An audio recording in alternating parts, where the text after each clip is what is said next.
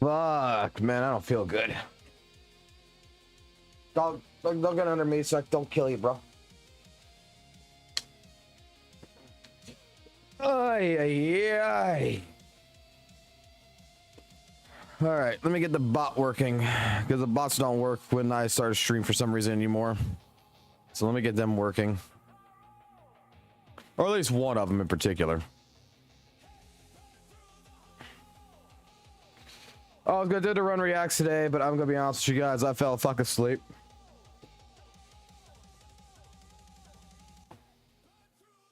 Dog. You are a fat ass fucking dog. Go away.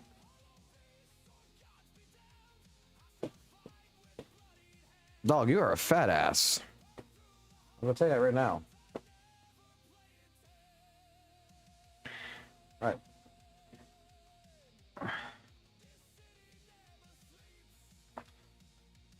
I am not sure why this is not working. Oh, there it goes. Now it should be working. What's up, everybody? I figured if it's all right with y'all guys today, I just want to watch a couple of videos, if anything. Do my daily, not my dailies, but build up some more in the characters and stuff like that. And gotta just fucking relax.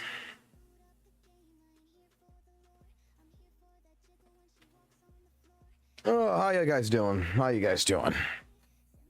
Tomorrow we should have an update on our new fucking actual fucking VTuber model. So we are going to see what the sketch looks like tomorrow, and they're going to do the sketch tomorrow.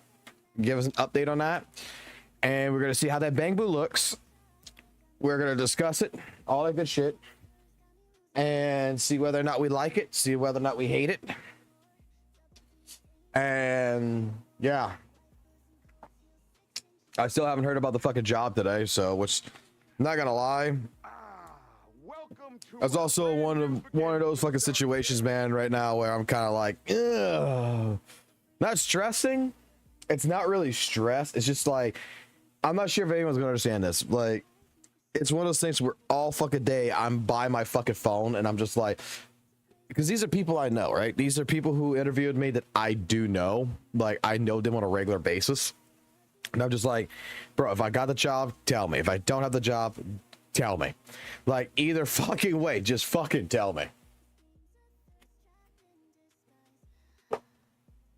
Like, I'm hoping it's not gonna be one of those situations where they're gonna choose where they already chose someone, and I'm not gonna get an email till like fucking Friday saying, sorry, you're not the chosen candidate. And it's like, I'm hoping that our friendship that we've had for the several years is gonna be one of those things too, which is like, yo, you know, hey, look, man, sorry, man, you didn't get the job, bro. Or, hey, man, you got the job, you know?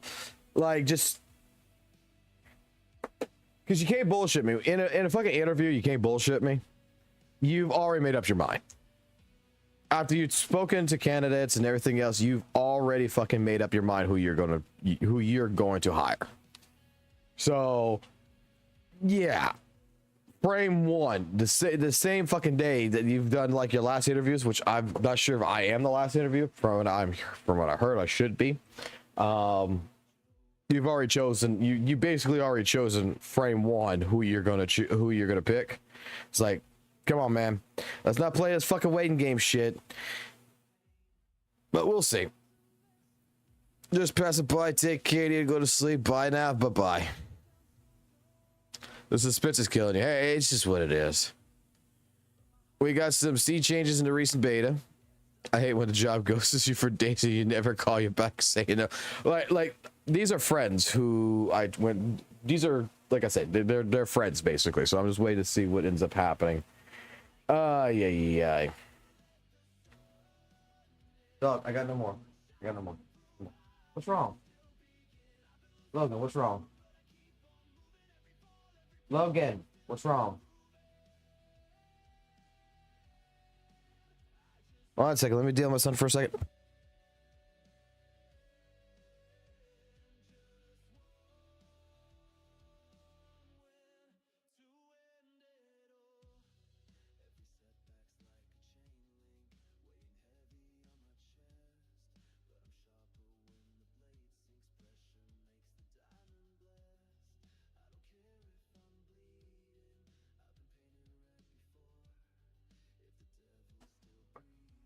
You can get over it.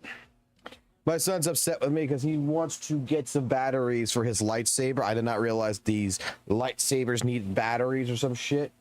Apparently, I thought they were just like fucking plastic lightsabers, and he's like, I want batteries. He's trying to show me the battery compartment and everything. I'm just like, okay, I'll get them tomorrow when I go to fucking work. On the way back home, I'll stop by, get you some batteries. But that's not good enough. He wants the batteries tonight.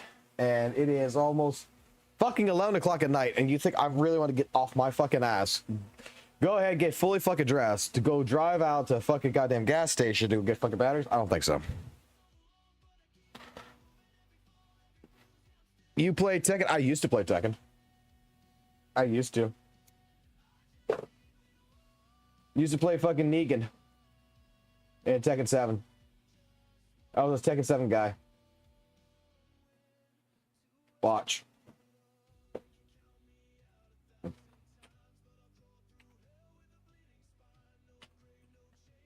Hold on.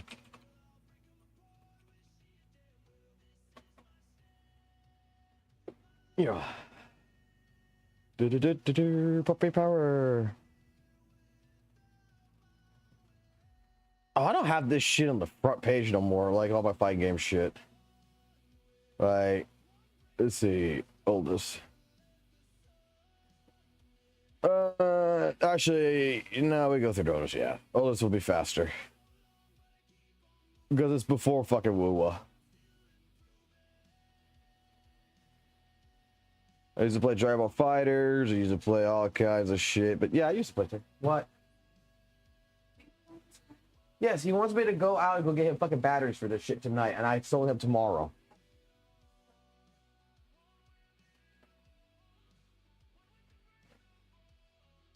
Used to play DNF Duel. It was Lords of the Fallen. Oh wait, I forgot. I could just fucking do this shit, can't I?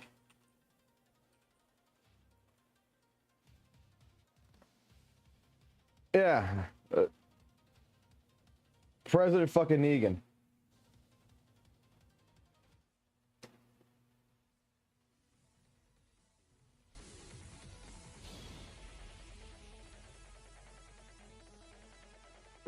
God, the quality of these fucking videos were shit.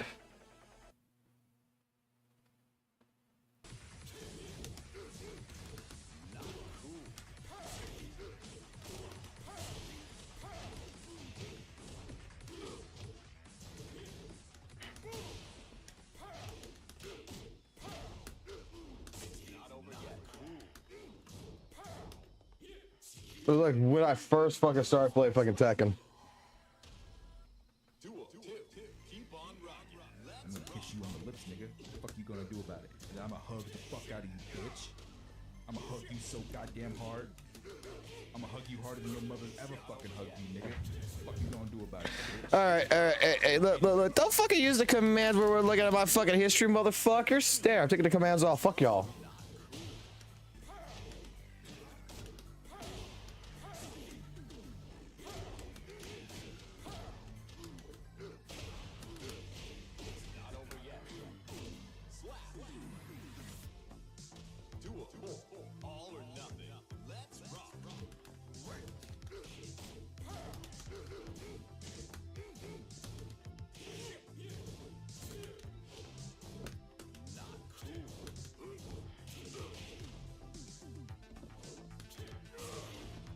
Let me just be just fucking offensive if I can't to this Jin. Fucking goddamn devil Jins, fucking hate him.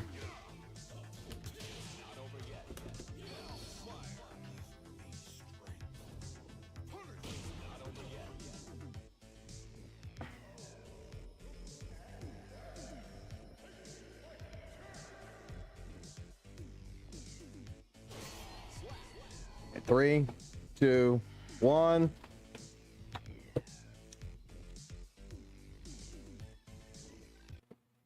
Just sat there waiting, Motherfucker fucking goddamn rage quit.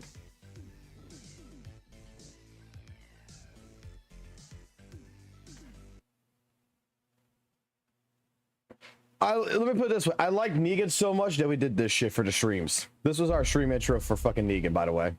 When I was playing Tekken, this is something I fucking made for fucking Tekken.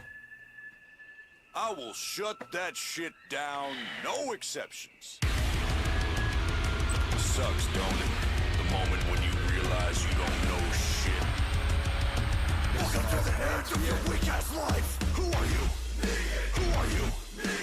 Lair of the Saviors, followed by Legion. Who are you? Who are you? Lair of the Saviors, followed by Legions. Now you work for me now. That's right. Half your shit is what I decide. This could be the first day of the rest of your life for the day. God, it's so cringe. This is the last day on Earth. This is so fucking cringe. Who are you? Who are you? Lair of the Saviors, followed by Legion. Who are you? Who are you? Lair of the Saviors, followed by... Made this shit for when we were playing because that's all I would fucking play. This is all I would play. This is the only fucking character I would fucking play against. Like when I pick a character fucking any fucking fighting game, that's it. I play at one fucking character. I don't play anything else. So yeah, you asking me if I play Tekken? Yeah. Well, I gotta admit I did play fucking Lydia because they had the fucking Siri the Siri mod. But this is straight up what I used to fucking play. It ain't like my Guilty Gear shit. Guilty Gear will be primarily the main fighting game that I have always fucking played. That I will always treasure for the rest of my life. But, yeah. Did I play fucking Tekken? Yeah, I play fucking Tekken. I got into fucking Tekken, and the person who got me into Tekken, you know, 2 fucking days later said, yeah, I no longer play Tekken anymore. I'm like, you son of a bitch. I'm like, you son of a bitch. You got me into fucking Tekken. I want to fight. I want to play with you. I want to fucking fight matches with you, and you don't want to play no more. He's like, yeah, I'm done with Tekken now. Like, one of my good friends was actually really good at fucking Tekken, and I wanted to play with him because I wanted to play against someone that was good, and he didn't want to play no more. And it was sucky, man. Looking at history on, yeah.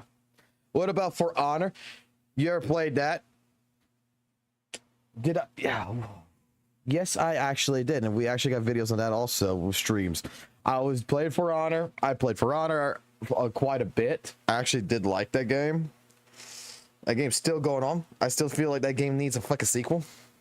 Like, don't get me wrong. For Honor is still fucking being updated to this fucking day. It's still a great game.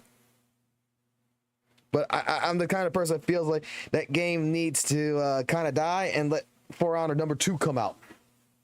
I want better graphics. I want better fucking system mechanics. I fucking liked For Honor. For Honor was great. Alrighty. So there's a couple of videos that I want to see real quick. One is in relation to the 7 out of 10 genocide fucking drama. I do want to see that video real quick. I want to see 2 other videos as well. So if you guys don't mind, we're going to go ahead. We're going to take our time. We're going to sit here for a few. And we're going to watch 2 videos in particular. And I want to read the comments on one of them in particular. So this one was brought up to my attention. This is a friend of mine, or I'm not sure if we're friends anymore. I'm not sure if he considers me a friend anymore. But a content creator for Wuthering Waves.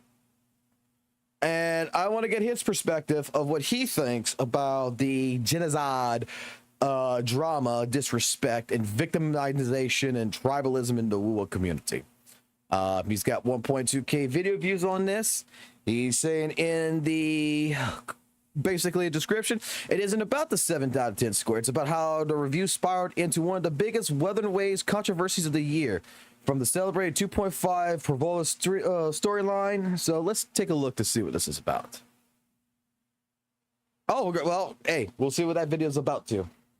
Every so often, a story erupts in the gacha gaming world that perfectly captures the fragile balance between creator, communities, and the narratives they both hold dear.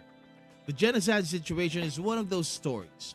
What began as a single review score turned into a multi-layered controversy that spiraled far beyond its original spark, pulling in streamers, rival creators, and even the Chinese community on Bilibili. Yo, welcome back to the channel. Kamusta po sa inyong lahat? Can we be just fair for a fucking minute here about the Chinese broadcasting of this? That it is just someone that took basically videos from YouTube and reposted them in China and translated them into Chinese.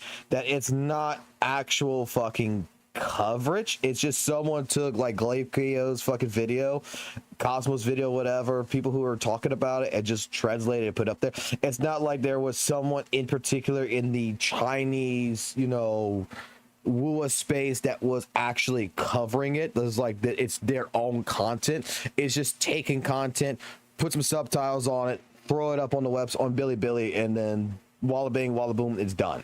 Can we be fair with that? Can we honestly just be fair with that? I'm not sure about you guys, but I'm just asking. To be honest, I hesitate to even comment on this because I don't want to sound biased. And I recognize that Genocide did attempt to apologize to the entire community. However, it was frustrating to see him use his spending habits in the game as a way to validate his opinions. Almost as if those of us who spend less somehow matter less. I fully support the right to hold an opinion, whether it aligns with the popular view or goes against it, but it's the delivery that matters. In this case, his tone came across as dismissive, even mocking, and the overall approach felt disingenuous. To understand why this snowball rolled downhill so fast, you have to start with the atmosphere before the 2.5 update of Wuthering Waves. The community had spent weeks on edge over whether the villain, Frolova, would get the dreaded soft redemption arc, the kind of character rebranding so common in gacha narratives that it deflates all dramatic tension. Kuro Games resisted that temptation. Frolova stayed a complex, uncompromising antagonist, and the community celebrated like it was a personal victory. The praise was nearly unanimous, with rival game loyalists begrudgingly admitting Kuro nailed it. And you know who else deserves praise? LD Shop. LD Shop has you covered with savings up to 27% off your initial Oh god, one of those enemy Shop is sponsorships. powered by a trusted LD emulator group and partnered with Razer Gold, delivering a service that's both lightning fast and rock solid. Coupons and generous discounts, they take a real swing at easing the I personally glossed over refuses to cave in to the web. It's just a rare moment when a game refuses to cave in to the well-worn gacha playbook. Kuro clearly wasn't chasing appeasement or Doing all right so far. I'm just not feeling good right now. They were laser focused on telling the story they wanted to tell, and that conviction paid off in spades.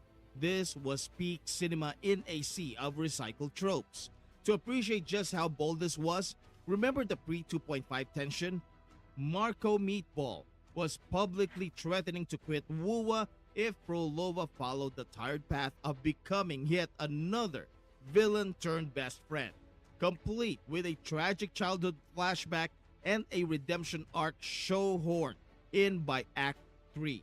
Instead, WUWA delivered a villain who remained true to her core, giving players a story that felt sharper, darker, and more in line with the ominous tone Kuro had promised since day one. Then came Genocide's review. Streaming his playthrough, he gave the story a 7 out of 10. Already an outlier in a sea of 9s and 10s here, folks. But the real sticking point wasn't the number.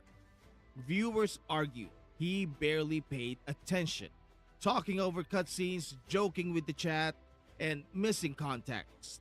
To them, complaining about confusion while not actually watching was like skimming a mystery novel and calling the ending nonsense. The pushback was direct but contained until Genocide responded. In a live stream meltdown, he lashed out, calling parts of the Wuthering Waves community too stupid to God, too stupid, too stupid. I'll keep it there. Too stupid. And brushing off criticism as worthless. He leaned on the fact that he'd spent more money and attended Kuro Fest, framing himself as more invested than his critics. It wasn't just a defense, it was an insult, escalating the issue from a review critique to a community-wide slap in the face. And once he reframed criticism as harassment, the story left the bounds of nuance entirely. And this is where bigger drama content creators like Tectone and Saint Thomas entered, reshaping the narrative into a simpler and far more clickable version. Wuthering Waves. All right, correction here, if I'm not mistaken, especially when it comes out to Tectone. Tectone didn't actually take a side in this one. Tectone pretty much is like, yo, you know, he has his thought process in it, but he's not like one that is going to bash on Genocide on this one, right? So he wasn't spreading a narrative here. I mean, if I'm not mistaken, didn't even Tectone say like this week or whatever, for one fucking full week, he's not covering any gotcha drama? Just to be like, yo, fuck all this shit from right now? Like, I gotta put it that way. I haven't seen like Tectone be like, yeah, spread the narrative, spread the narrative. I mean, I just saw Tectone fucking basically like, yo, you guys fucking handle like big boys. I'm not fucking getting involved in this shit because I'm friends with you guys and I'm just not gonna get in the middle of this shit because he just wants to watch the fires burn. Waves fans were harassing someone over a 7 out of 10 review. It was clean, digestible, and wrong. The truth, supported by the community's history, is that they don't reject criticism, they reject what they see as low effort, bad faith, or inconsistent criticism. It's worth pausing to ask, why would someone like Genocide rate this story the way he did? Surely he's not oblivious to the fact that it broke away from the tired friendship saves the day formula. If anything, one would expect him to be just as weary as the rest of us of the cliche, where sworn enemies become allies after a couple of heartfelt speeches. So, was it a matter of missing the bigger picture, or failing to grasp the long-term significance of what he had just experienced? As an older member of this community, and yes, when Glavicio joked about grown men crying over this storyline, I am proudly one of them. I can say this hit differently. I love the story. For the first time, we witnessed a character the Rover couldn't save because of his own V, pride. we're missing so much here. We're missing so much, buddy. Own agenda, and someone who held firm to their convictions rather than bending to the Rover's will to rewrite the future for a convenient outcome. That kind of narrative courage is rare, and I was genuinely impressed that the devs took this path despite knowing it could impact sales, especially in an industry where studios often sanitize characters to make them more marketable for banners. But not Kuro. They stayed true to the tone they promised. Unfortunately, Genocide seemed too caught up in his own dismissive stance to recognize the weight of this paradigm shift. And as the CN community picked up this story, the core message rang loud and clear. The score itself was never the real issue. What stung was the open mockery of the community. Many argued that Genocide had every opportunity to revisit the story with sincerity, to rewatch the cutscenes he had skimmed and provide a thoughtful second look. Instead, he chose to double down, treating criticism as a personal attack rather than a chance to clarify his stance. The potential for resolution slipped away, and what could have been a constructive dialogue devolved into sprawling debates about gacha tribalism, turning a specific incident into a vague cultural talking point. In that fog of overgeneralization, the original grievances, centered on fairness, attentiveness, and basic respect, were drowned out entirely.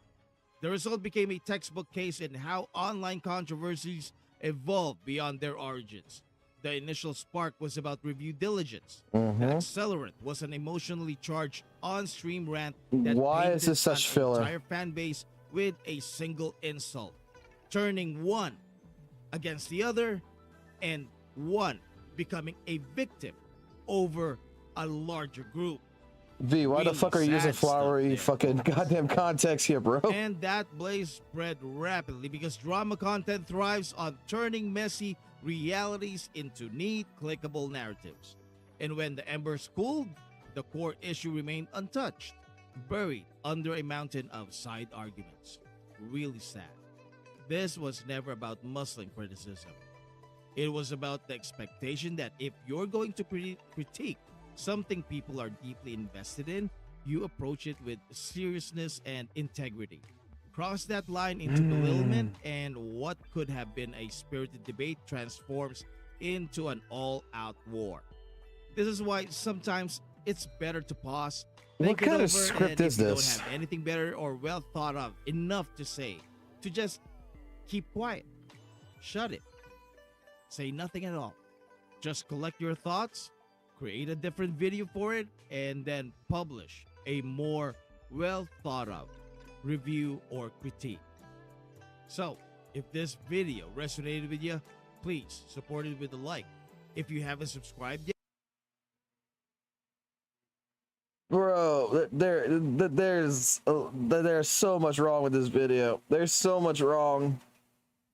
I like you, V. Dude, you want to... V, if you actually have... Because I know you haven't been in my fucking live streams in a fucking long time, but my God, like, this is glazing, and this is pushing a narrative on its own with just your wording, as well as you're just having this... You know, you're taking a simple... I'm going to say, just like in the words of Genocide, you're taking a simple issue and you're trying to complex it with all of this filler dialogue in a 10-minute and 25-second fucking video, man. Like, I am not going to bullshit here.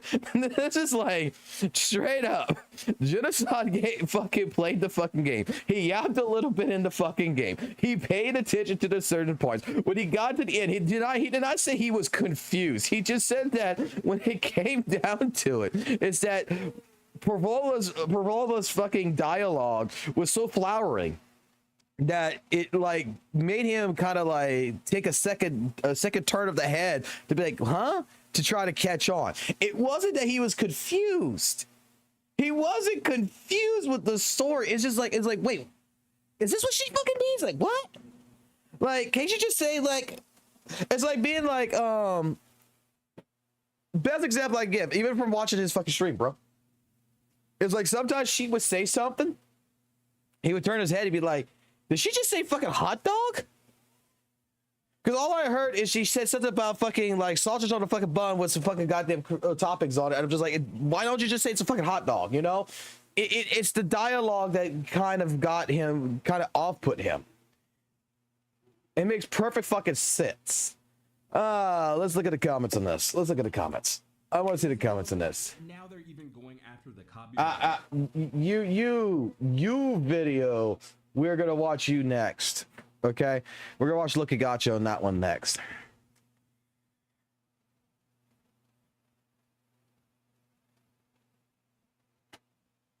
He attacked his viewers and attacked the WUWA community. He didn't.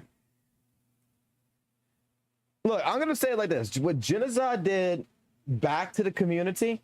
Yeah, like when the first one casts a stone, the second one casts a stone, and he comes back to you. Don't keep throwing the fucking stone back and forth, man.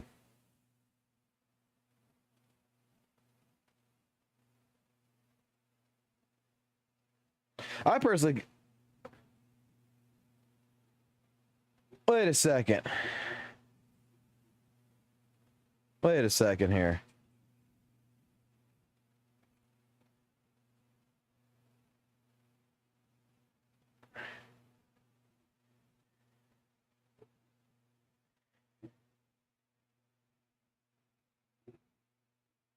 Why we like it, some of the comments, but not all of them. Let's see some here because, like, this person, I personally give the story 7 out of 10. I think it's a good story, not gonna lie, but I don't think it's a masterpiece betrayal story. I've seen better, but for love of story, it's not all that bad. 7 out of 10 is a perfect rating. It's a perfectly fair rating. I would personally give an 8 out of 5. Groundbreaking. If the community didn't come out shouting barrage of WUWA criticism, Kuro payroll, I'm sure his response would have been different.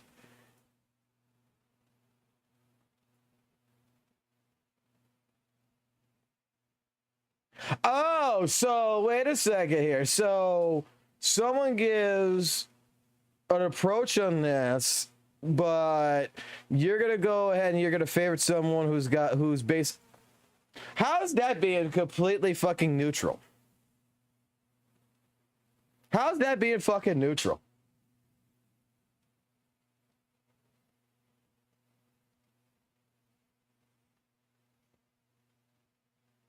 Oh, demon, demon, demon. What do you have to say? I know this guy. I know Demon. Demon used to be in our Wuthering Wave live streams.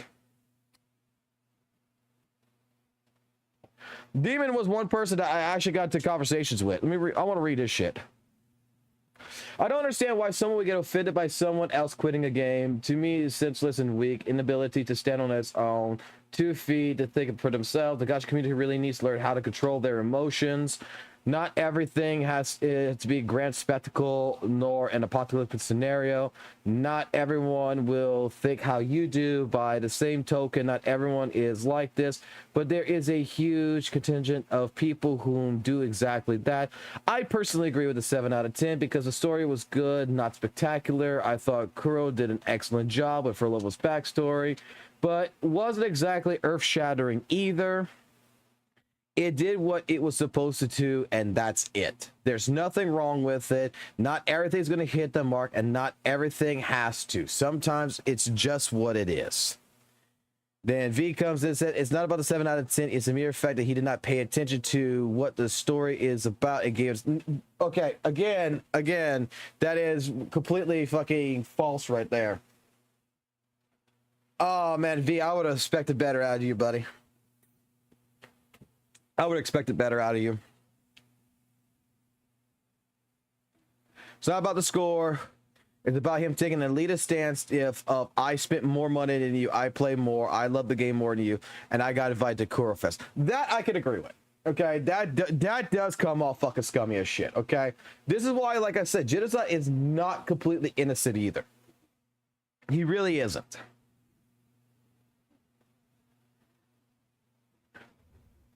Then he proceeds to insult the whole community as a waste of air, don't deserve to live, while failing to see that it is his own viewer that's insulting. He played victim... like, if we're talking about the comment section, like fucking Satonus was bringing up before, I mean... the comments in that fucking video and the fucking comments that he got during the live stream was 2 different types of comments. Okay? 100%. It was 2 different types of comments. Because the people in his own fucking community were like the yak queen of fucking no jitsu. Did you ever watch the video? Another parrot with no thought of its own?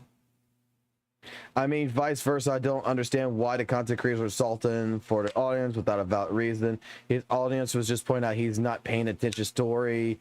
I mean, again, oh boy.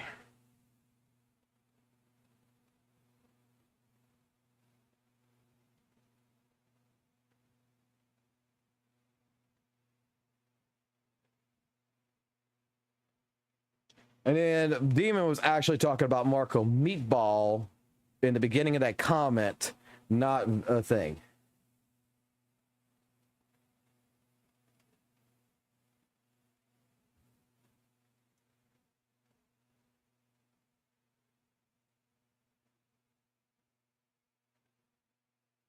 Jesus Christ, they are fucking fighting the shit out of Demon. What the fuck?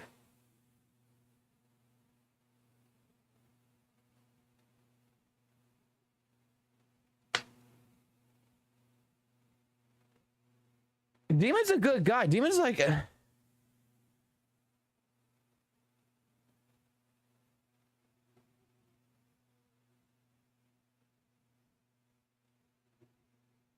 Demon's a man that is in his late 50s that got into Wuthering Waves because of his kids and everything. And he was a guy who played like MMOs and everything, and he got... and Wuthering Waves is his first gotcha. Like, Demon's a good guy, man. Demon's not all about all this fucking drama bullshit. 100%. Jesus fuck Christ. 100%. Saint didn't even pay, like, Saint did pay attention, but as well, Saint Tonus also was yapping in the middle of it, and then, if anything, he was more fucking like like Liveco making the comment and everything, right? I was gonna get Fox 7.1 out of 10. Uh-oh, I'm canceled again. Fuck. Let me put it this way. Okay. Saint Tonus is not fucking innocent. Like, if you like, you're calling the kettle black, the pot here black. Okay, like, you're calling the kettle here fucking black, man. Saint Tonus was fucking making sarcastic fucking jokes and everything else, but they're using clips of fucking Genocide fucking talking through that one cutscene and shit like this and joking with his chat when fucking Saint Tonus at the very end of the fucking story is doing the same shit. He's doing the same fucking shit. He's insulting Furlova. Don't anyone who I used to even associate with in the fucking WUWA community as content creators go do their fucking research. Like, this is a little disappointing from V, man.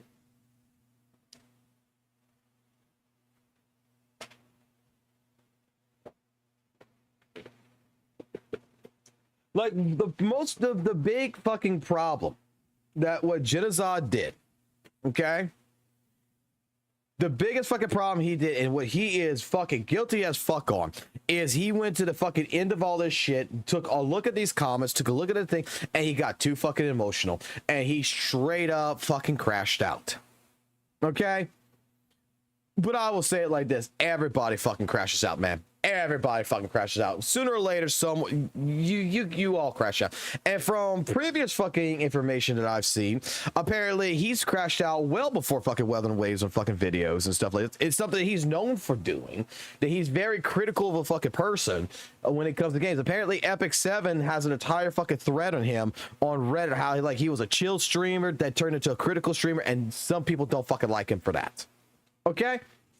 But it's not like he did anything detrimental. He did not get confused in the fucking story. He was fucking talking about the story. He was going through everything in that live stream. He was 100% not yapping as much as everybody fucking claims he was. And he did pay attention. He did not even actually say he was confused with the fucking story. His own wording was with the dialogue of Furlova, the flowery dialogue, that we're trying to take a simple problem and we're trying to overcomplex it to where he makes perfect sense. Every now and then he would just turn his head, be like, huh? Even fucking Saint Tonus was like, huh? To a certain couple of points because of the dialogue. The way the character speaks, it's not natural. It's over fluffed. And it's like, when he put two to two together, what she wanted to do is basically the same thing as Madara, which the only thing I got kind of a little bit, I got a little bit irritated on is that he was misspeaking Madara's fucking voice. How did he say it? Madara? He was calling Madara like Madara. And it's like, it's not Madara, man. It's Madara. It's Madara. And he was just going ahead, kept on saying it. But he was right. He took a step back and he was trying to think about it, and he came together. He's like, "Oh, this is like the infant Kunumi or whatever the fuck it's called." It's been a fucking while. Fucking what's it fucking called again? I haven't played Naruto fucking so goddamn fucking long, bro.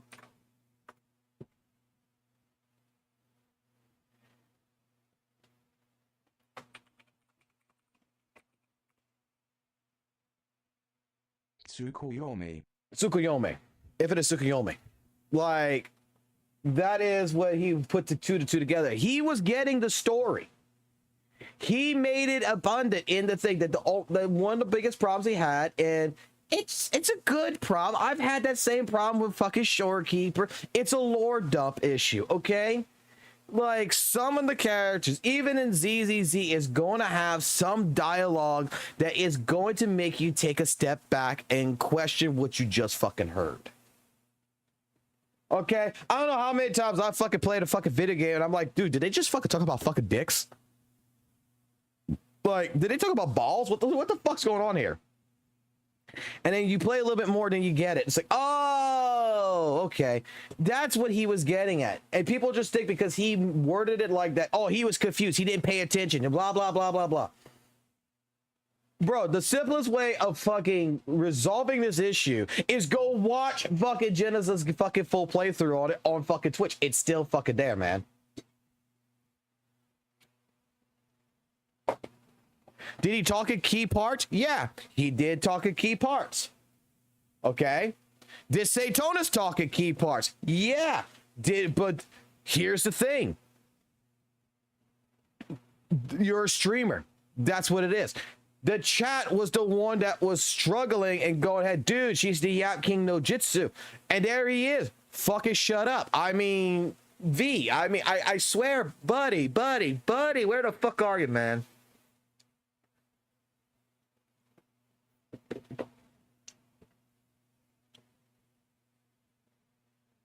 My thing is that in a setting like this, in a setting, can't we give the man 5 minutes of attention and go ahead and, you know, if you're really disinterested in this commentary, you're really interested in this drama topic, go watch the gameplay.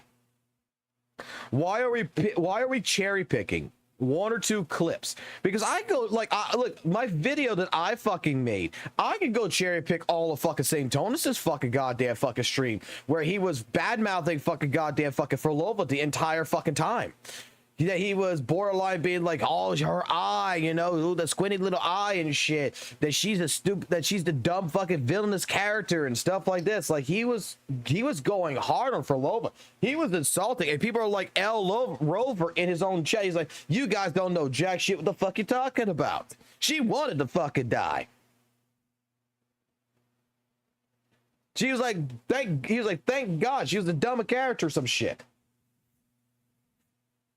Like, we watch fucking Saints, we watch fucking Genozods, and, like, you go to the fucking past. You go to the fucking actual fucking situation. You look at it, and then you make your valid opinion from that. The problem that is here, and I think the reason why this is so fucking still fucking running to this fucking moment, is the fact that he fucking had a moment. He had a crash out moment. And in that crash out moment, he insulted a lot of people. This is why I say Genozod's not fucking innocent. I'm going to say from the context of the fucking problem, Genozod's about a 10 to 20% at fault. The other 80 to 90% fault is that's on him. It does not actually exist. Because if you go look at, if you actually listen to his commentary, you actually go watch the live stream and you listen to his review afterwards, it all makes fucking sense. And that 7 out of 10, a lot of people I know of give it a 7 out of 10 to story. And it's not a bad score. And a lot of people who I've talked to about the 2.5 for Lova story, the reason why we would give it a 7 out of 10 is because we felt there was more need to have it lasted longer. That's it. That we felt like certain parts got rushed a little bit too fucking much. Like Francisco, whatever, the fuck goddamn priest motherfucker. When he just appears out of fucking nowhere. Like, what the fuck? He just appears out of nowhere. It's like, you're kind of pushing the boundaries here. And then you give him a redemption arc and he fucking turns into stone and such. It's like, you know, we all felt, the people who I've talked to, we've all felt basically the same way, is that both the story, this felt like it was two stories mixed into one, which was too rushed. That it should have been separated into two different categories. Again, the placing of this is like, oh, we're in Septimont, but now we had to go back to Renacida. Then we got to go back to Septimont. Like, that makes no sense. It should have been like, let's finish the Renacida arc, then go into the Septimont arc. Like, there's also that issue as well that happened. But you see, these are opinions that people are too fucking afraid to fucking go out and fucking put up on the fucking internet and everything because of this fucking reason right here. They're too afraid to fucking be critical. Like, I get it.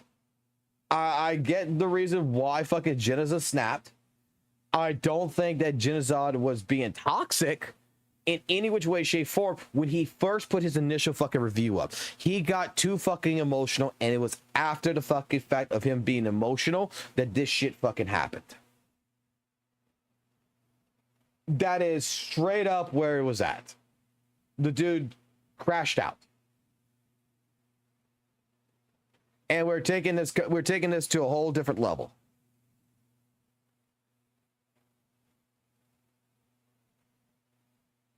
If only Genocide's apology video went straight to the point of saying sorry, then it would have been, yes, this is one of those times where I will say, okay, I have to agree with that.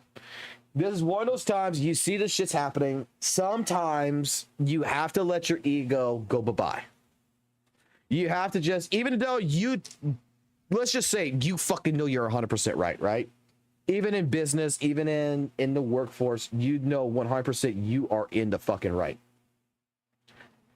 Sometimes you have to be that person to say, look, I'm sorry. The way he made that fucking second video, I'm not sure about the first, I'm not sure about the other one, but that video, it's like, I am the god of gotcha, my word. Like, you started the fucking video with an ego.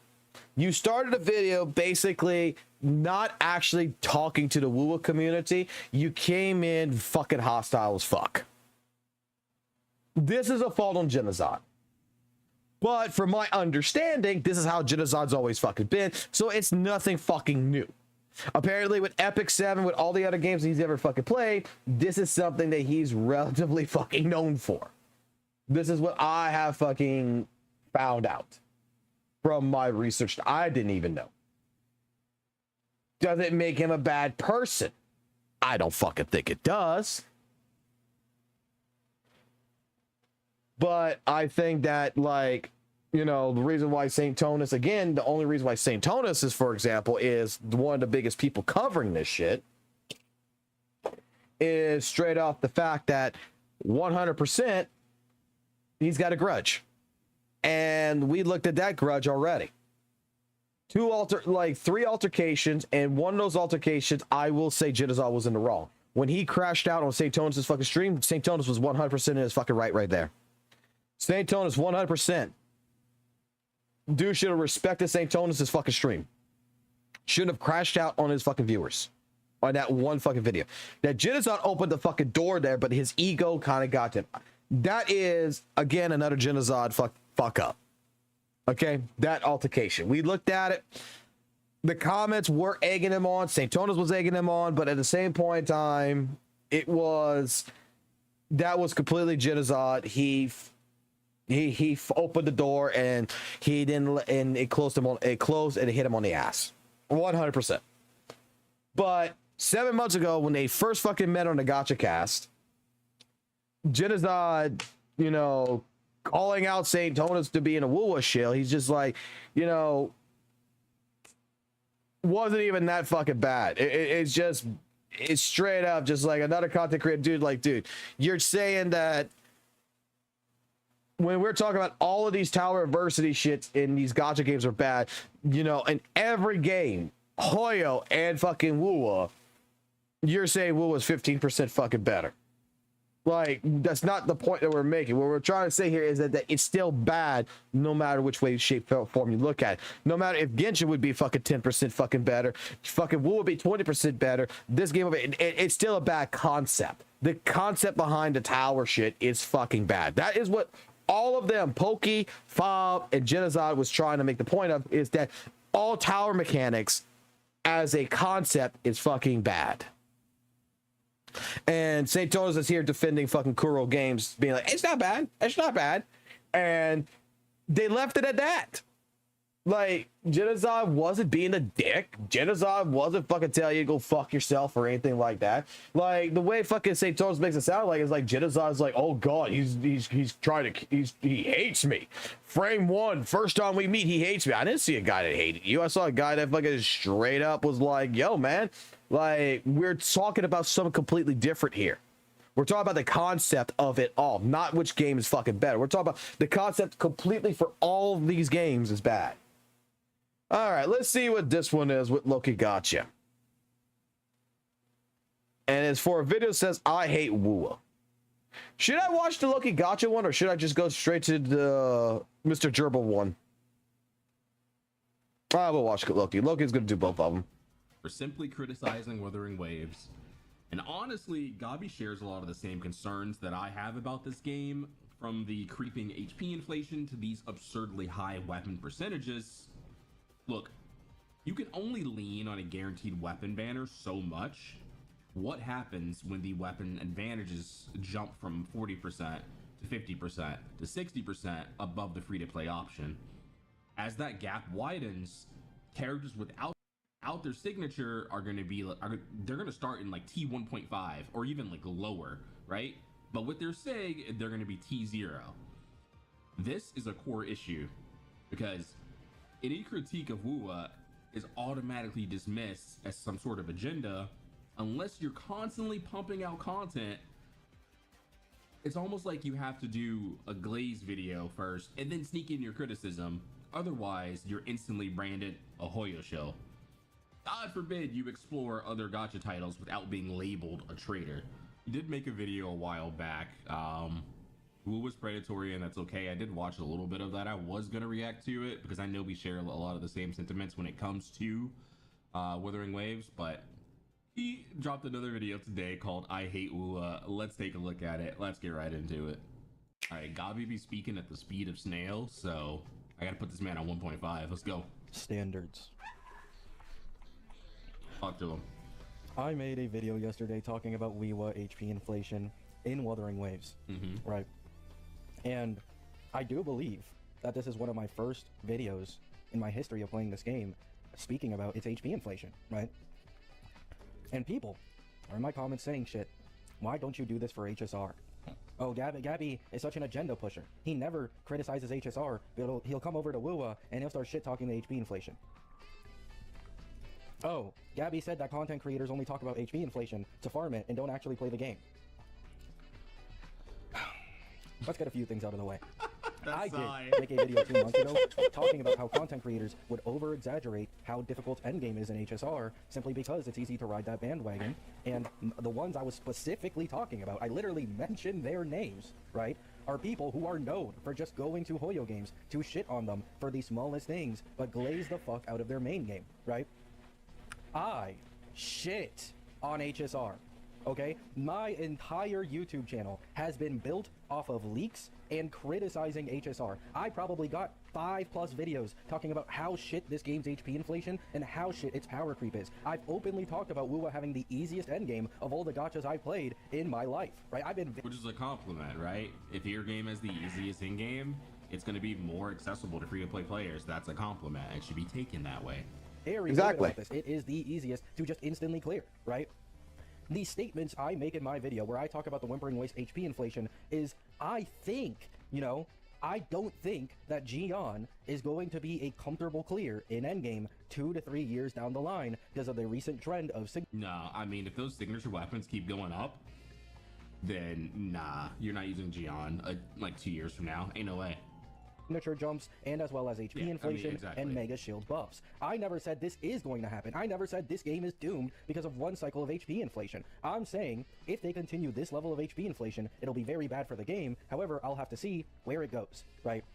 HSR has never gotten 114% HP inflation in its entire life cycle. That was the point of me bringing up HSR, because HSR is widely known for its shit HP inflation and power creep. So many people are going to be able to land of the power creep, baby. Use this as a benchmark to understand how bad the recent WUWA reset jump is, right? A over double HP inflation spike. Yeah, like HSR's HP inflations, it like went up like over time, right? Every single like MOC went up a little bit, right?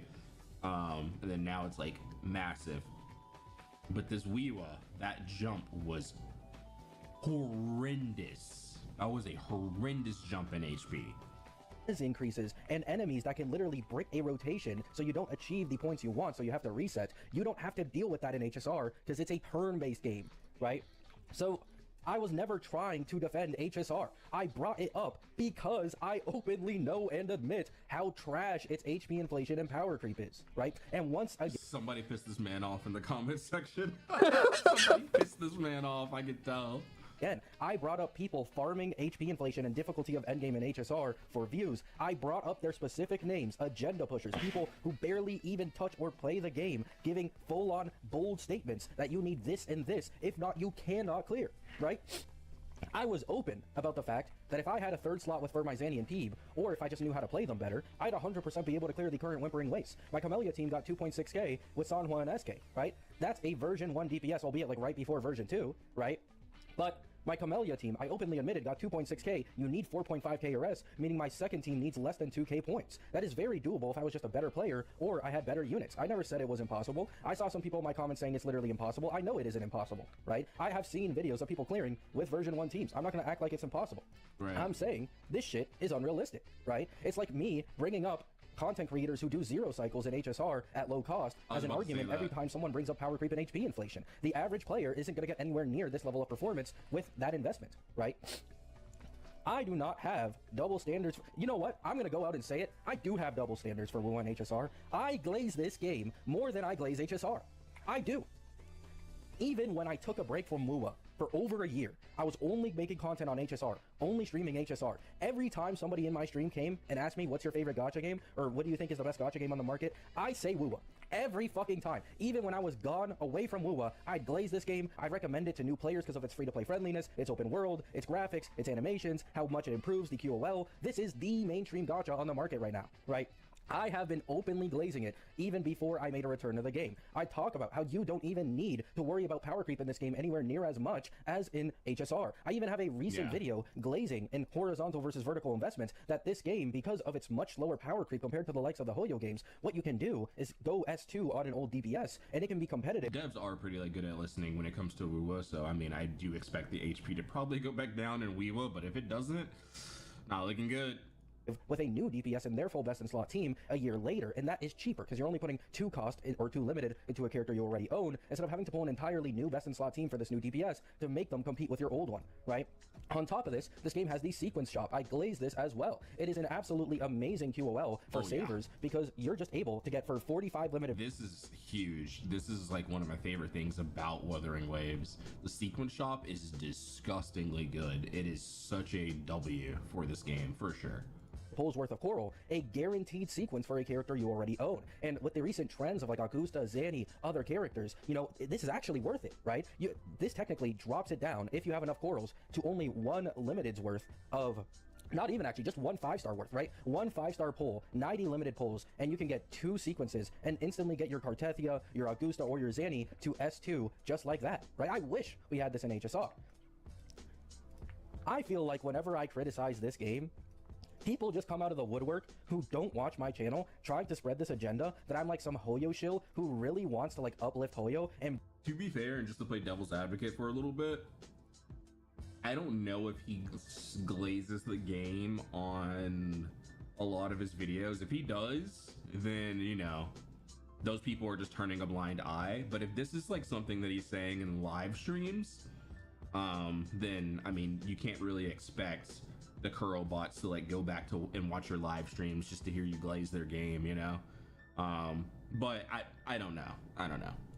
Bring down WUWA to like put them on the same level, even though I've been very open about the fact that I think WUWA is noticeably better than HSR. I just like HSR personally more because of its convenience, its auto battle, its being able to craft relics with certain substats, its character design, its animations, right? There's a lot of things about HSR that me personally makes me want to play it more actively than WUWA. However, I've always openly admitted it. If you have the time to spare, if you only play 1 gacha, I truly recommend playing WUWA out of all the games, yet people think I am glazing Hoyo. Guys, I cover leaks. I can't even get sponsored. I don't gain anything at all from glazing a game, right?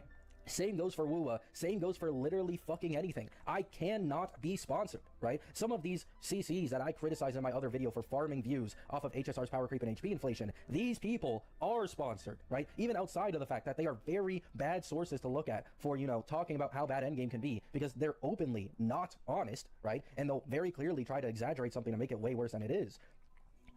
They have, you know, incentive to shit on other games because they want to build up tribalism, and this gets them free engagement for their main game because they're known for glazing it, and that's what their viewers want to hear with confirmation bias, right? I didn't even say this Wuthering Waves reset is like astronomically difficult. I mean, it for sure is in comparison to the last reset, but I don't think it's impossible to clear. I think anyone It's who's definitely not impossible to clear, right? Like, I don't think a single damn thing in any gacha game's impossible to clear. Like, someone's gonna clear, right? And someone's gonna clear easily, but for a majority of players, all the dads out there, the dads are struggling. who's probably slightly above average at this game and has the units for it would be able to clear even if they don't have the newest units. As I mentioned earlier, 2.6k with Camellia. I only need 1900 points, right? And I could get that if I just build up my Spectral Rover with my Zanny Peeb and I'm one and done. However, my issue and what I mostly talked about in my WUWA HP inflation video was how this is a bad side, right? Not that, oh my god, I can't clear, this WUWA's garbage, no one can clear it, oh my fucking god, you need the newest shield unit to be able to clear it. No. I said it's a bad omen for things that could come into the future because as of recent, they have been very aggressive with increasing their endgame difficulty. Yeah, it doesn't matter though. It doesn't matter like what you say. People are gonna take a part of your sentence, like mold it to the most negative thing that it can be, and they're gonna run with it, right? They're not gonna take that could be it got lost in the sauce. TOA has been getting very slight bits of HP inflation consistently every single new reset, right? Alongside this, if you guys know, we are getting 2 new hazard floors in the next patch, so for a lot of people, that's going to mean they need one more solid team to be able to fully clear TOA now. And then alongside this, literally a patch before this is implemented, we get this absolutely insane HP spike of HP inflation in Wuthering Wastes, and now Wuthering Waste is harder than TOA, right? At least for a lot of people, I'd assume. So they've massively increased both of their endgame difficulties within 2 patches of each other, and who's to say that this is going to stop or stagnate? Because this almost never happens in games like these. It always continues to get worse, and this is why it's such a big topic so many people cover, right? Once again, HSR, the game I and many people openly clown on for how shit its HP inflation is, has never had a spike of HP inflation on this level, right? Never. And if it did, I would cover it, like I have so many times already, right? I used to get an insane amount of hate when I was first coming up as an HSR content creator, because for those of you who don't know, I started off with WUWA content. Up until I had like over 1,000 subscribers, I was a WUWA content creator. I switched to HSR because it was more convenient, and I had a bunch of IRL shit going on, right? So when I went in there and I talked about their HP inflation, their power creep issues, I faced the same bullshit I'm dealing with right now by some people in this WUWA community, this minority of elitists who just hate it whenever I openly speak about something that's clearly a problem. Why are you guys so eager to shut down anyone who has a problem with anything about your favorite game? This company isn't going to reward you. You are a literal slave to them, doing dailies, minutes of your life every single day as if you owe them your time, and you are then further defending them and getting mad at others. Not my billion-dollar company! For being pissed that the requirements for endgame all of a sudden got spiked way beyond anything seen before, right? WUWA is fine, okay? No one needs to quit the game. No one needs to do this and that. No one needs to hate the game. All I'm doing is pointing out a problem with literal facts and saying, I understand how people could be frustrated or angry with this reset, as its HP inflation spike is absolutely insane, and I don't think anyone could have seen this shit coming, right? So average Joes or below are 100% going to be feeling it, and it's just not going to be feeling good in the slightest, right? I even say once again, I know, I've seen version 1 teams clear, I have, and I know I could if I had a 3rd slot for my Zanny team, or if I actually knew how to play Jing Liao, or if I had Jian, right? It doesn't change the fact that within 2 patches, Wuthering Wastes got twice as difficult, which is insane, right? So do I have double standards for WUWA compared to HSR? No! I have at least 10 times the amount of videos shitting on HSR's power creep, HP inflation, and all its bullshit problems than I do on WUWA. I believe it. Bro be dropping like 6 videos a day. Bro is on the grind. Of you guys just have fucking selective comprehension because you want me to hate this game. You want me to be wrong. You want me to be some blindly agenda-based content creator who wants to see this game fail because you cannot stand me criticizing the game you like. That is the reality of 90% of the people I see in my comment sections. They make shit up to be mad at, and then when I prove them wrong... It's probably because their favorite content creator said something and they're running with it. Most of these comments are like parroted from someone else. Most of it is just parroted. Like, a lot of these people do not make their own, they don't do their own research. And it's sad. It's so sad to see. They get mad at me for not having done what they got mad at me for, right? I can't with this shit, man. And this is not like some hate or brigade to the WUWA community, because once again, as I mentioned earlier, this happened to me as well when I was first up and coming as an HSR content creator. This isn't anything new. However, it's just so frustrating, and I don't understand why can't people wake up and realize this billion-dollar gacha company doesn't give a shit? Like, please just realize they make so much fucking money, and WUWA is now so popular with such a dedicated fan base, It happened to me too in early HSR, for sure. Can pull whatever the fuck they want off, and most of its dedicated player base will still stay because they don't care. And chances are that the dedicated player base are above average Joes, right? So even if they feel the power creep and HP inflation, so long as they keep continuing to enjoy the game, it doesn't matter to them, right?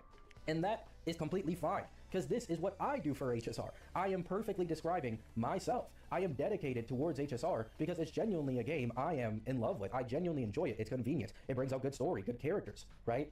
I recognize and call out its power creep and HP inflation. I shit on elitists who try to act as if, you know, average Joes are supposed to achieve what they achieve, right? I've been doing this in HSR for so fucking long now, and it's not going to be any different in WUWA, right? I love you all. Hope you have a great day. Hope you have a great night. I was pissed. Yo, feels bad. Yo, let me know what you guys think down in the comment section about this. The duality is crazy. Here's a video.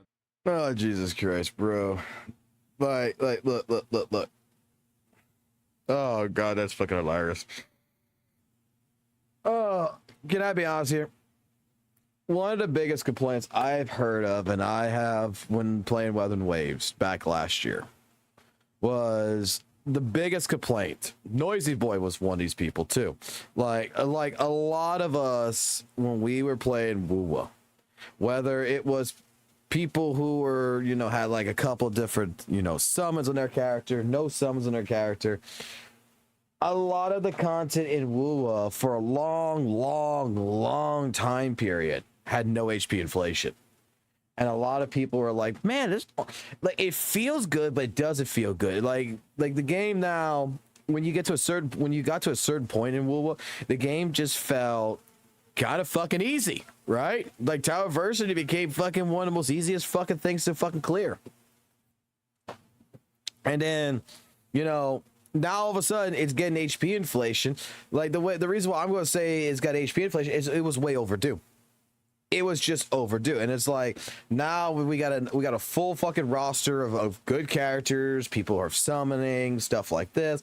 That, yeah, I mean, like, look, all the new characters are coming in and stuff like this. They're fucking strong as shit.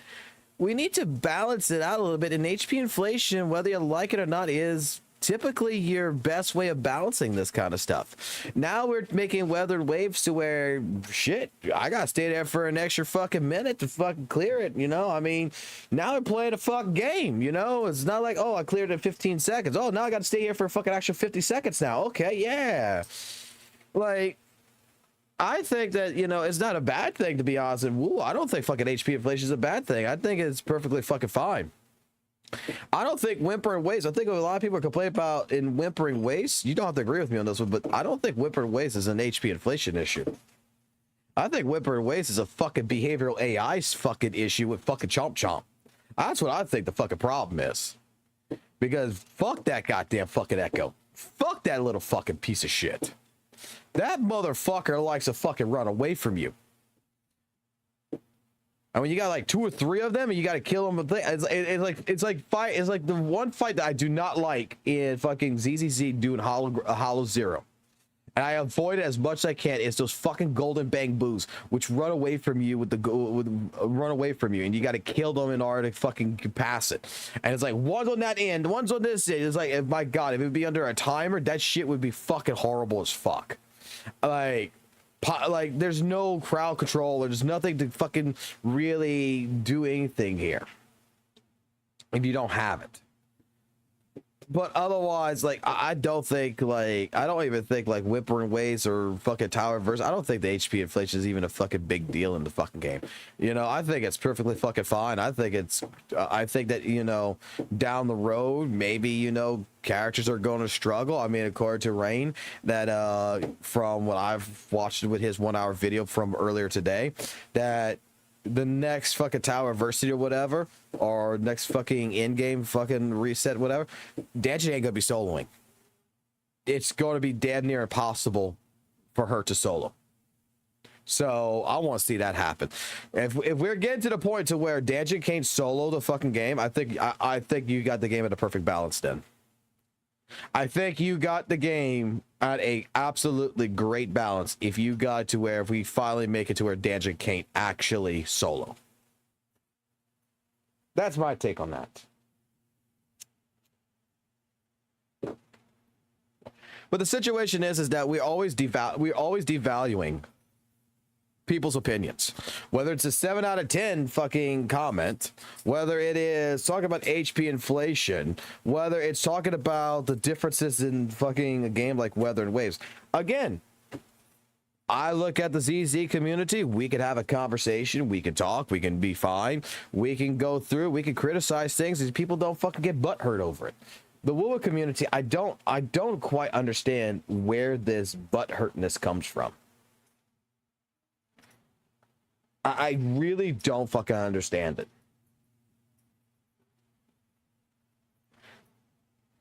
It's got to be, like, I don't even see this shit with Genshin anymore. Like, this is something I've seen with old Genshin, with when Valk used to play fucking Genshin. I used to read his comments and read his streams and shit. And people would just fucking rag on his ass for making different comments about, you know, how bad Genshin is. And straight up people would defend the game and shit like that. This is what this reminds me of. It reminds me of fucking old fucking goddamn Genshin fucking players. But they just can't understand that you, me, whoever has our feelings, our thought patterns about fucking Wuthering Waves, and it's like, well, you're fucking wrong. Okay. No, you're fucking wrong. But I'm just giving you my feeling. Your feelings are wrong. Like, I don't agree with that. All right, what is this video? So apparently there is seed and Orphe hate. So let's find out about this. Let me get this prepared.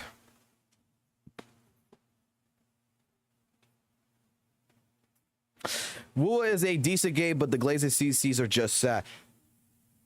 I don't think like I don't think it's like the glazing CCs are actually fucking bad. Like let me put it this way. Let me put it this way. I don't think St. Tonus is bad for fucking WUWA. Oh boy, I'm probably gonna get a fucking bunch of people who's gonna fucking come out and be like, "What the fuck you talking about? He's the fucking worst person there is." I don't think St. Tonus is the worst person. I don't think he's a bad person for the Wuthering Waves community. Okay, for the game. I think, in all honesty, he is absolutely probably, I'm going to say it like this, and you guys are probably going to disagree with me. I think he is absolutely perfectly fine when it comes to Wuthering Waves. The problem with someone like St. Tonus is the fact that St. Tonus has to drag people's opinions into the ground.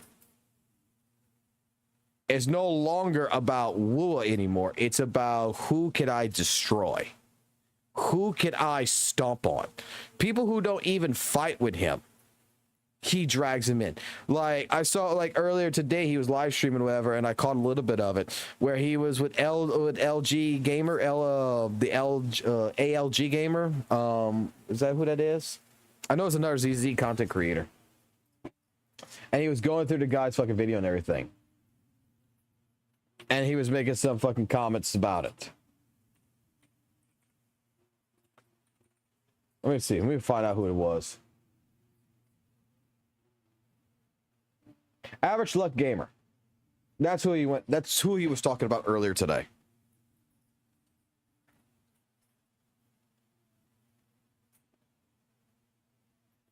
And like trying to utilize it, everything else to his narrative, whatever. Like, you know,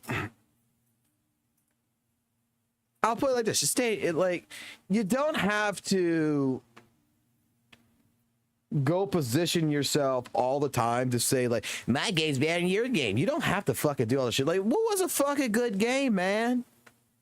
I will fucking say that I glaze fucking WUWA, dude. Like, it's got a lot of good elements to it, but it's not fucking perfect either.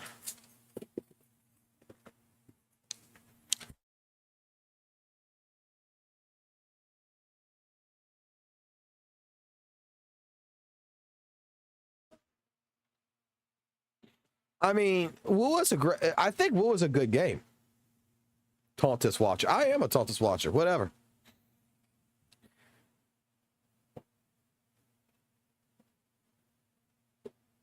Say rate him if he admitted he liked the video. Right. He's gonna like something that criticizes completely.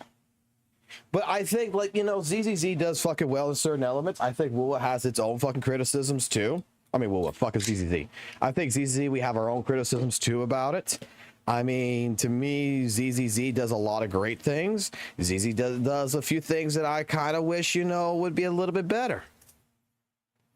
I think personally, like after conversation with like Aricado and thinking more about it, I think that like there needs to be more, especially with new enemies and everything, there needs to be more put into your face for newer players on how to deal with mechanics. There needs to be better tutorials. There needs to be better information dumping onto players. Not just you throw a player in there and expect them to go read. You need to, this is a video game. You need to put more visualization into it. And while, you know, trial and error, you know, some people have fun doing that stuff. I think that for the nuances, well, the nuances, I feel like for the average player in ZZZ, we need to have more a visual representation of how to deal with things in the game. People like to use the skip button. People like to fucking just get right into the action. But even games like Metal Gear fucking Solid, even games, even AAA title games like even Devil May Cry, there's going to be a spot where it's going to stop you, be like, hey, this is a new enemy type. And this is how you deal with this new enemy type. It doesn't just throw you in there and expect you to fucking, you know, deal with it on your own and figure it out on your own. This ain't Dark Souls, motherfucker. So even good games has a visual representation of how to deal with certain things. And I feel like that is one massive flaw in ZZZ, is that it needs more of a scenario to where it throws the information at your face. Because like even like for like Aricado, when he was explaining like with the Tepis. Go to the tower real quick. If you don't go look for it, right? And you're someone who's never dealt with it like him. I mean, look, when I first dealt with it when it was in the tower, I mean, I didn't fucking think about going click for fucking details.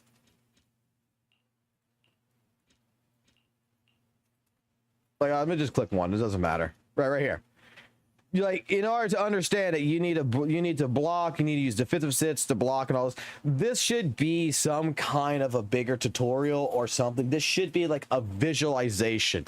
I think like Devil May Cry fucking does. Like, new enemy type comes up, there is a fucking screen that pops up in the middle of the fucking thing. Like, let's say you start Shiyu defense. Let's say you start fucking deadly assault. This is the boss. Instead of just throwing this right here where you got to click on details to go read it, why can't it do it like it does with the tutorials? Fuck it, and it would be annoying, don't get me wrong, but they could put like a checkbox that says don't show me this shit again, but put in the middle of the fucking screen a fucking video right here on the fucking side like their tutorials. Like, hold on. And do this every fucking time. Every fucking time. Shiyu defense, every fucking time for the thing. Before you start the fucking match. It's gonna sound, I know this is gonna sound fucking horrible. I know this is gonna sound horrible what I'm about to say. Nobody's gonna like this shit. Fuck. I have to go into thing.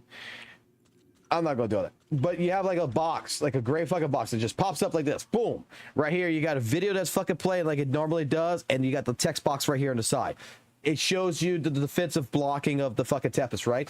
It shows you the fucking miasma shield mechanic. It shows you everything right before every fucking time you go to deadly assault, every time you go to Shiyu defense. This is the particular mechanic that you need to fucking understand how to beat this. It should be a recognized fucking thing to where every single time you start that fight, it pops up. To where, as a developer, we have no fucking excuse that the player was never fucking alerted of this information.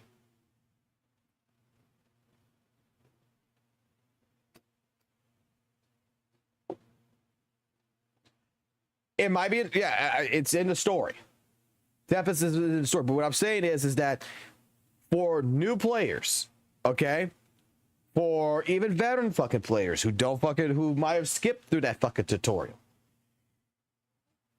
As a game developer, there should be to where if people are having this much of a fucking difficulty to understand that there is mechanics in the game, you throw the fucking mechanics out. You fucking throw it right here. It's just like picture this picture right here with Orphe and fucking Seed, right? Picture this as the fucking thing with Tempest. Picture this with the miasma priest. Picture this with whatever fucking boss or whatever mechanic, like miasma mechanic, whatever, right? And every time you start that fucking fight up, it fucking pops up. Here's your fucking dialogue right here on the fucking side, and boom, there you go. There you fucking go. You press the button over here to skip it. Boom. If you already know how to do it, you just skip it. You can probably press like a checkbox right there that says, don't show this shit to me again. And it'll never show it to you again. But for someone who's complaining or whatever, I don't know how to do this.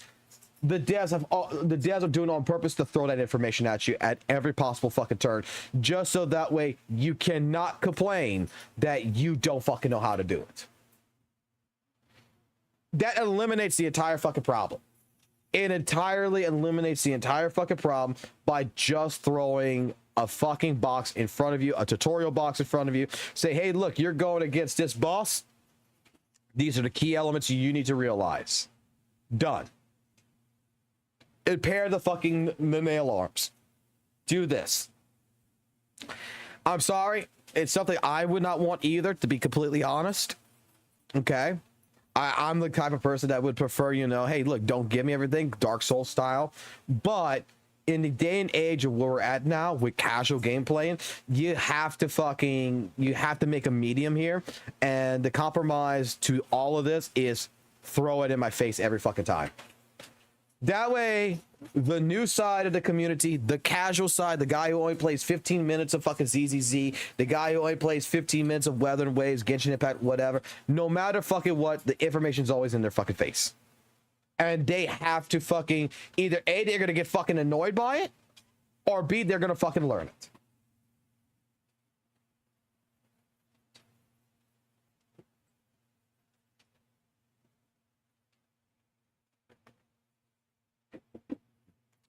That's why I was saying that it should be like right before you start the boss fight with Shiyu defense, when you got that little section right there that you got to walk up to the boss for deadly assault. Boom, text box pops up. Videos playing showing you that you need to fucking do a defensive parry here. You need to do it 3 fucking times. It is right there in front of your face, and there is no fucking excuse to the fucking player why they're not achieving their end goal. And then that way, if they try to say, well, I didn't know I had to fucking do defensive assist, someone like us could be like, well, did you start fucking shield defense? Yeah. Did you fucking skip the fucking checkbox? Yeah. Well, then it's on you, motherfucker.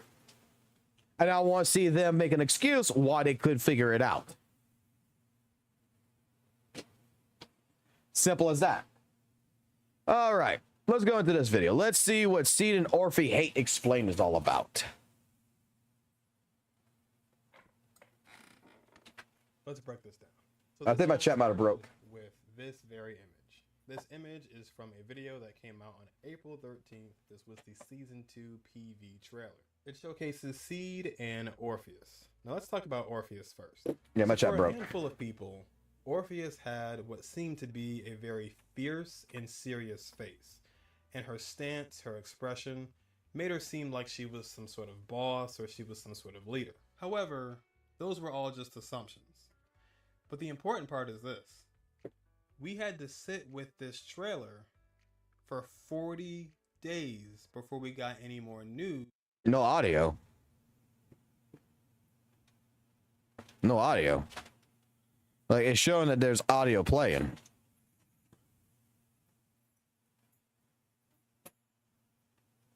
Try this again.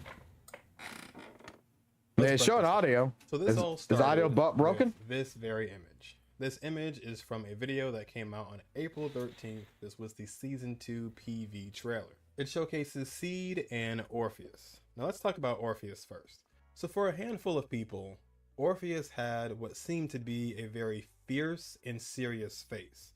And her stance, her expression, made her seem like she was some sort of boss or she was some sort of leader. However, those were all just assumptions.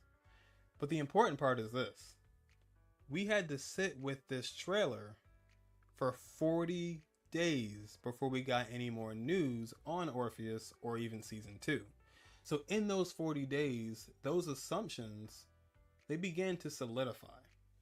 And they solidified into concrete, which means people were sold on their opinions, thoughts, wants, and desires for the personality of Orpheus. So now we fast forward to May 23rd, 2025, where not only is Orpheus's personality not what people were expecting, but it is indeed the complete opposite of what they wanted.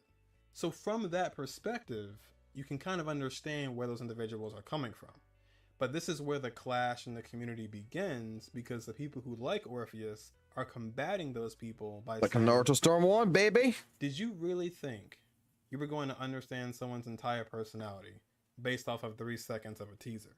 That's where the argument begins between the people who like Orpheus and don't like Orpheus for those reasons. And also, I'm not too sure about this one. I haven't seen it myself, but people are up in arms because Magus does most of the work in combat, whereas Orpheus doesn't really do much. So at the end of the day, people really wanted Orpheus to be someone that she's not, and they were expecting a different personality from her. Is that better on the audio? There's not too much hate around Orpheus. It's just that specifically, and that only. To my knowledge, at least. I don't think there's really any design disliking about Orpheus. It's more so the personality. But for anybody who is upset or anybody who's neutral, you can always wait for her trailers, her demos, her content, her story quest perhaps. You can sort of maybe get more of a grasp on her character and see why things led down this path. And supposedly there was a leaked story synopsis about Orpheus that portrayed her to be what people assumed she was going to be. I haven't seen that. If you guys can find something like that, you guys can let me know. But as far as Orpheus goes, that's all. Now as for Seed, things began with the same video and the same couple of frames. On one hand, a lot of people in the community began to think that this will just be a mech and that's it. It'll be a mech, controls itself, fully functional, and that's the end all be all.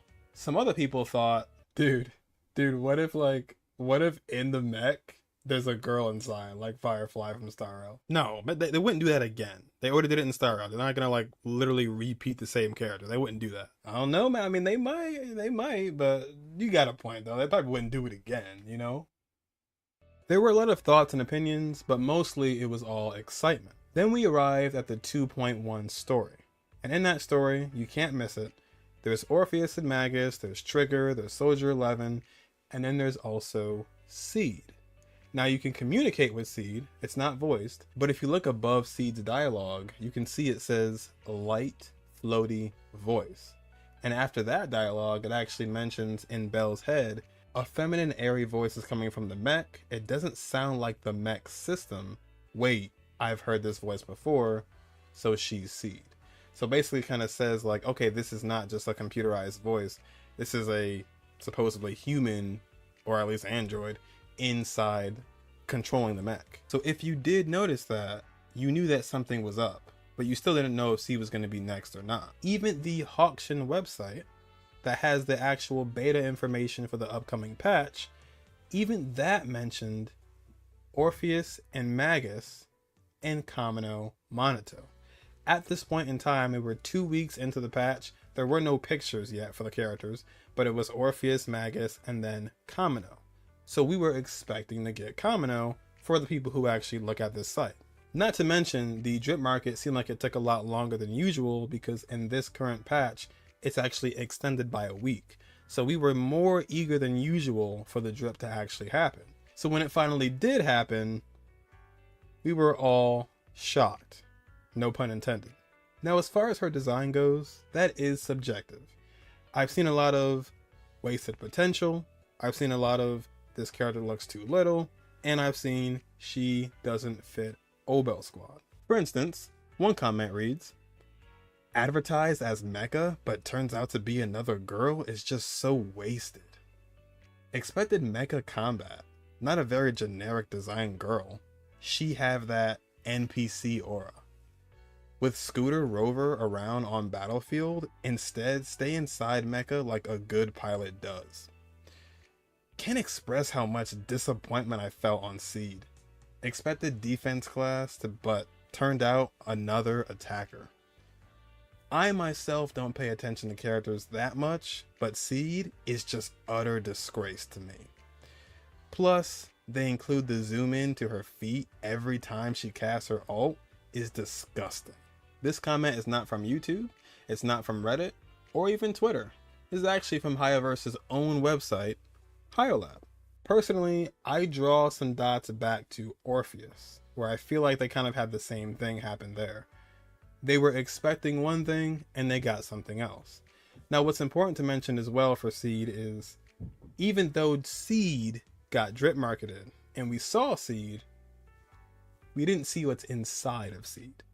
So that's the part that actually is a shell shock for people. Once again, no pun intended, because we never saw that before. Usually we see the characters, but this time we did, but we also didn't. But aside from her design, there's also a handful of people who are upset with her role and class.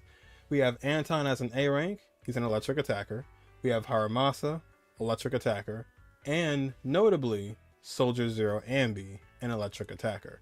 Some feel that this class is being a bit oversaturated with the specifics of electric attacker. Some are fearful that Seed will take over Soldier Zero Ambi's spot, and also maybe even take some of her teammates for herself. Basically, they're scared of Ambi sort of being put under Seed, and Seed just being this new best thing that's very powerful, and essentially just full on power creeping Ambi. There's also concerns about the gameplay balance. Isn't Soldier Ambi though already like one of the characters that I hear all the time that no one likes? How often are we going to play as Seed the girl? How often are we going to play as Seed the giant mech?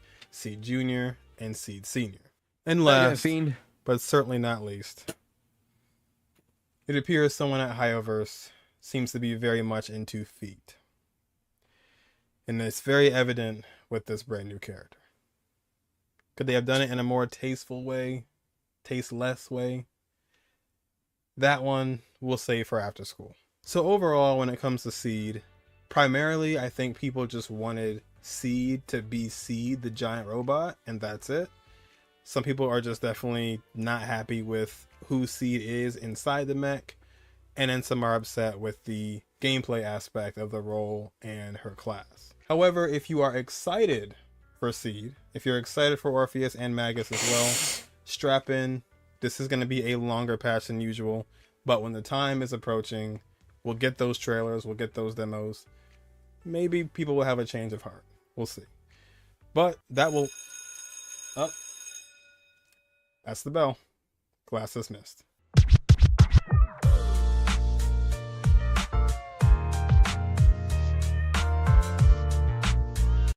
That was a good video. Wasted potential is an understatement. I need to see more about the character, and I'm not looking at the leaks. I've seen a few of the leaks. I'm not gonna look at the leaks any more than what they are, but like, I mean, I don't think it's that fucking bad. No, while we're out on the talks of fucking all other shit, let's bring up fucking PvP. Let's bring in PvP. All right, so we got 200K, 205. So the highest so far of the month of August that WUWA has made in terms of all its applications from the 1st to the 9th was a little bit over 250,000. 200. The highest peak was 244,980 so far this month.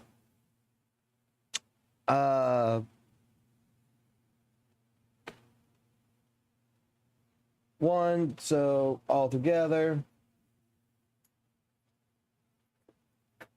I just want to see 1542 491 plus 708 878 plus 204 502 plus the 327 that they got right there. So they made $2.4 million with Wuthering Waves. Cha-ching. Not bad. Let's see what ZZZ has done.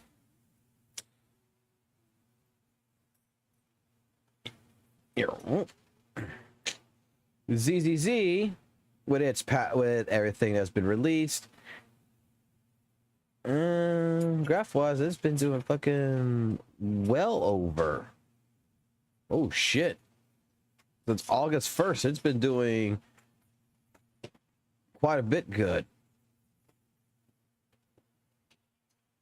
All right. In terms of calculation, we had 2.4 for Zenless. Making sure I'm correct on this. Yep, August 1st. Yeah. August 1st to August 9th. All together.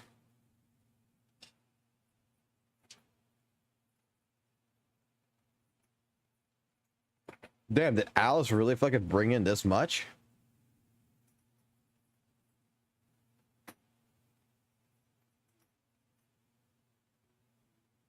God damn.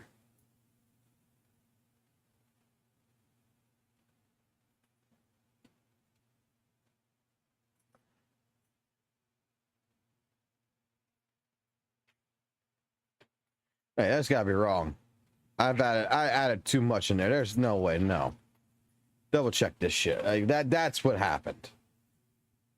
Fucking mouse started doing this shit, right? There's no fucking way it brought that much. Let me correct it. That's correct.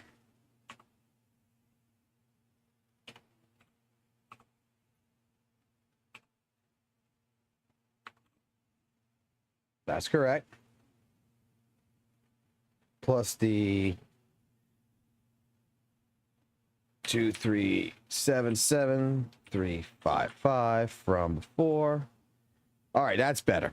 It wasn't 10 million, it was 8 million. 8.5, but we're not done yet, so it's going to be at 932 thing plus 626. 9.2 million for ZZZ for Alice so far. That is the revenue so far for the last 9 days. Damn.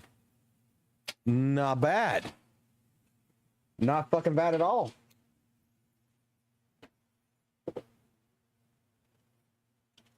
No, I think Augusta and is going to bring everything up. I think Augusta is where they're going to really fucking shine at. How are you gate to alt account? Bro, this is Fox Data. You can go buy, you can go pay for it your fucking self, man, bro. You can go pay $75 a month and you get to do the same shit. Okay? You get to do the same shit.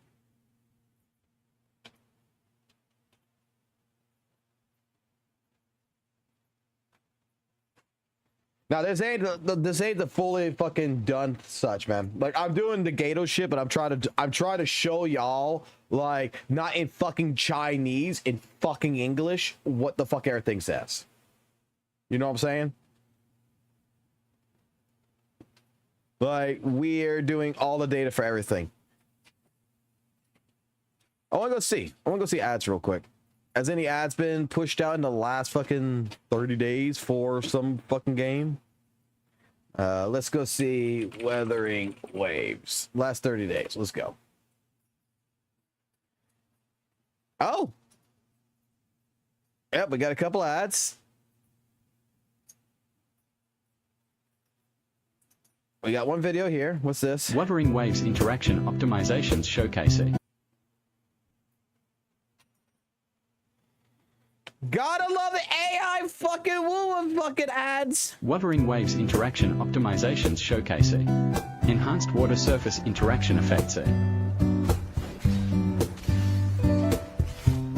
Improved leaf falling interaction effects. Refined vegetation rendering precision. Upgraded sea waves interaction effects. Optimized butterfly interaction effects. Improved rainy weather interaction effects. Advanced lighting and shadow rendering.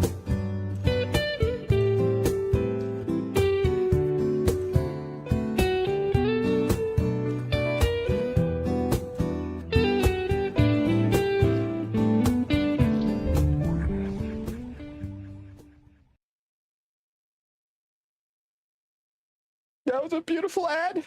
Totally makes me want to fucking play a game. Nothing for Zenless on the Facebook Marketplace. Damn. Because all this does is capture Facebook. Now in the last 180 days, it's the same shit. Like, it looks like most of the Facebook ads was fucking back when the fucking 2.0 started. So nothing fucking changed. What about Genshin? I doubt Genshin has anything.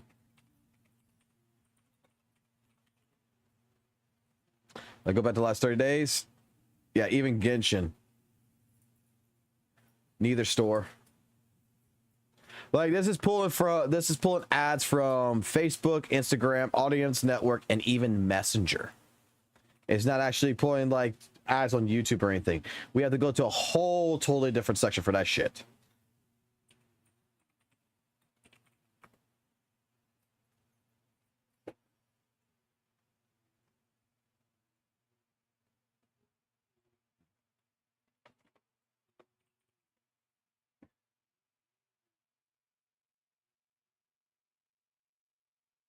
They haven't updated these ads either, bro. God damn, I want more of these ads. おかえり指揮官くん。指揮官。指揮官。指揮官。お前。指揮官様。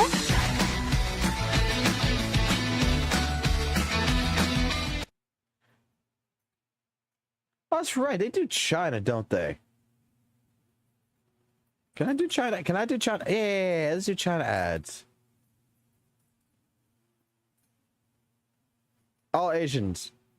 Go like delete everything. Just do Asia. Then let's just do China. China.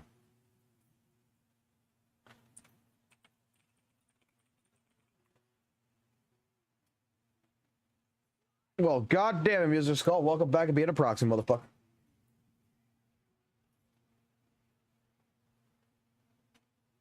Yo, there's a video of Captain Cabinets. Have you watched it? What video?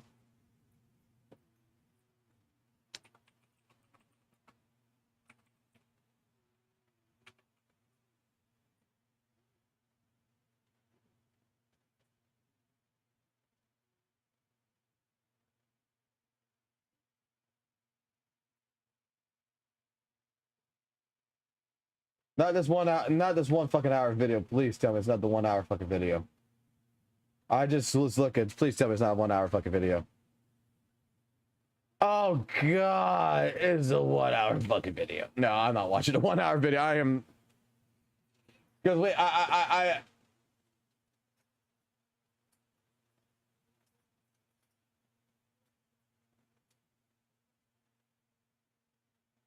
maybe. Well, I guess we could actually skim through it. I guess that's been brewing undercover for a little while. When I say undercover, it's not like it's this big explosive drama that everyone is really talking about. I know we've recently had like the quote-unquote Jedazad 7 out of 10 situation, but it's kind of sparked more of a conversation about other things, about kind of like creator conduct, I would like to say. And it's between, you know, we all kind of already know to some degree, between Saint Tontus and Genazad. Both sides have kind of been taking shots at each other. Obviously, Saint's made like a bunch of videos about this whole like situation, and Jenna has been taking shots on his stream. So there seems to be like a bit of back and forth and a bit of a feud about the whole thing. I think it's fair to say that these are two creators that don't particularly get along, to put it lightly. They don't particularly get along, and there seems to be like a level of conflict here, and I find that particularly sad, okay? I find it particularly sad because I'm under the impression, hey, guess what? Not everyone in the space has to be friends, okay? Not everyone has to be friends, not everyone has to like be best buddies. That's totally fine, and that's totally okay. But when it comes down to, when it kind of like bleeds into the more like professional side of things, of like being able to give like commentary on the games that we play, being able to make takes about things that we want to talk about, or even having like discussions with each other, I think it's always better if we can do that in like a civil way and be able to listen to everyone, even if we don't like necessarily agree or like another person that we're talking to. We're still able to have like genuine, real conversations with people and still like talk about things that matters most. Because to everybody's audience, whether or not whoever camp like you kind of sit in, what is like the most important thing? The most important is the people that watch us care about the games that we play and the games that we talk about. And I think it's always good to have more people having solid, good, constructive discussions together rather than kind of being at each other's like throats a little bit. But there seems to be a bit of a creative feud between these two, and Saint has made a video called You Can't Criticize WUWA, and we're going to take a bit of a look today about what he has to say and his perspective on why he thinks this has been happening and why there is kind of an issue to begin with. And it's, you know, again, I feel so fortunate just to make it like very, very clear. Saint is someone who is a very good friend to me. He's always been kind to me. We've hung out a lot. He's a guy that I respect like personally, and Jenna is someone who I'm familiar with. We've had like a couple of like text conversations. it's because you have tits. If you were a dude, it would be completely fucking different. I guarantee it. I find it unfortunate. I do. I find it unfortunate because there's no need for war. There's no need for war. Would love to hear why bro's been on my shit since day one. It definitely does feel like there was some animosity to begin with. Like, it kind of feels like maybe he wasn't, like, he didn't like you before he spoke to you. Because I feel that's a feeling that, like, I think that's a feeling that a lot of people, like, have had maybe about you at some point in time, that before they got to know you, maybe they were kind of, like, unsure, right? And then once people actually get to, like, know you, they realize, actually, you're a pretty good fucking dude. I'll be real, the first time I ever spoke to Saint, I reached out to him, I was kind of scared. I was like, I don't know if this guy's gonna be, like, mean. I was like, I don't know if this guy's... We don't talk about Goliath because the reason why we don't talk about Goliath is because you will be automatically canceled if you try to fucking make any kind of statement towards that. You just leave it alone. That's how the world is. Like gonna be like mean. It turns out he's actually like a pretty chill dude. Like away from gacha, away from like all this like content stuff. The guy's like, he's still mean. He's still kind of mean. Well, like bro's like the biggest like fucking shit talker ever. But like bro's like a good guy. Like away from all like the gacha stuff, you know. So I feel like just getting to understand people on like a different level like can help. You know, can help. Gee, I wonder why he's definitely the scapegoat and no one else. How funny how that turned out. What are you trying to imply? Saint's funny. Wait, go back to what you just said there and go back to normal speed on that. They realize that actually you're a pretty good fucking dude. I'll be real. The first time I ever spoke to Saint, I reached out to him. I was kind of scared. I was like, I don't know if this guy's gonna be like mean. I was like, I don't know if this guy's like gonna be like mean. It turns out he's actually like a pretty chill dude. Like away from gacha, away from like all this like content stuff, the guy's like he's still mean. He's still kind of mean. Won't lie, bro's like the biggest like fucking shit talker ever. But like bro's like a good guy. Like away from all like the gacha stuff, you know. So I feel like just getting to understand people on like a different level like can help.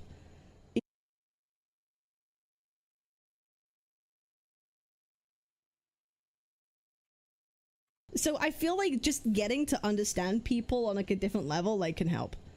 You know, can help. Gee, I want to understand people on like a different level like stuff, you know.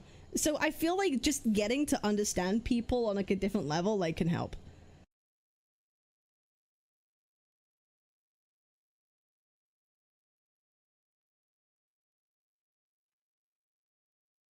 Is that actually so hard to fucking do?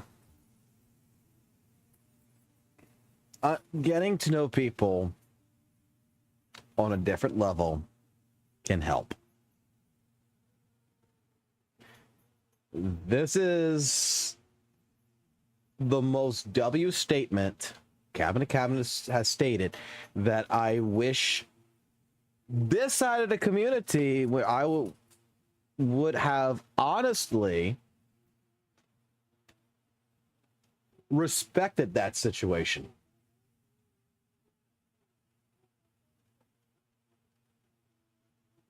Like, straight up. Going talk to someone that you might have bad feelings towards, trying to actually have a conversation, trying to, you know, have it in private if necessary, stuff like this, and trying to understand another person's point of view, trying to understand, like with Aricado. I spent a 6-hour long Discord call that he's even posted up on his channel. 6 hours to get his perspective. I wanted to see like if she was going to talk about like different things, but like you know, can help. Gee, I wonder why he specifically is a scapegoat and no one else. Huh? Funny how that turned out. What are you trying to imply? Saint's funny. Yeah, Saint is funny. He's a funny asshole. He's a funny asshole. Sometimes a bit too much of an asshole. That's my critique. That's my one critique. A little bit too much of an asshole sometimes. It's like we can't be an asshole to someone and be surprised when like they're upset. Sometimes. What's up, right? Boomer? Like when we critique things too hard, it's like we can't be too surprised when someone doesn't like want to hear it. It's like you have a person that you dislike and they make like a shit point or like they say something and you inherently don't want to agree with it, and then the person you dislike then ends up making a good point. You will do anything in your power not to fucking hear it because you inherently don't like them. I think that's kind of what's happening here. I've made that analogy so many times. I feel like this is exactly what's happening. It's you just have this inherent bias of this is the person I don't fucking agree with and I don't particularly like as a human being. They make a good point, I don't fucking care, I'm gonna try and find a reason to shit on it anyway. That's how human nature is. That's how human nature is. And I feel like people just have to be honest and be like, yeah, I just don't fucking like this person. Here's why. Okay, whatever, move on. You know, like, it's just unfortunate that this has to happen. This is coming from someone who likes both of these people. Zane's obviously, like, an actual friend to me, like a good friend. And Jenna is someone who, like, I've, like, respected and I respect on, like, a professional level. But it kind of, like, makes me feel sad when I see people that I like Saint, kind of being not given any kind of like room to kind of any room of understanding in this instance. Whoa, it doesn't make whoa.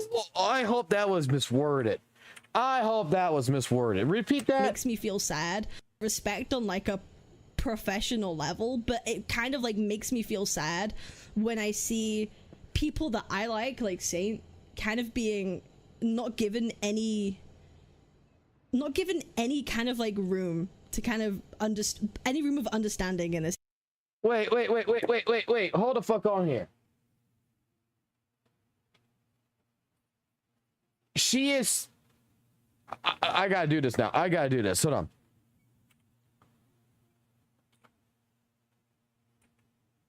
do this now. I gotta use subtitles. I did not hear not this. Given any people that I like, but it kind of like makes me feel sad when I see people that I like Saint. When I see people that I like Saint, kind of being not given any being not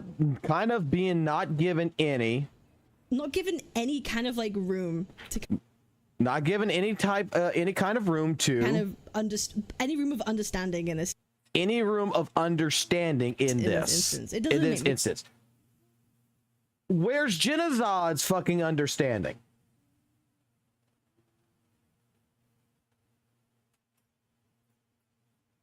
Like, I think, correct me if I'm wrong, chat. Correct me if I'm fucking wrong here.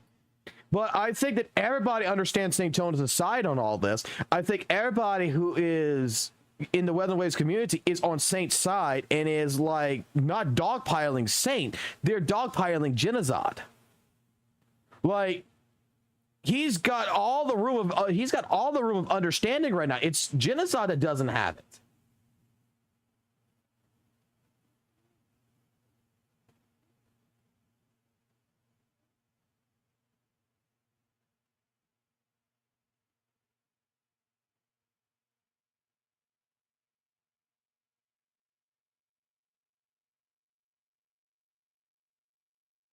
I don't think that fucking matters just because he's living with fucking Tectone. I don't think that fucking matters whatsoever fucking ever. Genozad's gonna do what Genozad does, and he's gonna talk to Tectone, and Tectone, you know, if Tectone told Genozad tomorrow to shut the fuck up, I'm pretty sure fucking Genozad would shut the fuck up, okay?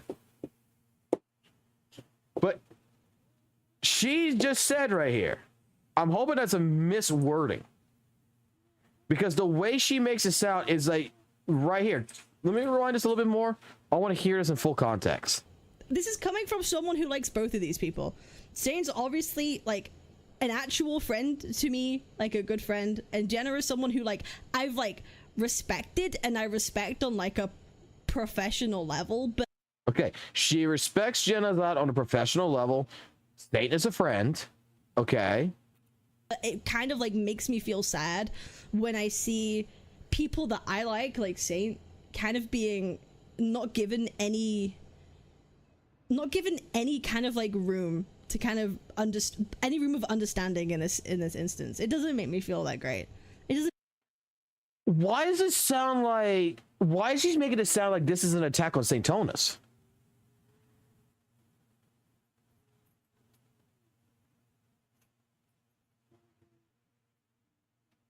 I am so confused. This makes no sense. It made me feel that great, you know. It's really conflicting, and it's like really conflicting for me because I don't like two people that I'm like cool with like being at it, you know. I don't. So that's kind of how I feel about this whole situation. That's really it. This is, bro, my editor's gonna have a whale of a time trying to edit this down. I appreciate y'all. This was I don't like making these kind of videos usually. You guys know I don't normally make this kind of content, and I don't want to make a habit of it. I don't want to make a habit of it, but in this instance, I want to try and, you know, support someone and my friend and, you know, just make it kind of, you know, kind of shed some light on the situation and offer my perspective of someone who's tried to be like neutral, I guess, to some degree, but even I could see where there are like issues, you know. So I appreciate y'all. Make sure to like, comment, subscribe, I guess. I feel sad now. Oh my god, why do I feel sad? I feel sad. I'm live every single day on Twitch and Kick. I appreciate y'all. I'll see you on the next one. Peace.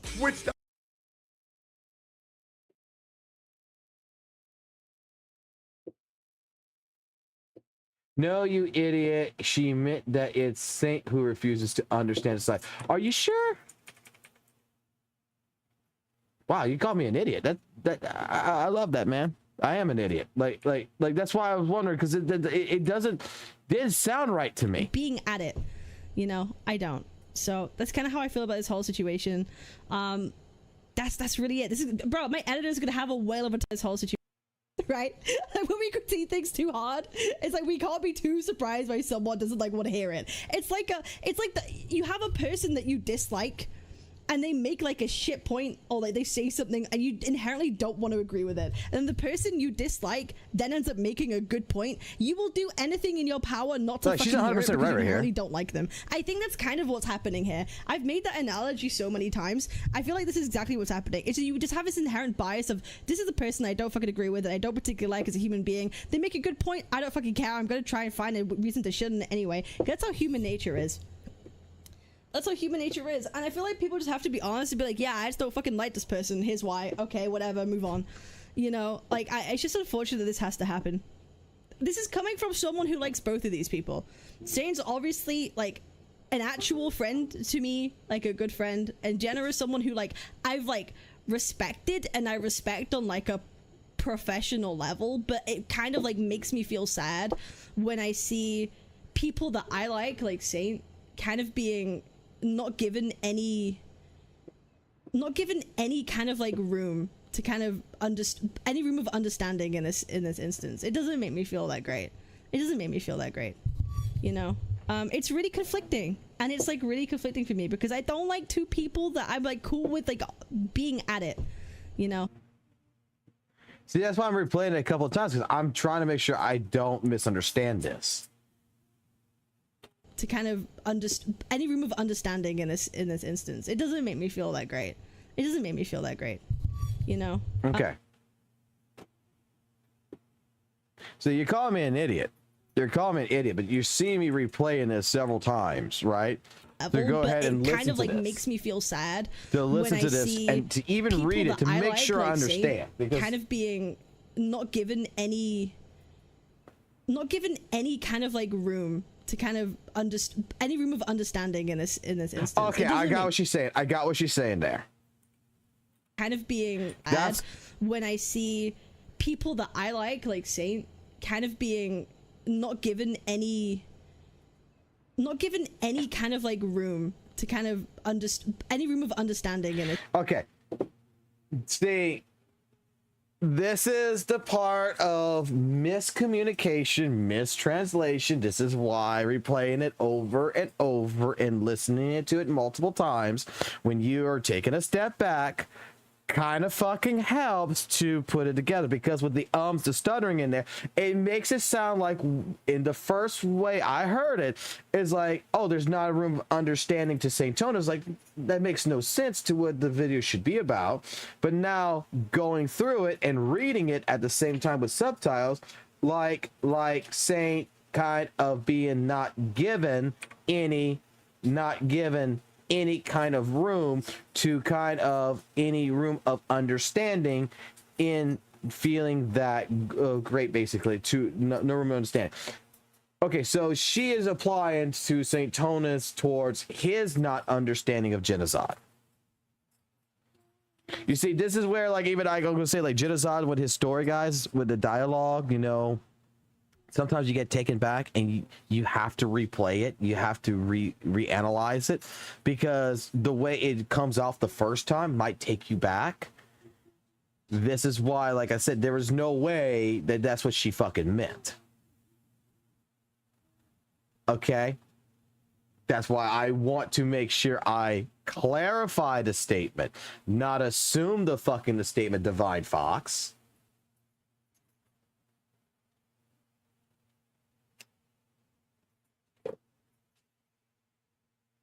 Because if you just go through it and you're paying not full fucking blown goddamn fucking, like, I'm staring at the fucking screen attention, I'm just listening to it in my headset and I'm looking at it from one fucking side, it's like, okay, I've listened to it in full context. Whoa, what the fuck? And then when I come back to it and I'm replaying it, now I can understand, okay, the way she's delivering the message can be misinterpreted. And what she actually means is she's talking about St. Tonas in that regards, not being the one understanding.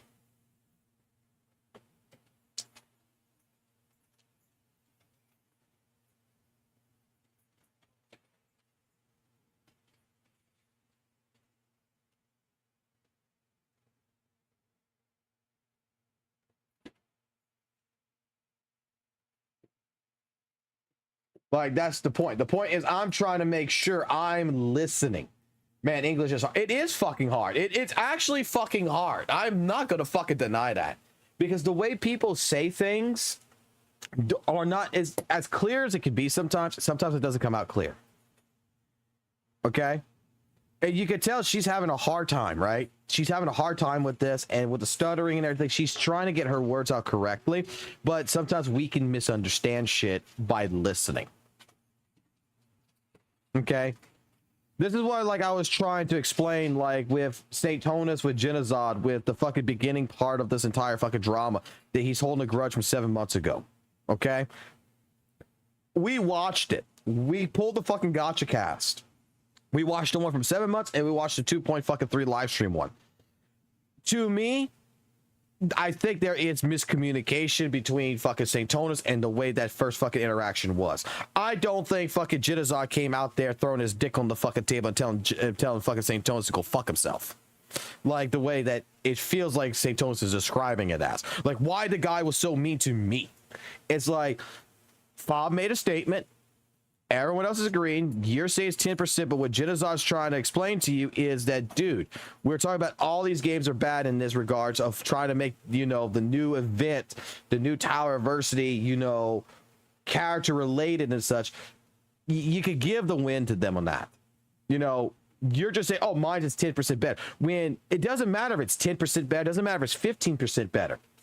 What matters is the subject that we're trying to explain here is that it's bad in all these gacha games that they even do this shit to begin with. Doesn't matter if it's 10% or a little bit. No, it doesn't matter if the middle tower is good or not. It matters that they even still implementing this system. And Jittazod, I will say, did not come off to me as a dick. He just came off as a guy that's just saying this. You know, I don't know you. We're just having a conversation. To me, it was a generic conversation between two of them, but it seems like St. Tonus took it to heart. The second time, I think, was more of a fucking ego dickish tone from Genocide when he's like, we're not talking about the fucking future, we're talking about what we just saw, that he's trying to keep that conversation. And right there, I'm gonna say, most respect to Ethan, he acted like fucking daddy and he just said, fucking kids, shut the fuck up, we're going around in fucking circles here.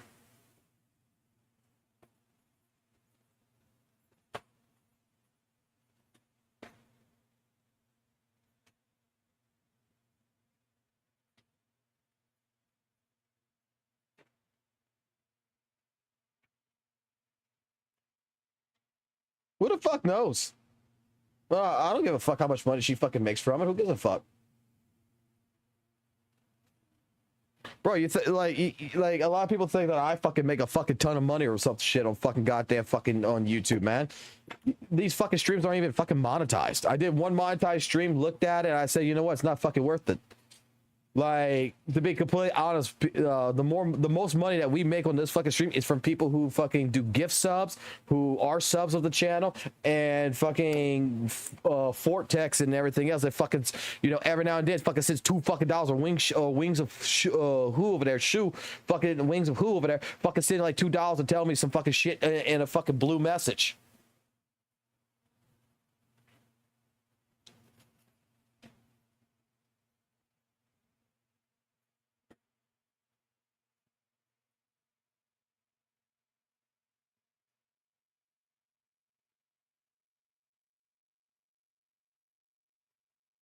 I'm monetized. My videos are monetized, but I haven't fucking posted a fucking video in a couple of days. I don't have anything really I want to fucking talk about. Like, I posted a fucking Jittazod one, but I have nothing else I really want to fucking talk about. Like, I was thinking about fucking doing a video about ZZZ shit with, that I wanted to make, because I have a list of videos I want to make, but I'm gonna be honest with you, like, all these videos are already fucking made by other content creators. I just don't want to fucking copy and paste the fucking same goddamn fucking thing. Like, Arikado's got a fucking video idea that I was thinking about, and I was like, you know what, I don't want to copy and paste that shit. I want to make a glazing fucking ZZZ video, but I'm not sure, because I'm going to be saying the same shit that EO says. I'm going to say the same shit that Kate says. I'm going to say the same shit Arikado says. I'm going to say the same shit that every other content creator fucking says.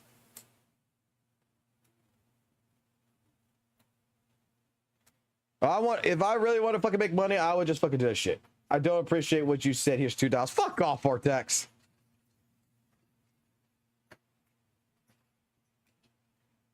I wonder if Fox could last 1 hour without saying fuck. No, I cannot. Well, no, I can actually. In a professional fucking setting with customers and such, I don't say fuck. Like, my online personality versus my IRL personality is two different personalities. Not gonna lie. I'm more unhinged on stream, but when I'm with fucking customers and I'm working and everything and I'm all this other stuff, like, I have to bottle all that in, and when I come home, I just want to fucking just say fuck all the fucking time. This is the way how I relieve myself.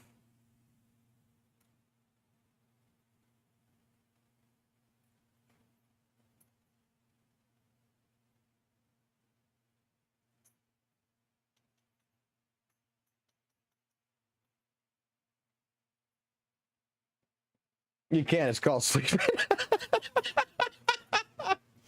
Ay, ay, ay.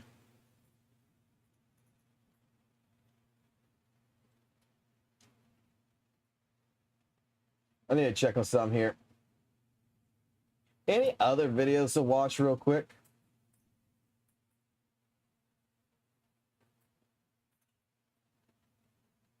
Let's see.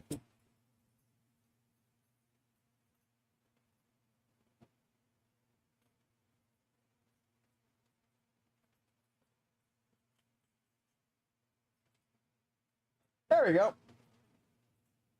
I want to start making a series of videos where a greater emphasis is put on having an open conversation that welcomes different perspectives and lines of thought. If you see the discussion tag in the video title, then know I'm not trying to make a definitive statement to follow if you disagree. Will this become a regular thing? I don't know. let's get started. There is a common term used within the gaming space to identify a particular kind of player, usually with a negative connotation to it, the tryhard. This phrase is interchangeable with the term we are actually going to be talking about today, being a sweat or being sweaty. Sweaty players are identified as those who put in an amount of effort playing a video game that is much noticeably higher than what is considered a casual level or average amount of effort that John Video Gamer over here will exert when playing a video game. Sweats are usually more knowledgeable of a game's deeper mechanics and are able to achieve levels of skill expression thanks to their dedication to the game in question or access to an abundance of free time to achieve the same result. This oftentimes creates a disconnect in concerns or opinions between a more casual player and someone who's more dedicated with the tools and know-how that keeps them from falling into the same traps as the uninformed. As Zenless Zone Zero continues to adjust its HP values of enemies in endgame content, as well as introducing new mechanics that sets it apart from the button mashing state of the game in its earlier iterations during its time in version 1, players and content creators whom don't engage with ZZZ on a level as deep as the hardcore fans have been voicing opinions about the current state of endgame that actively clashes with the opinions of those who have a deeper understanding of the game. To keep it simple, the dedicated players dismiss complaints of HP inflation and the mechanics, such as miasma shields, as a fault of the casual players, or tourists, as they are sometimes referred to, failing to engage with ZZZ on a deeper level. On the other side of the argument, casual players will attempt to disqualify accusations of skill issues by painting the other side as elitists with expectations that are beyond reach of what a typical player should have to perform to clear endgame content. I want to expand discussion on both perspectives and provide my own personal perspective to wrap things up. So to start out, let's explore the perspective of a hardcore player first. The fact of the matter is, Zenless Zone Zero is a free-to-play gacha game where you can experience all its content without spending any money. And it's generally agreed upon within the online gaming space that if you're not paying to play a game, you're not entitled to features or content that caters to you. ZZZ has a level of nuance and depth to its combat that any player can take advantage of to improve their gameplay that doesn't involve the swipe of a credit card. Refusing to use the tools at your disposal because it's inferior to spending money in a game you haven't dropped a dime in can come off as someone not wanting to engage with the game and just wanting to be handed the rewards without any effort put in. As a free-to-play game, ZZZ has to get its money from somewhere, so it's in the company's best interest to give as much of a value proposition as possible to its latest on-banner characters. This includes endgame buffs and enemy lineups that cater to the character in question without completely locking players out of their alternative options as to not make them feel cheated or pushed out of the endgame. With this in mind, if a player does not pull on the latest character or doesn't already own an alternative character that fulfills a similar role for the challenge in question, there should be an anticipation to struggle against said challenge if additional effort is not put in to fill in the gaps of player power. To close out the perspective of a hardcore player, endgame content is, at the end of the day, endgame content. It's generally agreed upon in all corners of gaming that the most intense challenges should demand investment and game knowledge that accurately reflects someone who's been willing to stick with a game for its entire runtime. If a player can clear endgame content with an effort equivalent to what you would expect from someone playing through the first few hours of a game for the first time, then how would a dedicated player feel having put so much time and effort into learning the deeper complexities of the game? A common sentiment shared in the ZZZ community was that earlier iterations of endgame content during the first year of the game was way too easy, and players were unsatisfied with fights that didn't reward them appropriately for learning the game. Now, let's move on to the casual player and what they have to say about sweaty players. As a free-to-play game, Zenless Zone Zero is considered to exist in an ecosystem where as many players as possible need to feel welcome and included into as much content as possible to maximize player retention. Every player is a potential customer, including free-to-play accounts under the right circumstances. So developers should try to find alternative means to get people to spend money, be it pulling on characters for their designs alone, or their playstyles, for example, rather than the direct power someone can achieve when acquiring them. When it comes to the discussion of an expected skill level in gacha games, it's important to remember that the aforementioned accessibility of any gacha game will mean that a large majority of players are incredibly casual. Let's also not forget that these games can be played on a phone. and likely are for a significant number of players. And mobile gaming is objectively the most inferior peripheral device when it comes to playing video games, from their technical limitations to their inelegant touch controls. Though I guess it's not as bad as a PlayStation 4. Rest in peace, 8th gen gamers! This large number of casual players likely do not have the free time necessary to learn and understand the deeper nuances of ZZC's combat system and enemy mechanics. So when someone starts to struggle with endgame content, they don't really have the time to practice in order to rectify their situation in order to clear. All they will see is that they cannot clear. Or even worse, they were able to clear at one point but cannot anymore. And their only course of action available to them is spending money to pull on characters and W engines. Now you could just say they should simply not worry so much about it. It's only a single mode. It's only less than a pull's worth of currency. Well, allow me to present a couple thought processes for a moment. First of all, a player who does not engage with all facets of content in a live service game will objectively have less reasons, and in the case of a gacha, less incentives to continue playing.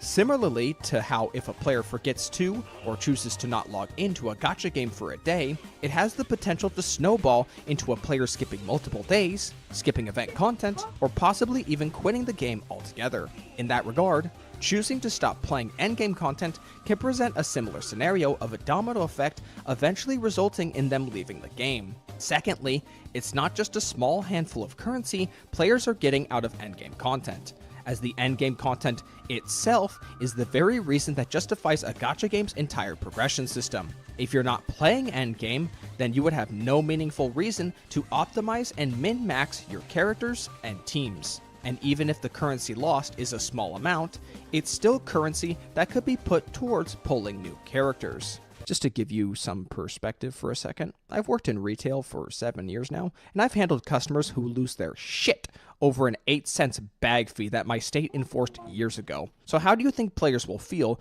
when you lift a handful of polycrumbs out of their pocket that they were going to put towards pulling seed?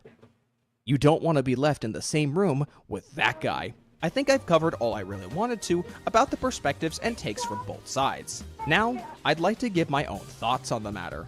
First off, the idea that a gacha game will die if it starts to cater to its hardcore audience is something of an over-exaggeration. Endgame content is simply one element of a gacha game's content offerings and is completely independent to other aspects as to why a player might play or enjoy any one gacha game in question. Story, game world, permanent content updates, and time-limited event content are just some examples of things available in a gacha game that can be experienced independently of endgame challenges. There will always be plenty to do, and it's also important to remember that gacha games were never meant to be played to the same extent as your typical retail game, and expectations should be tempered accordingly. With that out of the way, how do I actually feel about the expectation of a more dedicated level of play to clear endgame content? Well, in my opinion, the idea of a gacha game expecting more out of its players to clear endgame content is completely fine. However, it has to cut both ways,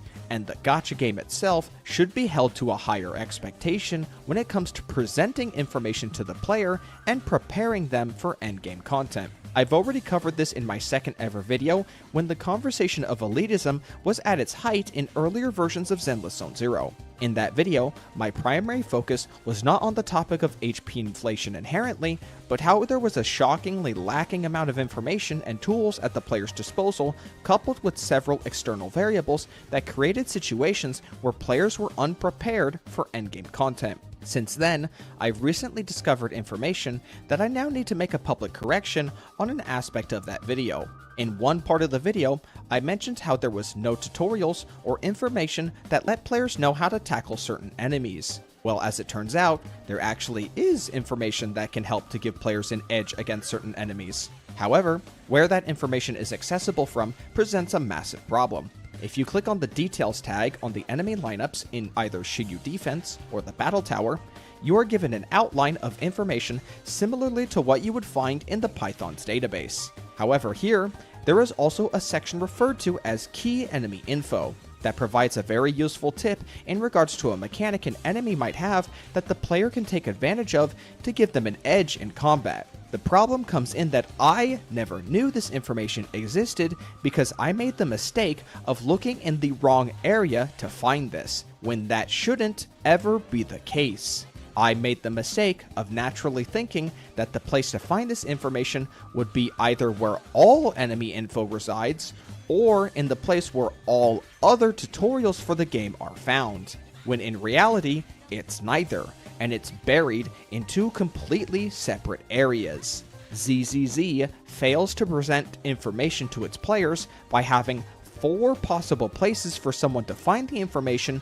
but only 2 of them actually have it, and neither of them would make sense for a player to look because neither of them are a consolidated location where all other information is kept. TLDR, I didn't see any key enemy info in the Python's database or the proxy handbook, so I figured there wasn't any information to find at all and did not bother to look within the Shiyu defense or battle tower detail sections, when in reality, this information needs to be accessible in all 4 locations. Continuing on this line of properly preparing players for endgame content, I want to give a positive example of how they presented information. At the start of version 2.1, I made a video exploring the new tutorials added to the tactics section of the player's compendium. This was a great addition to the game to prepare players for endgame content with more advanced techniques casual players can pick up on. Personally, I would like to see tutorials added that explore how players should be building their teams,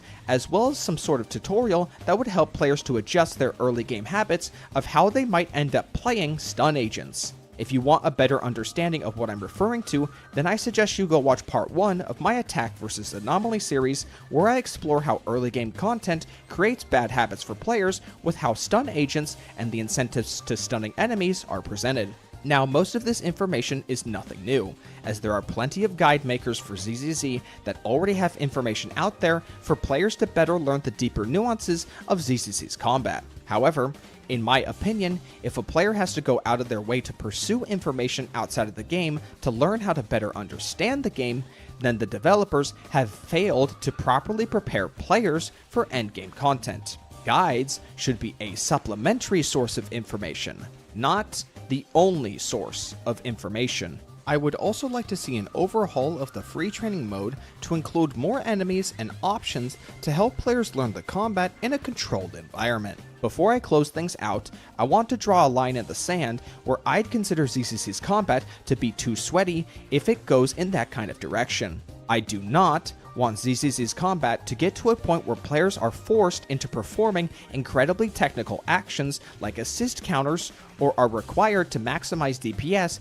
by using manual chain attack mode. Both of these systems are incredibly difficult for even experienced players like myself to get a grasp of and perform consistently, and should only be explored if you're someone who truly wants to go the extra mile to achieve crazy Shiyu defense clears or deadly assault high scores. It would be a cold day in hell before the ZZZ team convinces anyone of a sound mind to start using assist counters, even if it's just once for an entire fight. So yeah, I'm okay with encouraging sweaty gameplay, so long as the game properly eases players into it as much as possible, and so long as they don't go overboard with it. If that doesn't work out, then maybe players just need to get comfortable with not clearing endgame content. Get what you fucking deserve! That's a joke! That's a joke!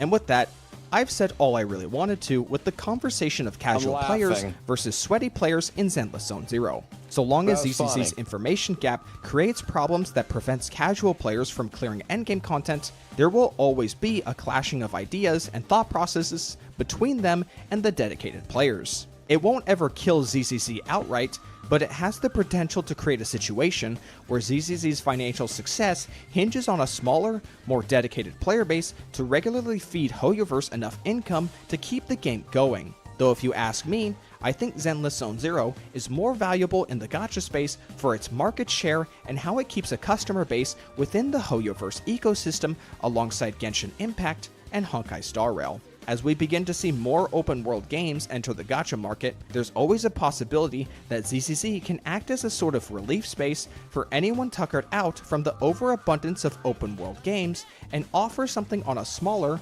more digestible scale. Only time will tell to see if that will be the case. But until then, this has been Arikado Zodan, and I'm clocking out. I think it's a damn good video.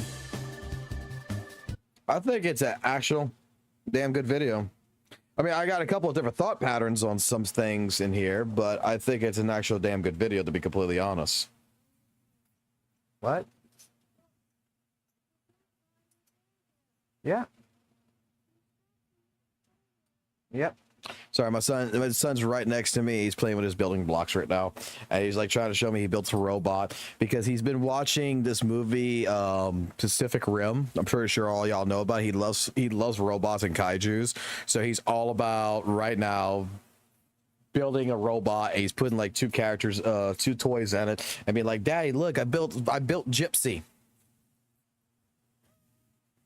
So sorry about that.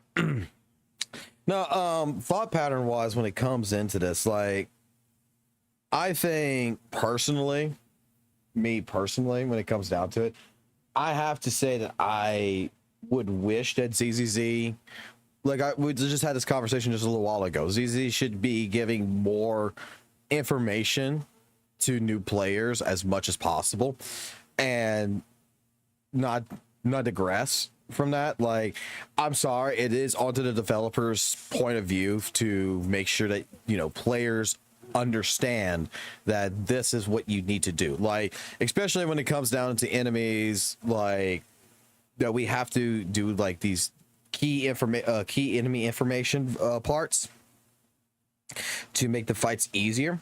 That information should be relatively thrown in your face every which way, shape, form, especially for new players. I mean, like, there's AAA title games that do this shit, right? And that should be 100% always thrown at you. I'm actually kind of got a thought process now in a video that I want to make that's going to go kind of to this argument here, okay? But this is where I'm going to bring up fighting games, okay? And I know I'm going to hear it. ZZZ is not a fighting game. Even if it has fighting game mechanics, there's still action RPG, you know, hack and slash mechanics as well. Blah, blah, blah. Let me do the TLDR on this. I already know that this is not a fighting game. I already know that this is an action, like a hack and slash game or a beat 'em up, which is what I like to qualify it as, more of a beat 'em up style fighting game in a sense. What basically fighting games have been tried to produce, like Guilty Gear with Azuka, with Judgment. It is a beat 'em up with fighting game mechanics. Okay, I want that clear. But my question comes into this. Okay, when it comes into the versus of casual versus sweaty, and it's the same conversation I had this conversation with several different competitive players and casual players in the fighting game scene. Where's the medium? Why does no one talk about the medium? It's either you're a casual player or you're a tryhard.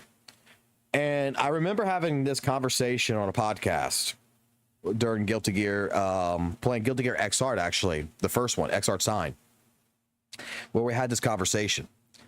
Is when it comes into, and I think this will apply into Zenless Zone Zero pretty well. When you first start any game, and especially like a fight game, when you start a fight game, you are a casual. You don't know what the hell you're doing. You don't know the mechanics. You don't know nothing. There is different parts of information. Even I'll even say it like this. Even for a lot of fighting games with their tutorials and the way that you have a training mode and everything, a lab scenario, the labbing stuff, they don't prepare you for everything. They don't prepare you to understand every single nuance of your character, every single little critical piece of information like they should, okay? And this is at the fault of also the developers. And it's been one of those things to where you have to go watch guides on how to do these extended combos and stuff like this in the fighting game. But there comes to a point, even for the casual player, that sooner or later, you're no longer a casual.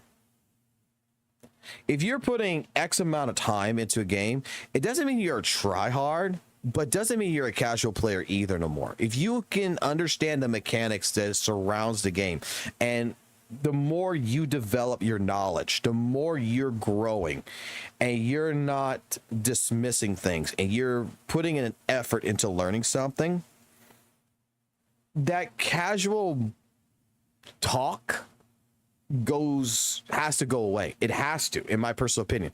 This is the argument that we gave to a person named Leon who came into Guilty Gear matches with us. The guy would always say, I'm a casual player. I don't play this game every day. But this is a guy that would body the entire lobby. This is a guy that would play, that knew all the bread and butter combos for all the characters he was playing, that this was a guy that had extensive knowledge in the game. He wasn't a competitive player. He wasn't a try-hard. He wasn't a guy that, you know, knew all the biggest things. He knew all the key detailed information. He knew his frame data. He knew certain things. But the other side of the information that he lacked was the side that would make him, you know, a true try-hard. He was more in your advanced category of a player. And this is a person that when you play a game, I would assume that everybody would agree with this. There comes to a point that if you play a game long enough and you keep consistently playing it and you keep learning information and you're trying to break your ceiling to a certain point, that you're trying to clear a little bit faster, you're trying to do some stuff better than you did before, and you're managing to do this, that compared to what you were a week ago and today in a week, which you were a week ago, and in present time, you're a better player than you were before. A casual player to me is the type of person that will play the game, you know, for 15 minutes a day, or not even play the game. They'll just come in, they'll play it for once a month, they'll get off. I'll put it like this. St. Tontus would be a person I would consider a casual game player if he's true to his word that he only plays ZZZ once a month.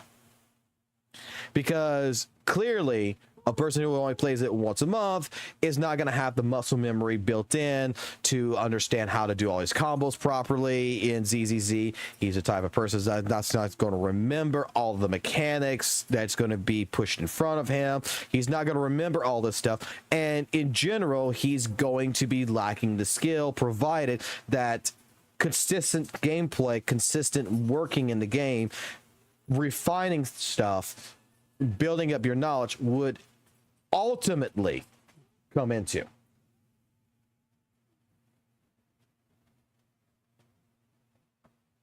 Isaac, why do you always have to be like that type of person? Because I'm telling you right now, like you say it's a newbie. Casuals are newbies. A casual player does not know how to do half the single combos that in Guilty Gear, for example. They might know one string, that's it. They don't know all the information. They play it every single day, but they don't put in too much of an effort to actually learn. They're not sitting in the lab to actually train. They just come in, they do the content, they come to a couple of matches, they get off. Done deal. They're not a newbie. They've played the game since day one. Okay? They play the game since day one. But they're not putting a actual effort into actually learning the game. This is where Leon had always made the statements, is that I'm not putting an actual effort into learning the game. But he's played the game for so long. He played Blaze Blue. He played Guilty Gear for so long that he had the built-up muscle memory. He had the built-up knowledge already from previous iterations of the game that he had already played. That all they all transformed into this game. That, like, even Matsu and several different competitive players who fought against him said, "You're not a casual player." And he's like, "Yes, I am." You're not a casual player. You're actually trying. A casual player is not going to try to do all this. You've learned so much that you're no longer in the category of a casual player. You're more of an intermediate. You know the advanced stuff. You don't know all the advanced stuff, but you know a good chunk of it. Casual player has always been regarded to me as new players who have played the game for, you know, a couple of months, but they're not doing on purpose to sit in the lab. They're not doing on purpose to sit there and learn their characters. They're not doing on purpose to sit there and to actually, you know, build knowledge. They're just the type of people that's like, oh, I like this character, I'm gonna play this character. In ZZZ, to me, a casual player is just go get 3 characters, put on the field, and say, I like Ellen Joe, I like Lycon, and I like Yuzuha, so I'm going to put all 3 of those characters in, and they don't care if it works or not, and they're able to still complete content, they're able to still do everything, but they do that they clear the content, everything else, they get off. But after a while, these people start learning, well, maybe if I build up my disk drives better. Maybe if I do this a little bit better. Maybe if I try this. They start doing trial and error and they start building into things. Then all of a sudden, that casual player is no longer a casual player. That casual player straight up now is more immediate. Now they have a more fundamental base behind them. And they're able to play a little bit better. Like in fighting games, I was not a casual player, and I was not a well, Monsu would disagree with me on this one. He would say that I was a competitive player, but I wasn't a try-hard competitive player. I wasn't a person who was really putting too much of an effort into doing it, but I got to an immediate standing to where I would win 7 out of 10 of my matches. That I would focus on learning, because the moment I start actually watching my opponent, yes. All right.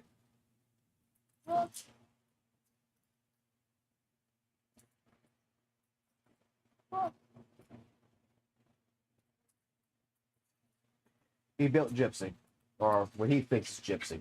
That's so cool. I'm so proud of you. I'm so proud. This Gypsy? I'm gonna get me some food later. Huh? Hold on.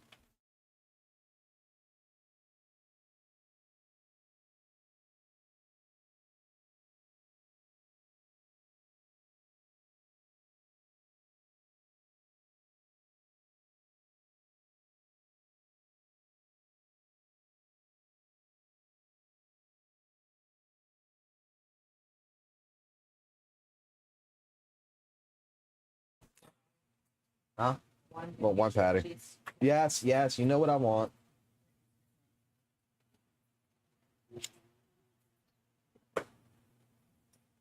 Ay, ay, ay.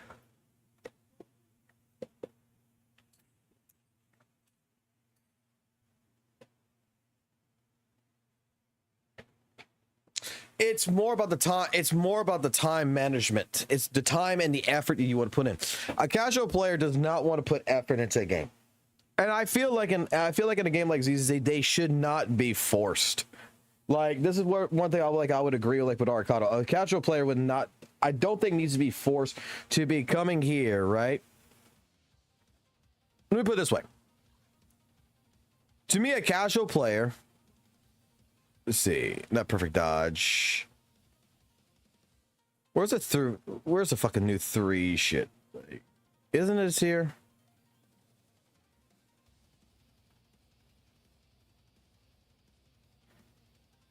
Where do I go find? Like let's see. Let's see. Perfect dodge, train, perfect assist, attribute.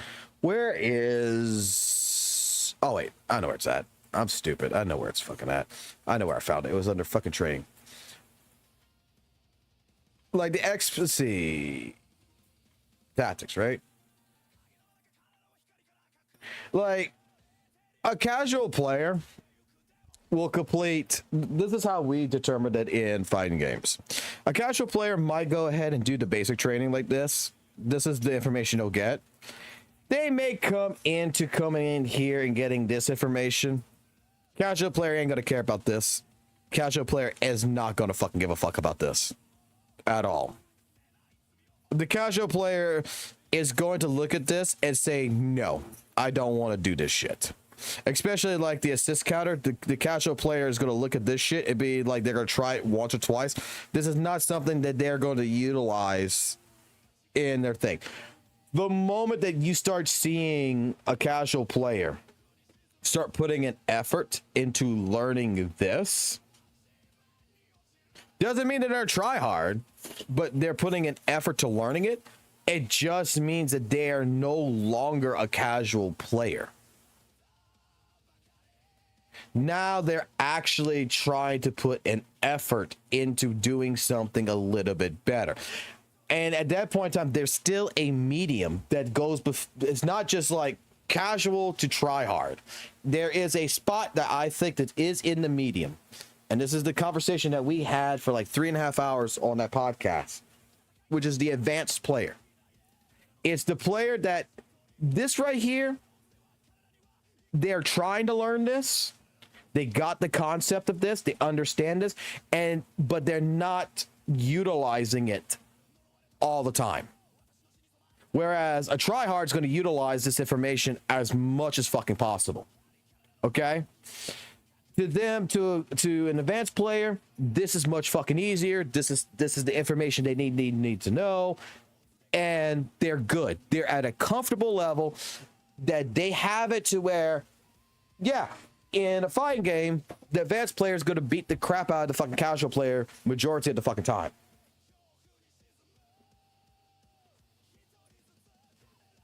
It's just what type of information they get. Where's the classification that comes in?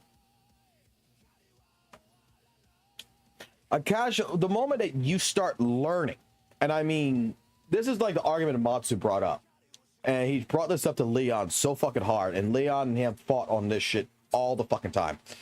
The moment you're taking the fucking time, and I remember how he said, the moment you're taking the fucking time to go into the fucking tutorial and learn every single fucking thing about this goddamn fucking fighting game just to beat my ass in the fucking lobby is the moment you're no longer a casual player. Now you have something to prove. Now you're at a point to where you're learning. You're not a tryhard, but you're not a casual player no more. Casual player, I lose, I don't care. I'm still happy.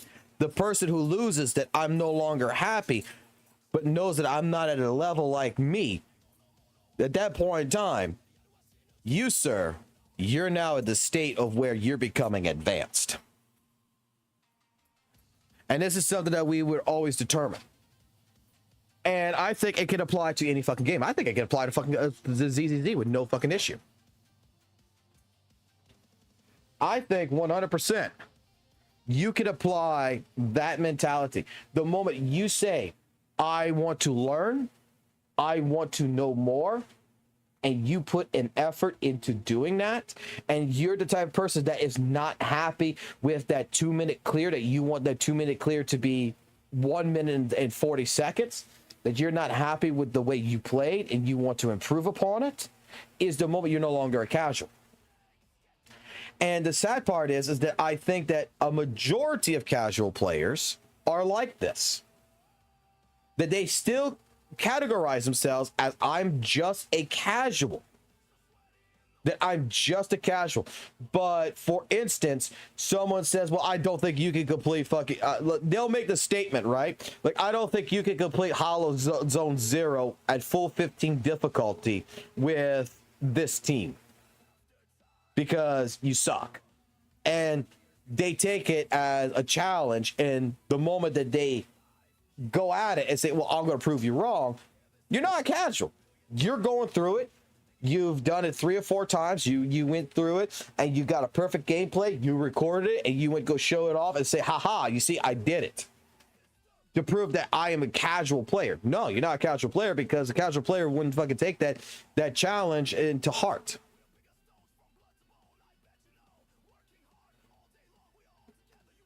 Agree. It's like you're trying to pass a test in small times. Right. Like, when I first started, yes, you could see I was a fucking new player in fucking ZZ. Newbie. I'm on an in-game account. Fucking my friend gave me the account, said, go ahead, play ZZZ. Take over my account. I don't play it no more. All right, cool.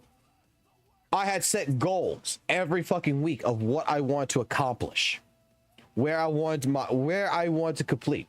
The first fucking week, where do I want to be at in terms of learning?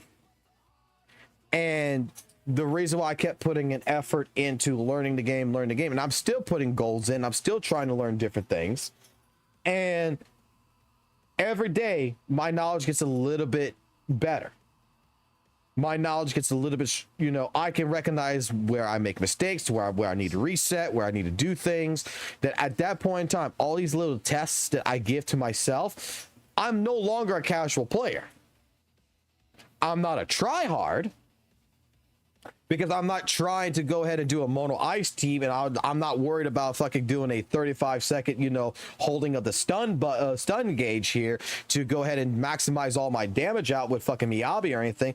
I'm trying to find a comfortable state to where I don't want to be at this level. I don't want to be at the level where I'm complaining that it's the game's fault.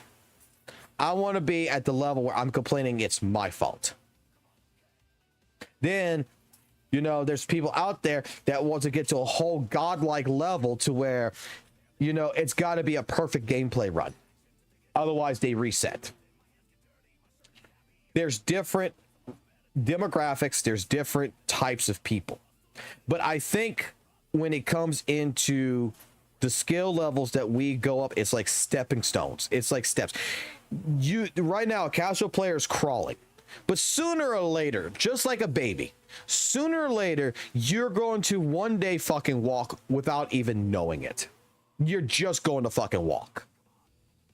You play ZZZ long enough, you play a fighting game long enough, you play whatever game you talking about long enough, even Wuthering Waves long enough, there comes to a point in time to where, depending on how much effort you're putting into it, how much time you're putting into it, that you're going to build up knowledge. You're going to build up this information in the back of your mind that you don't even realize that you have just upgraded to the next level. You're no longer a casual player. And this was the point that what Matsu was trying to explain to Leon, is you're so far, have all this information about previous entries because you've been playing these games for so goddamn long, that you're at a spot right now where, in general, you're better than most people. You're better than what is the average class player. Leon didn't want to see it that way. Leon kept fighting on this. Oh, I'm a casual player. I'm a casual player. But Leon, let me put it this way. Leon was a casual player in his mind, right? But the moment that Matsu came into the lobbies, it started actually dunking on him. And I mean dunking on him. Beating the shit out of him. We would go watch Leon's streams like a couple of days after. He's in the lab. He's in his own training mode. And the fucking goddamn fucking training dummy he's fighting against is Elfelt, which was Matsu's fucking character. And he is learning basically what Elfelt's buttons are, and he is fighting against Elfelt, so that way the next time he fights against Matsu, he might not win, but he wants to make sure he doesn't look as bad as he did before. And he's still coming into my streams, he's still coming playing the viewer lobbies, and he's still claiming he's a casual, but we could see that he had a completely different change because this guy pissed him the fuck off. It pissed him off to where he actually, while he's still quote unquote a casual, has put an effort in to actually learn how to fight against Elfelt. To which the match didn't look completely one-sided this time. He didn't look bad on the live stream this time. He actually looked good.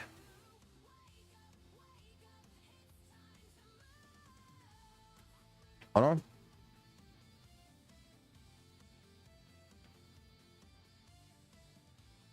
Why are you humming I Want to Paint It Black? My son in the background is humming the song I Want to Paint the World Black. What was it called? What's the actual title? Paint It Black. He's singing the fucking the Rolling Stones, Paint It Black. Where did you learn? I'm not mad at you. I'm just asking where you learned the song from. because that's like my dad's music. That's how I know that track so well. My dad would play that in the truck all the time.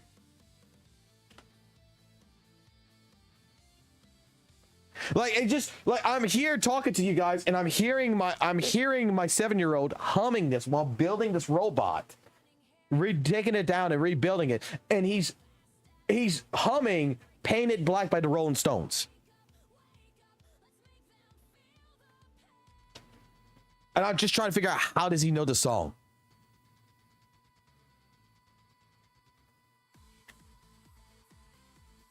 As a gamer, I would say if you're playing games casually or for fun, you shouldn't be complaining. I would agree with this.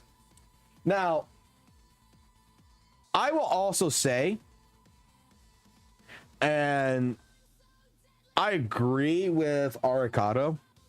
There's the next part I want to get into now. Getting away from the casual and the try-hard talks. Like I said, I think there's another level. I want to say that I agree with Aricado that when it comes down to information in the game, like the labbing and everything else with enemies and all this, that like we just showcased right here, right? Coming into here and, going to tactics and, like now they're adding more information to show people, hey, like assist counters, double chain attacks, right?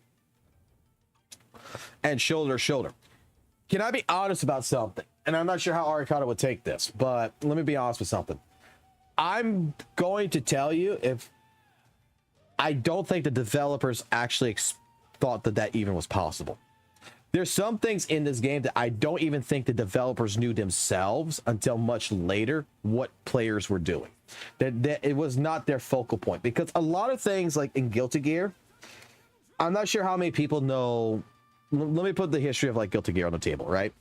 I'm not sure how many people have played Guilty Gear, any of the series, okay? From Strive all the way down to fucking Guilty Gear 1. So Guilty Gear 1, Guilty Gear X, Guilty Gear XX, Guilty Gear X Midnight Reloaded, Guilty Gear Axis Core, Guilty Gear 2, Guilty Gear, take Guilty Gear 2 out because it wasn't a fighting game, that was a MOBA. Take that one out. But if you've played any of the Guilty Gear series, Daisuke had a vision in the game, okay, of how these characters should play, right? And it wasn't until much later with Axis Core and everything to where they realized that players did not play it the way Daisuke fucking played it. Daisuke built the game, worked on the game, played the game, and then he would do matches at Evo, right? And this is why we think that Strive was, this is like the joke of the reason why Strive was created, right? Because of Guilty Gear XR. That he got his ass handed to him in fucking Guilty Gear XR. Daisuke was the developer of the game, the guy who fucking built these combos, who knows this game better than everyone else, right? He is the fucking person who made it. Is getting his ass kicked by players and is shocked as shit. Because he said, I did not know you can do that. There is tactics and things that is found by guide makers, by players in general who learn different things about games, that in general, none of this shit, this like, wow, that was not the intended intentions of how this was supposed to fucking work. And I think that that is also a critical thing as well. I think ZZZ, there's more information that developers knew that they should have put information, but I think that a lot of the reason also is that there's a possibility that the developers didn't even know this existed. That they just watched people actually continuously do this stuff and said, you know what, that would be a great fucking tutorial to put in here. Guilty Gear, they ended up hiring two of the best fucking players in Japan to actually start development work in Guilty Gear to build the fucking tutorial system. Because these are people that was taking the game and breaking it. In the words of like Daisuke. This was not the intended intentions of the Roman cancel system. This was not the intended intentions of how to extend combos and all this other stuff. This, like the Gatling system. So they hired two of the best players to work at Arc System Works to basically go ahead, hey, show us what you can do. Break our game. And that's how they were able to design different things. And that's why Guilty Gear actually has one of the best, you know, tutorial systems, is because it was based upon actual players who sat there, played the game. It wasn't based on the developers like it originally was, because old Guilty Gear tutorials were shit. Old Guilty Gear tutorials were absolute dog shit. But players had different ways of playing it because they broke the game. Like, you're not going to see Mono Ice how to extend a days meter in this game on a tutorial, because I don't think the developers knew that fucking existed. It's just someone found it, someone used it, someone shared the tech, and now it is widely known. And I guarantee you, most likely not even the devs knew that that fucking existed. So when it comes down to actual play mechanics, you know, all these tutorials of what you could do, I don't think, I don't think even the developers knew what they could and couldn't do.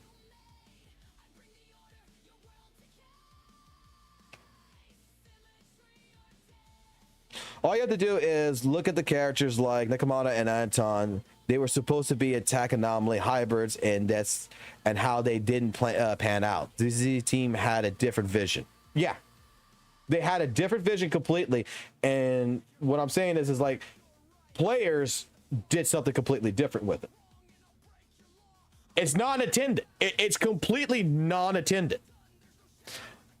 I'm pretty sure the assist counter thing like this right here that we talk about, this was not an intended mechanic from the devs. This was not intended at all. It's cool. They saw, and I guarantee you, most likely they saw people utilize this, more the heavier players, and this is something they put in a tutorial to say, hey, look, this is a more advanced tutorial. This is not something that the devs actually thought was something that was possible. Because even when I saw it, I was playing on that shit, I was like, dude, I don't think the devs knew that this existed.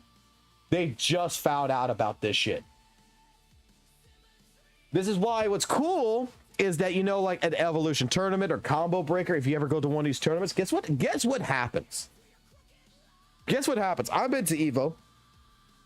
At Evo, you have developers that's there that has demo stations out. Like right now, we saw the other day for the new League of Legends fighting game, 2KXKO. They got Sonic Fox and everything else that's doing all kinds of stuff for this. You know what's so fucking hilarious? Is that they're getting taught what their system can do by players. And they're getting that feedback from the best of the best, who's teaching them, oh, you can do this. We didn't know that was in the system. It gives them the opportunity to whether, hey, we need to nerf this shit, or we leave it, or we need to buff it. I mean, what is the history?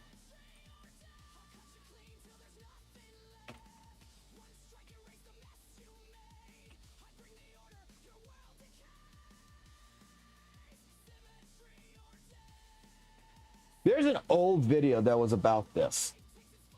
I would have to go find it.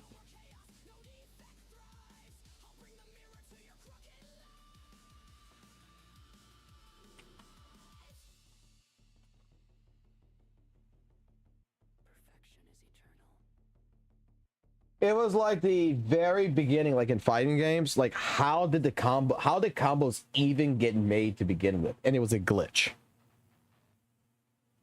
I remember the entire video. It was an entire documentary on this. I'm trying to find where it's at, because it was explaining that like Street Fighter 2, that the combo system was actually a glitch that they left in the game.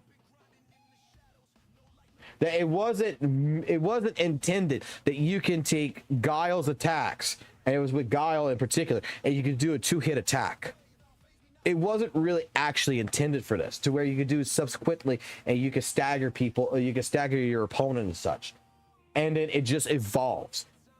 Majority of the coolest stuff that happens in any fucking video game, even Devil May Cry, a fighting game, in all honesty, the coolest stuff is made by the players that take what's given to them. They take the tools that's given to them and they get into this little gray area.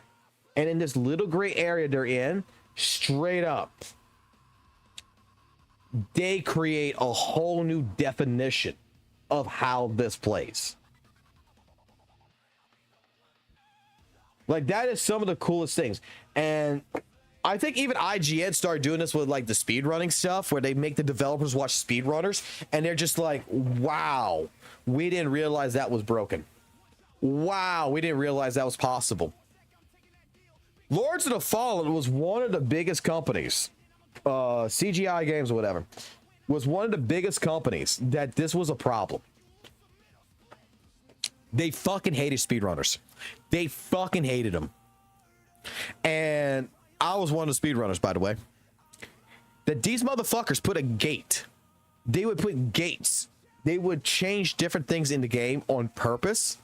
They broke a bridge to where you had to use a ladder to go up and down, because go down and then come back up in order to fucking make it as long as possible on the speedrunners, because they were so upset. They titled the game when it first came out as the hardest Souls-like game ever.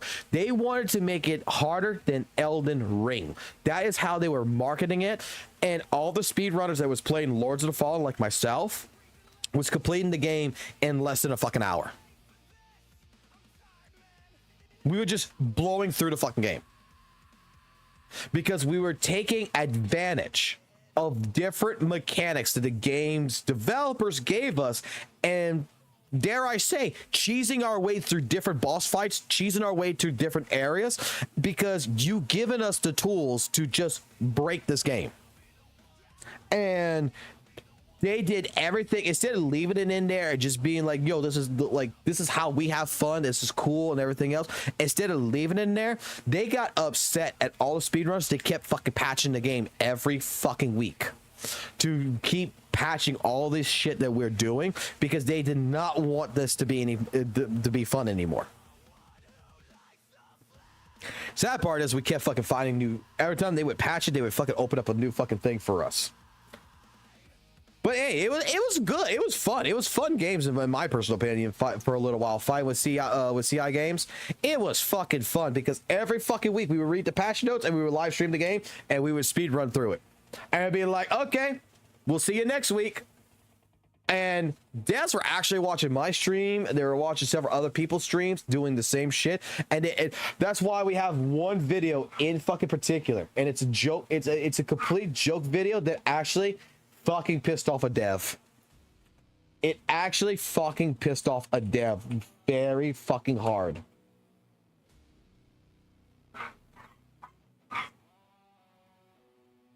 Let me go find it.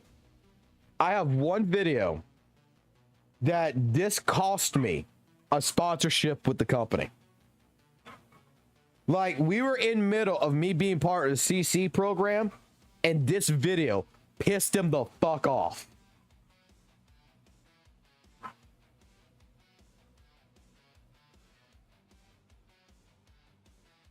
Let me show you. I gotta get to my Lords of Fallen shit. Actually, it's two videos that pissed him off. But we're gonna go to the first one that cost me the fucking CC program, and we get to the next one where they're like, I'm just pissing them off on purpose.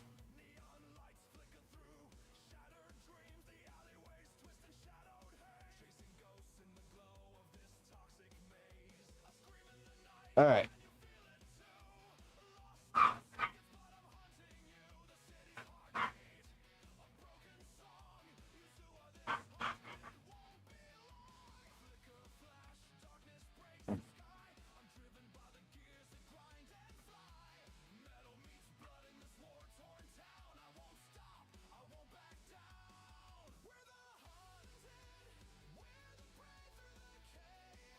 Let's see, it wasn't that one.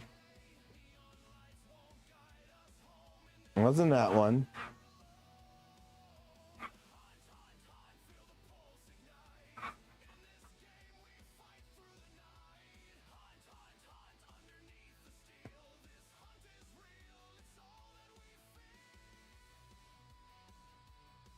I'm pretty sure it was this one.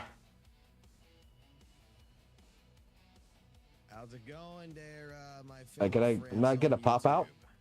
You want to kill the Red Reaper? Got some problems? Where's my pop out screen? Oh, fuck it. No pop out screen. All right.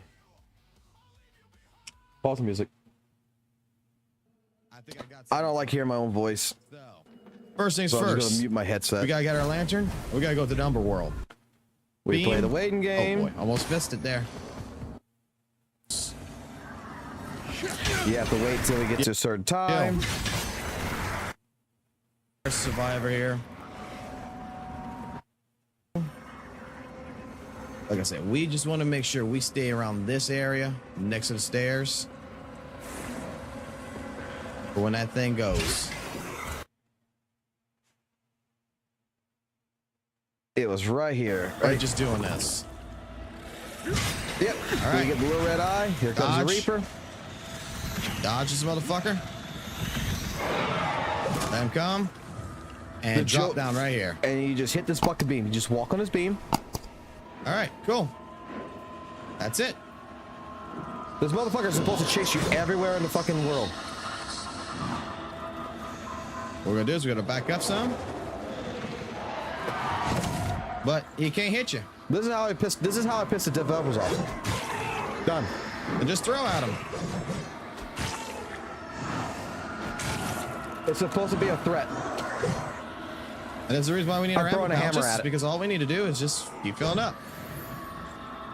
So yeah, you Like straight up, this is just me hammering it down, right? I need to back up a little bit.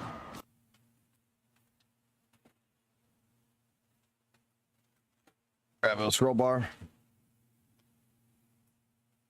Oh, come on. Fucking YouTube. Why do I do this? Why do I do this to myself? Just come here. Press a little search button. Type in Lord.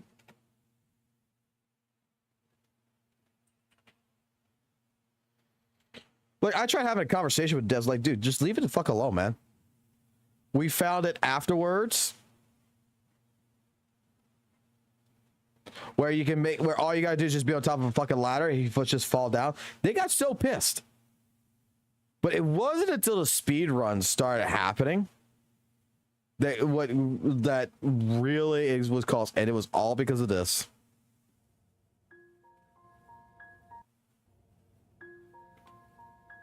We have discovered the importance of this gate. We have discovered a new religion, a new ending to the lords of the gates. The devs have blessed us with such a miraculous, amazing gate, made out of pure fucking steel and wood. After me, I believe in the gate creator of all and the torch that which illuminates OTS brilliance. My entire chat and us have now developed the gatehood. Chat, express your love now in this video to all the non-believers out there.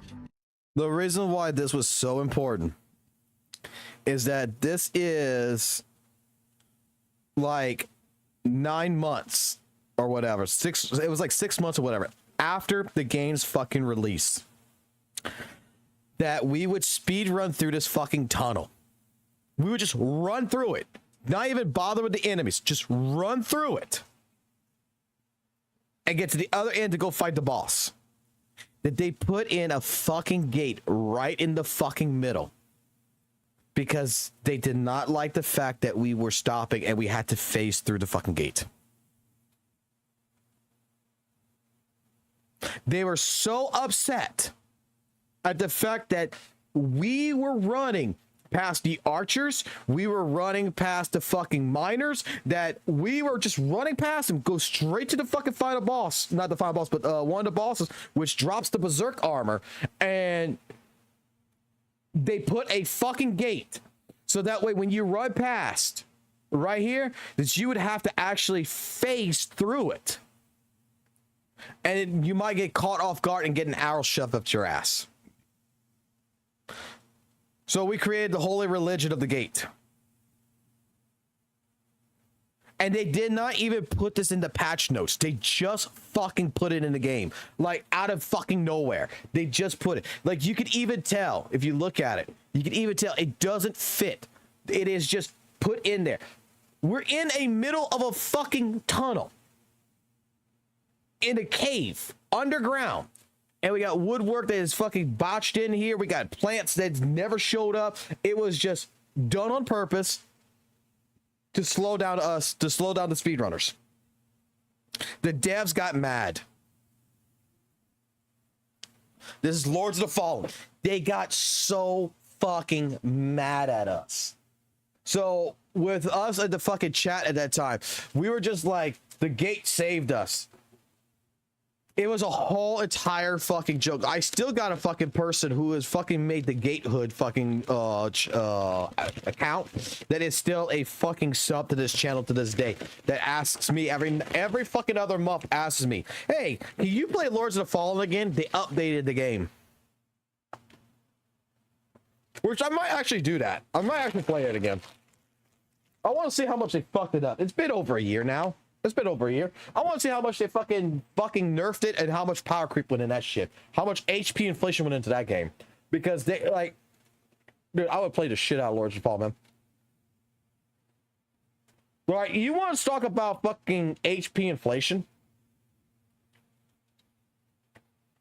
This was the game that was supposed to be the greatest fucking Souls-like game experience there was, man.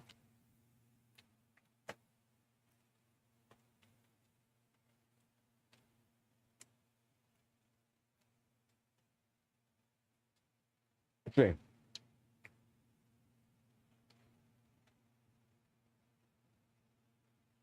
We would go over every single thing. Where was it?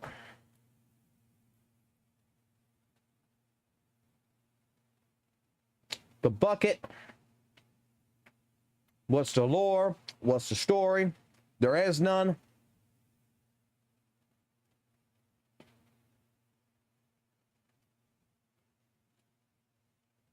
The dumb game changes. I'll show that real quick. Let me show you some.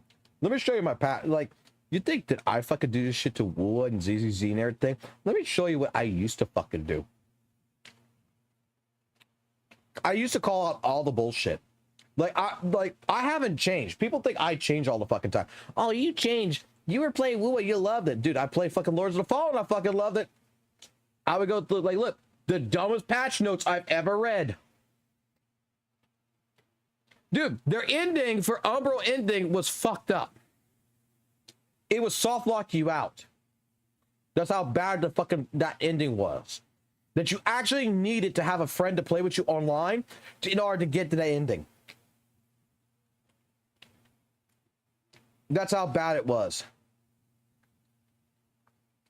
I'm looking for a certain video though. I'm looking for a certain fucking video.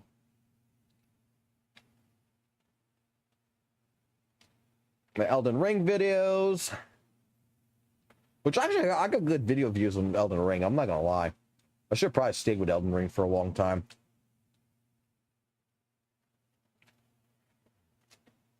I got good views for Liza P on Twitch. Where is it?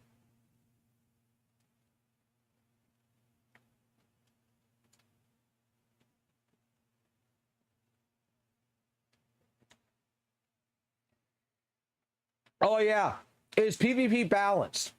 The devs had said that they balanced PvP, right? All right, cool. So a level 100 player should not be able to fight with a level 20 player. We tested it.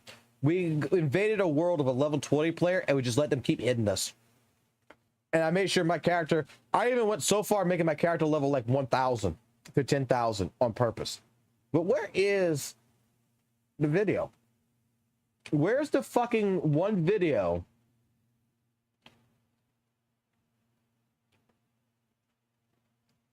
That's my glazing videos of Lords of the Fallen. Because I'm not gonna lie, I actually prefer Lords of the Fallen over Elden Ring. I really fucking do. I actually like it a lot more than Elden Ring. It was that fucking fun.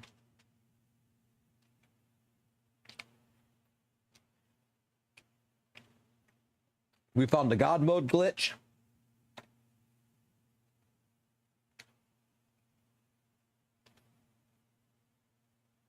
My rent video, the game has issues.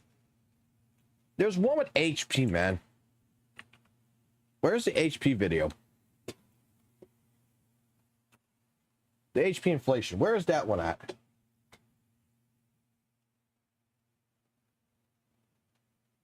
I'm gonna actually go into that section. God damn, I got to go back into a year-old videos, man. Okay. Whatever. It's not that important. I just wanted to go back to the history of my shit. Here's another thing that the fucking devs did, right? How's it? Now I gotta list myself. This one got that avatar. So, I played a new game like normal. Okay. How do I say this? Change since day that I have certain paths that I understand. Rant. And I'm going to fucking rant about this shit. I'm going to fucking rant because you know what? This is fucking pointless. What was the fucking purpose since fucking day that this game came out? Since the day this fucking game came out. Why are we making a huge fucking change since day fucking one that this used to be a straight fucking platform going here? That if you want to get to the fucking blacksmith, you had to fight the fucking knight to go ahead and deal the knight to get to the fucking blacksmith to get the fucking key, blah, blah, blah, and all that bullshit. I don't want to fucking go do that shit. This bitch is going to fucking die in the speed run right now. We're doing the Umber ending. She's good where the fuck she's at. She's going to fucking die. Why the fuck are you taking away my fucking platform? Since fucking day one, this has been like this. Like, it's been a straight fucking path. And all of a sudden, in this latest update, which was actually really technically good for this armor right here, for the fucking armor set that it's got. But however, except for the Radiance armor, fuck the Radiance armor. But the Umbral and the Infernal armor was fucking great in this shit. But otherwise than that, like, now I gotta actually come down fucking here? I got to fucking have an inconvenience to do this shit to fucking deal with what? A 1, a 2, a 3 fucking hit dog? Oh boy. A fucking 1 hit knight? Oh fucking boy. Like, what was the fucking mentality fucking behind this? And don't fucking pull that fucking bullshit of like, that wasn't our vision. We want to make the game a little bit more difficult. You're not making the game any more fucking difficult like that. What you're fucking doing is you're making it a fucking annoyance because you know what? People like myself.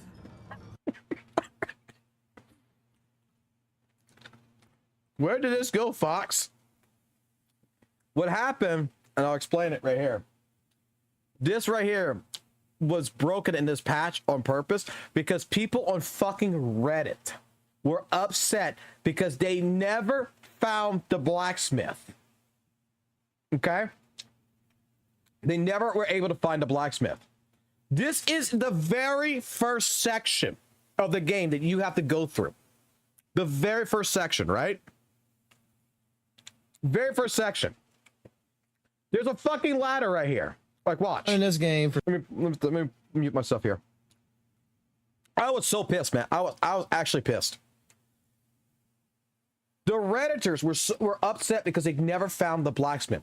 You come down here, you hear ding, ding, ding. That's the blacksmith. The thing is that you got 2 dogs and a knight that's down here. Okay? You need to kill the knight and the 2 dogs to get the key to unlock the blacksmith. This used to be a straight platform. So, because people kept missing the fucking they didn't want to explore, quote unquote, and they didn't want to climb down this fucking ladder to get the blacksmith, which is right there at the very bottom in that cell. And this is in the first like 30 minutes of the game, guys. The first 30 fucking minutes. Because they didn't want to explore. They broke the bridge. They broke this entire platform in this fucking update. On purpose. To force you to go down the ladder. Because this used to connect. This used to be a platform. With the wood. They made sure they broke this. So that way you were forced to go down here to go fight everything down here. To get to be able to see the blacksmith. In terms of a speedrunner, it was fucking pointless. it became an inconvenience. All you did was you break this platform. Now I gotta go down a ladder, and then I gotta go run across over here, and I gotta go up this fucking ladder to get to the other side of the platform to get to the boss fight.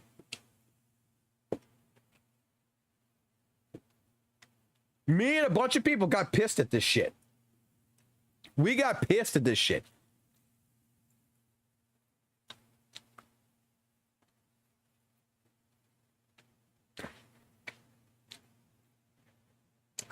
And then they did some other changes and other kinds of shit.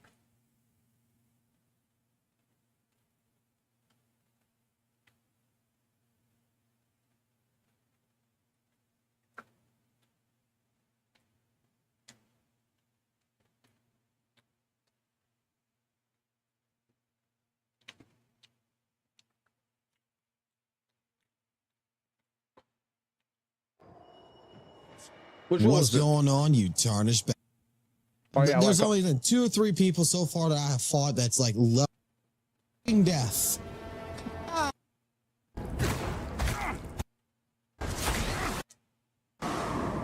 right, me my level 100 me my level 1000 character getting invaded by a level 100.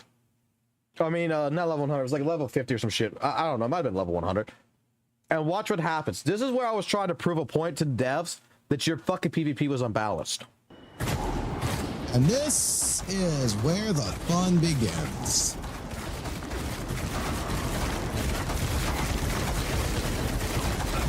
I mean, he's doing damage.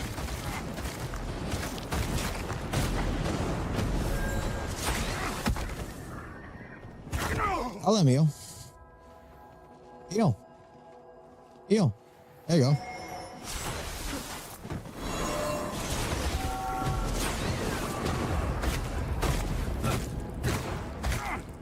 Fair, huh?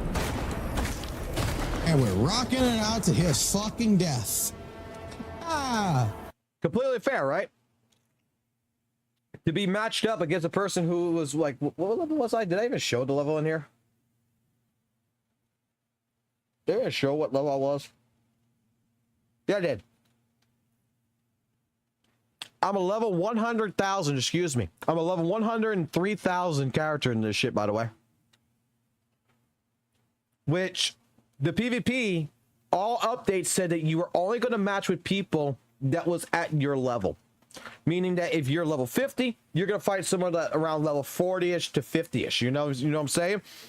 So I wanted to test it. Is that actually fucking true? And this is how I get this is how the evades happen. I just let people invade me all the fucking time. And I would just walk to them. They would get invaded. I don't know. I would just walk to them.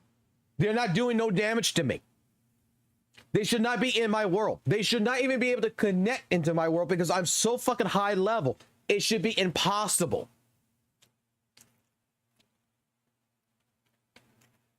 It should be completely impossible. I covered the shit out of that game. I covered the shit out of it. And like I said, we even had HP inflation issues in that game, bro. And let me tell you something. You don't know what HP inflation is until you fucking see fucking Lords of Fallen HP inflation.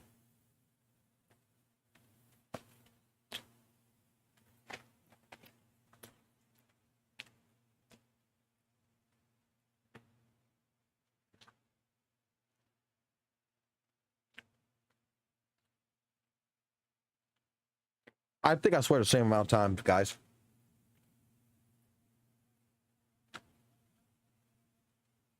Like, I was so pissed in Lords of the Fallen.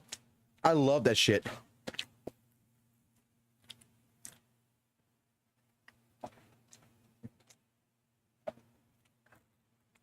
Like, I used to do speed runs in the game. I did all the endings in the game. I would be like, hey, every live stream, what ending we're going for today, guys? And I will let y'all pick it. There's 3 endings. Which ending do y'all want? Do you want the good ending? Do you want the bad ending? Or do you want where everybody dies ending? Which is not actually a bad ending. It's just, we get sucked into a fucking alien's asshole.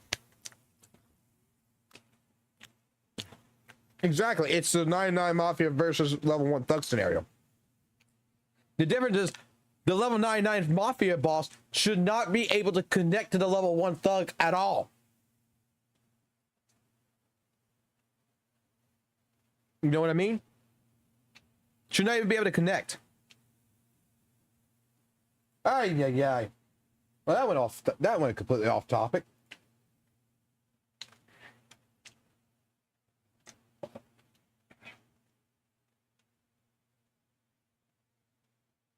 Oh, what's this? What's...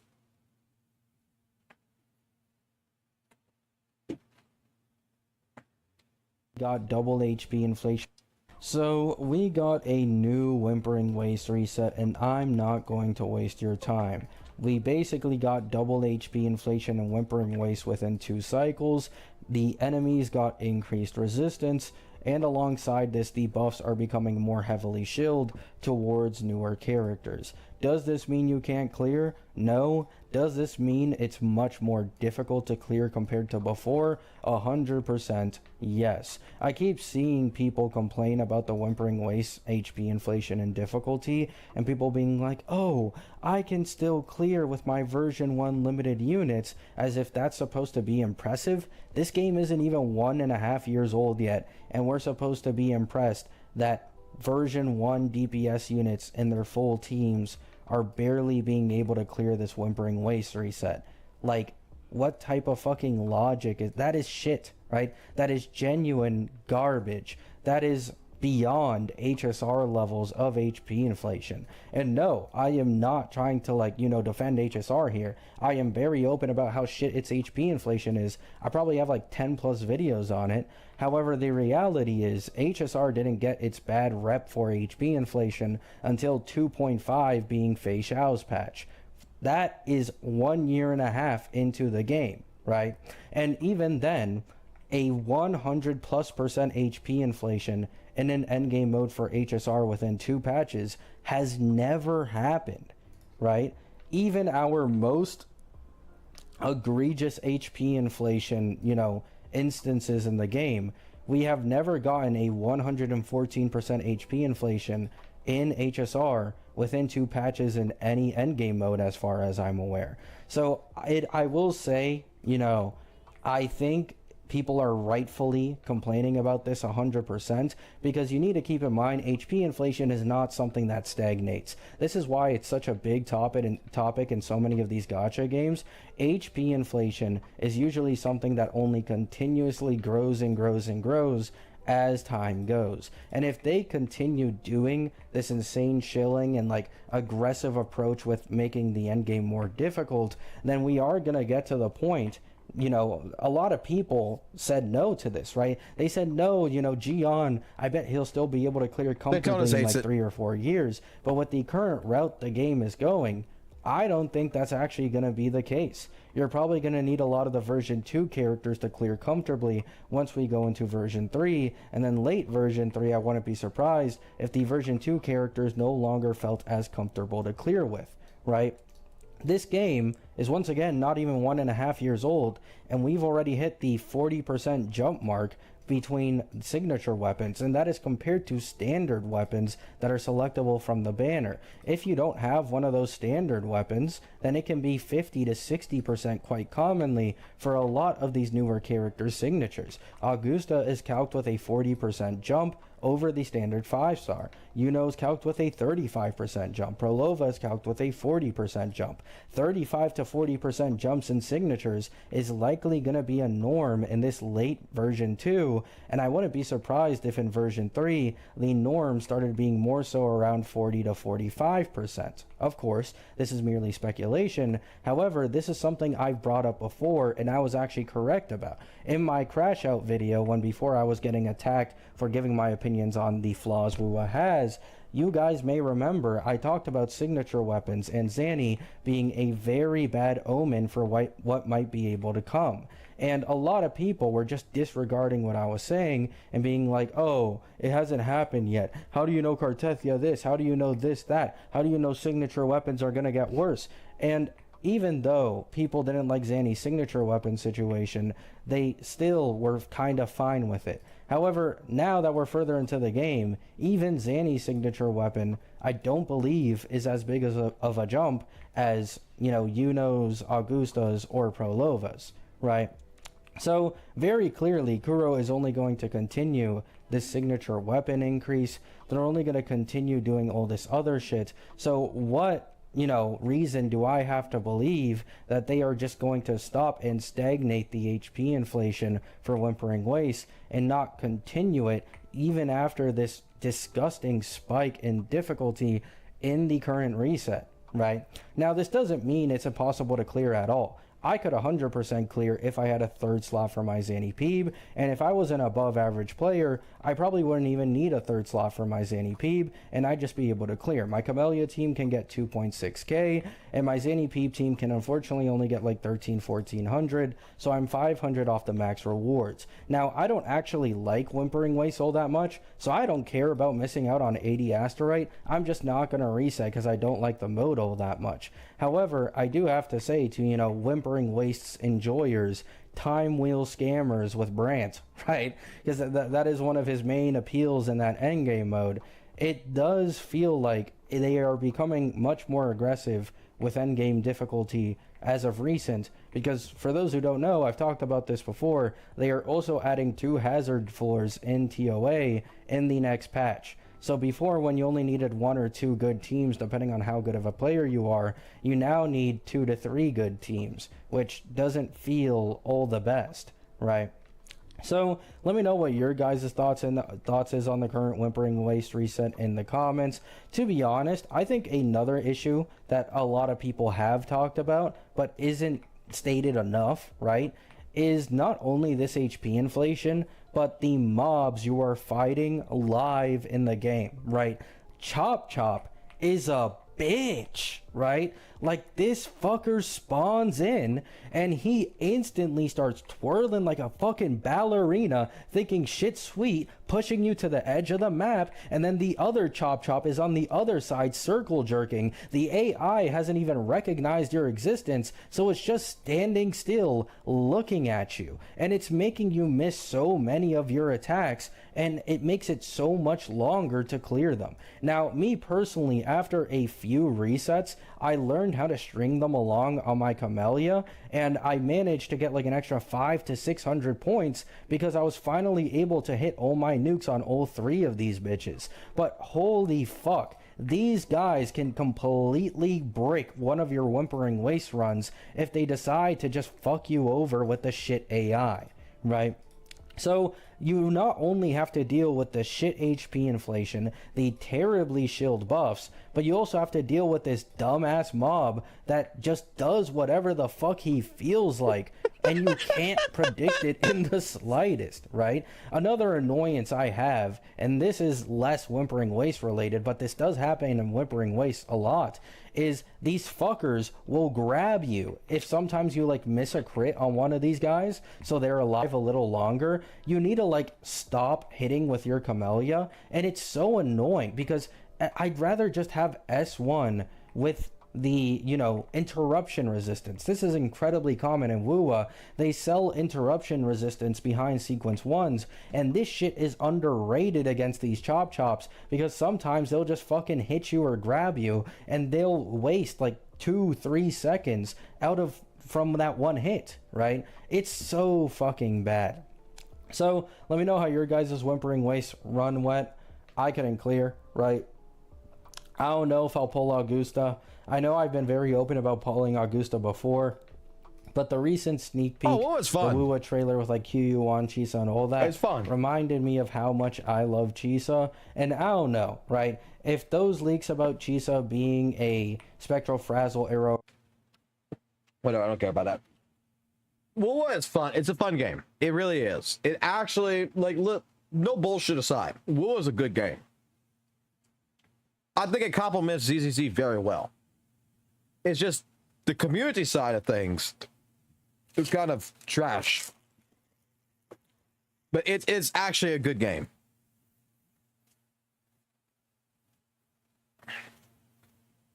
Let me go see Let's go see our good old boy St. Tontus and what his thoughts is on the winter race. Is causing quite a bit of issue for some players. So much of an issue, in fact, I've actually got a YouTube chatter who decided to reach out, who decided to say some stuff, and actually ask me for the low price of $100 if I can clear on their account for them. CG Quarter with a cleared $100 right here. With that out of the way, let's go ahead and see what we have to work with over here. Because one thing I'm concerned about is not actually having the right characters for this reset. Because like I've mentioned before in some of my prior videos, this reset probably has to be the most shilled one yet. And I think it's an actual genuine issue. Where all the gold tokens that we have available over here only kind of operate and work if you've got some limited characters on your account. So let's see what we have to work with. You can see that this person has already put quite a few attempts into their clear, and they're not actually able to get the S rank. I'm glad that they're actually paying for something slightly useful today. So let's go ahead, let's get right on into it and see how we can get this all done. All right, I see what the first issue is. We do not have the triple fusion team, and we're trying to use the triple fusion units. Okay, so what we'll do over here on side number 1 is actually run a bit of a combination that some people might be a little bit familiar with, and that's going to be using the Plunderer's Captain Seal, using a Carlotta, using a Jinsei, and I think just pairing this one up with like a... Oh, this is... Wait, I thought Genshi was bad at Wuthering Waves. This is kind of a difficult account to look into. Jesus Christ. And I think we'll run this. And then I think on this side, we'll go with a little bit of... I think it'll be Farina, Phoebe, and Sani. Let's see how this attempt goes. I want to see just how wild, right? I want to see just how wild this reset actually is. Nah, bro, you won't even reach 1K. This is a team that I've used on other people's accounts all of the time. But we got to keep in mind, right? These enemies do have spectral resistance. May I pray? And so maybe it'll be a lot worse than what I'm thinking it could be. And just as a note, this is an S2 Carlotta, S0 Jinsei, S3 Farina, S0 Zani and Phoebe. Okay, so only the Carlotta is kind of like turbo juiced over here. That's just something to keep in mind. Let's also make sure we transfer over the weapons as we need them over here. The Mortifi team looks like it's fine. It looks like it should be usable. We're just trying to get the has sequence nodes. Great. Fury boils. Inferno. He's kind of doing a lot of damage. Fury boils. Lend me your power. He's kind of doing a lot of damage. I think he has got some nodes. We did get the SS, but that is with a lot of nodes. Let's just do a bit of a review about the characters. I alone will decide whether it's S2 or for battle. This team, for being an S2 one, performed so badly on that first side, I'm almost appalled. It's a little bit more... You can...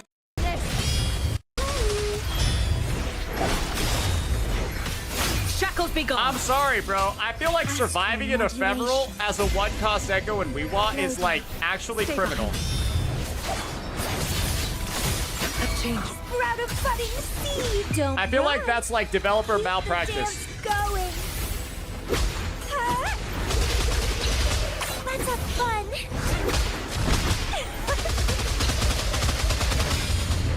Rafting, suffer. Let's have fun.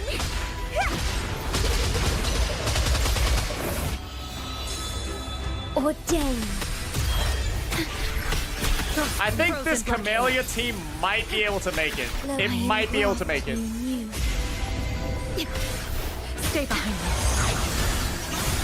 Bloom from ashen chest. Struggle harder. Entertain me.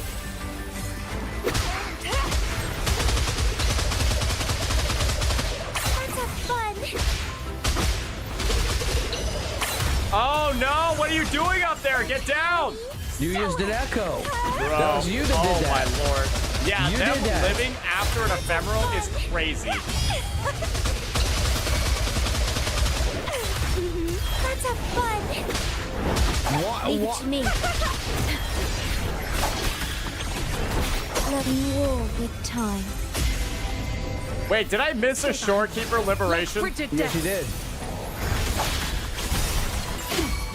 A change of perspective. Maybe I missed a Shorekeeper liberation. Feed my blossoms. But I'm just gonna be real here. Yeah, it seems like one of the damage buffs, like, isn't applying, bro. Okay. No, an like- ephemeral is crazy.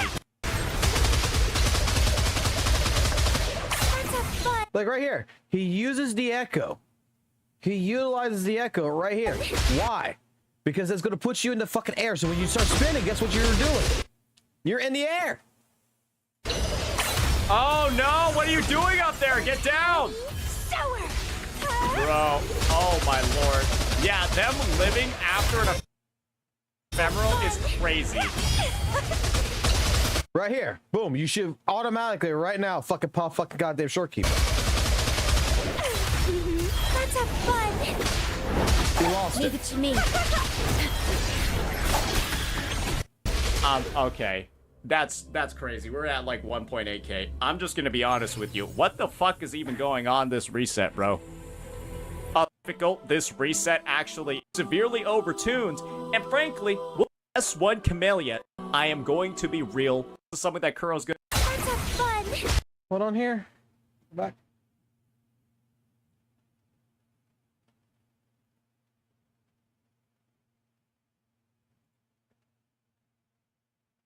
Just pop the fucking. Ladies and YouTube gentlemen, shit. it looks like too strong. If you're not fully utilizing these tokens, your clear time is going to be absolute dog shit. Who has a lot of dupes on this. With me to victory. They're a little bit tanky, man. Together we howl. Together we vanish. Jesus Christ, the quality of this fucking video is fucking shit. Minds are Chomps. Ooh, and these chomps are fusion resistant too. Ooh, that's gonna be even rougher. I just think it's interesting design to have this like fusion buffing one, and then have like these fusion resistant enemies like in there in like the same vein. The fight is on! Break darkness! Boom! With me! Together Yeah, I'm not gonna lie, this it seems like it's doing okay. From defense to offense. Not like the best one ever for certain. Beckon. But it's not like terrible. Take form. Beckon. But it's not ever for certain. You got 3 stacks. 4 stacks. Okay. But it's not like terrible. Take form. Applaud for me. Triumph at the stanchion. But I mean, just for using these 2 characters only, With me into and like again, the encore is like completely cosmetic. lackluster. Together we vanish. It's not too bad. I mean, you could still utilize Encore to a certain fucking degree here for her alt, at least. There's an AoE. Be reduced to cinders. Sever. Take form. Give them me. With me to victory.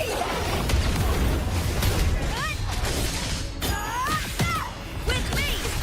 Together we howl. Together we vanish. It could be better if we had Brand for sure. What's the score looking like? 2K. That's rough. That's rough. All right, let's see what the Camellia team looks like. Lotus pervade. In war with time. Stay behind me. Go back. Go back. Wait a second here. Lotus pervade.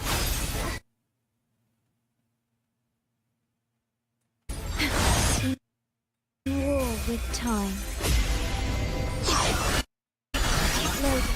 Stay behind me. Reborn from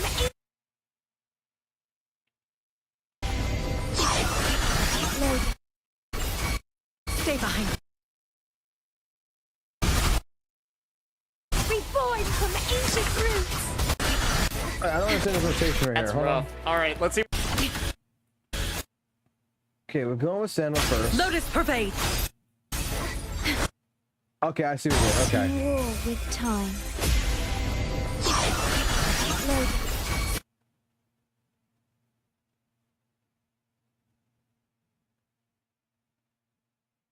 Stay behind me. Reborn from ancient roots. Feed my blossoms, self-deceivers. Let's have fun. Crimson Blossom. They're surviving an ephemeral? Let's have fun.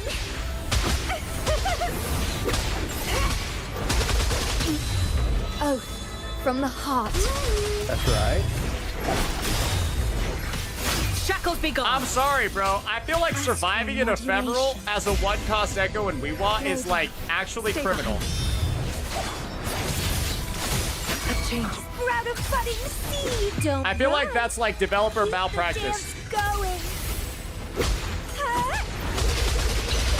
Let's have fun.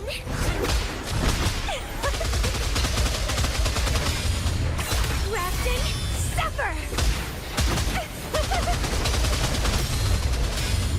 Let's have fun.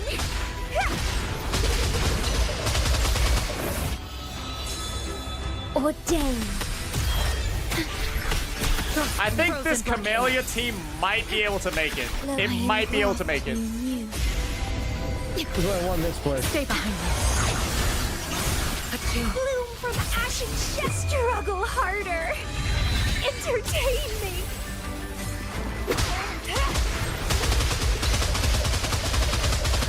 Let's have fun. Right here's a misplay.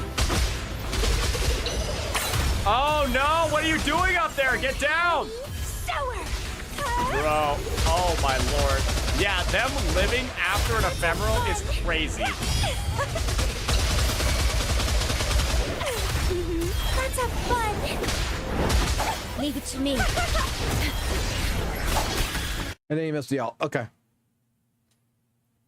That's not just... There's a few misplays. Wasn't perfect. But, I mean, the HP inflation is a fucking issue.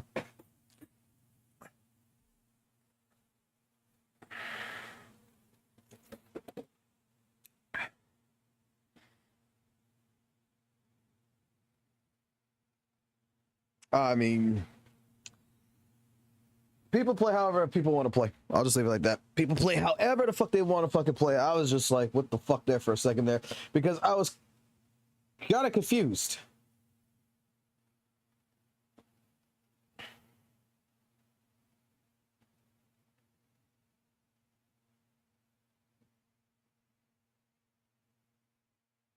Hey, Logan. You awake? You go to sleep, buddy.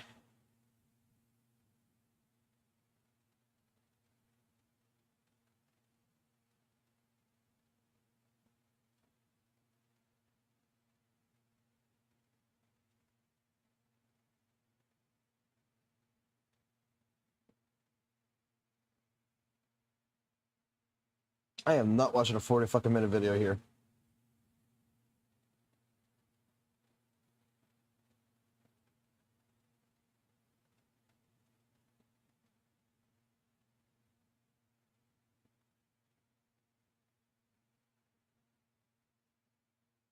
I can't believe it's actually that fucking high of an HP value, though. I will not fucking lie. That HP inflation in WUWA is like, that's not that good. But I mean, it was kind of necessary. I do think. I think like it is a necessary evil in a sense.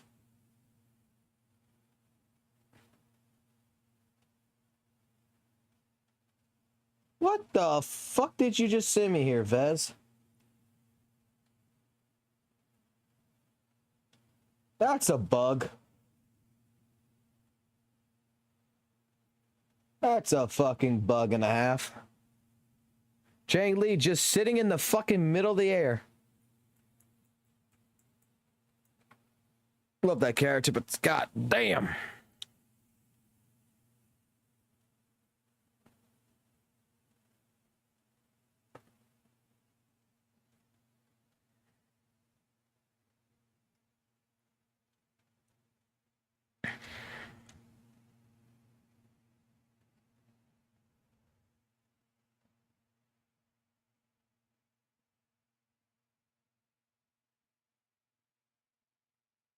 God damn.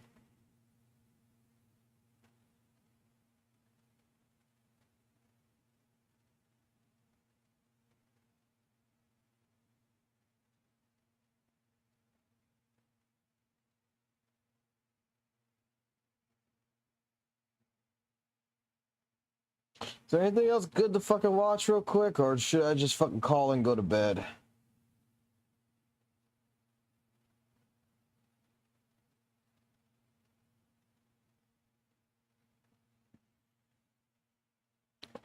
Beast! Oh, motherfucker, I haven't seen that fucking person in fucking years. Holy fucking mods. What's up, Beast? Yeah, here's your mod. Doing good. Beast used to come here for the Devil May Cry Peak of Combat streams.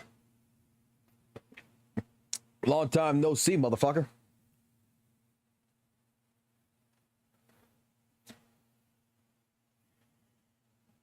I'm not feeling well. I'm just sitting here. Like I said, I was relaxing. Like I haven't even done. Like I did my dailies, but I haven't even done anything in ZZZ like I wanted to. I thought by now I feel fucking better off to fucking do something even in ZZZ. Because like I want to do the fucking run reactions, but I want to make that into a video, and I don't want to be fucking half baked when I fucking do that. If that makes sense. I don't think that'd be justifiable.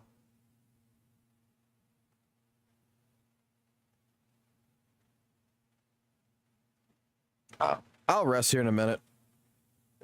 I might as well give myself fucking a little bit.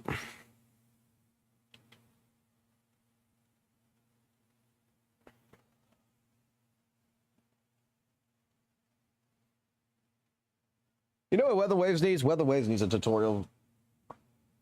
They need better tutorial. They need a tutorial system like CDC, where you can put enemies in the middle of a fucking area and you can just fight enemies. That's dummies. They need to take from Devil May Cry on that one.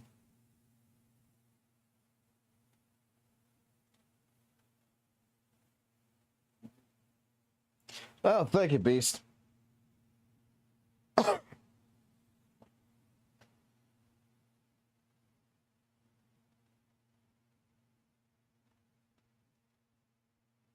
So let me ask this question before I leave. Let's go through this real quick. Let me ask this question: do we believe that the Genocide 7 out of 10 situation is going to be done now? Do you think all grievances have been aired and the community will now fucking heal from the atrocity of someone apparently not quote unquote paying attention to the story, even though he was?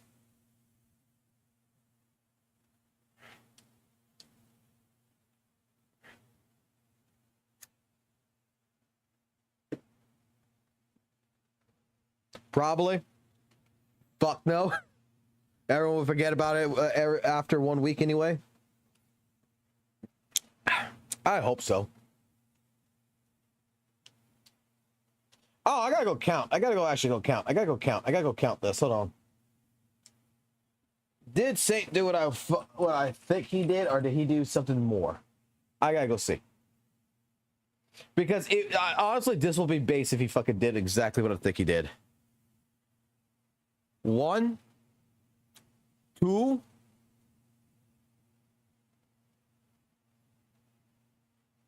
3, 4. All right, let me go to the bottom and see.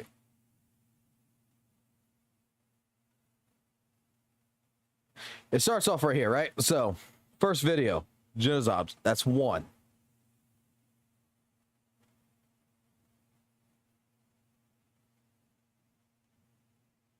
That's 2.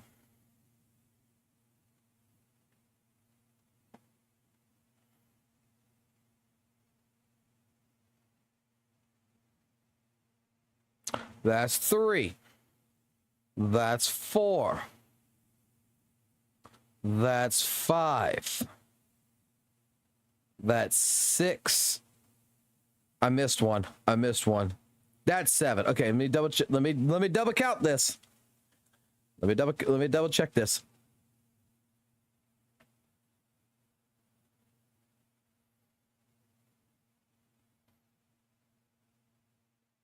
I thought it was another one. I thought it was another one. Because it should be over at 7 videos. 1, 2, 3, 4, 5, 6, 7. Ah, I missed it. 7. All right, so it should be over. It should be over. He did 7 videos on Genocide, on the Genocide situation. So at that point in time, it should be fucking over.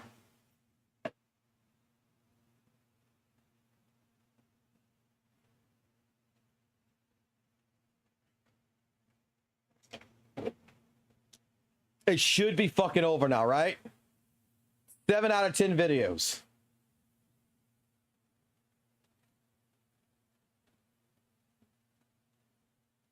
Bro, you know what would be even more based on that? It's if he did do 10 videos, so he has to do 4 more videos, right? And those other 4 videos would be praising Genocide.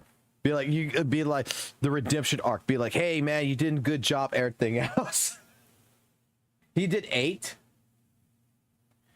I see 1 right here. 2 right here. 3 right here. Right? 1, 2, 3. 4 right here. 5 right here. 6 right here with him talking to such. The worst apology was just 7.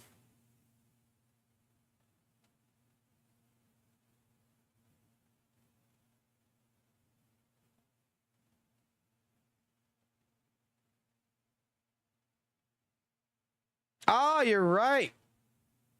8. Unless we don't count the Tectone one. If we do not count the Tectone one, since it was just a conversation between him and Tectone, if we do not count the Tectone one, it would be 7, but with Tectone, it's 8.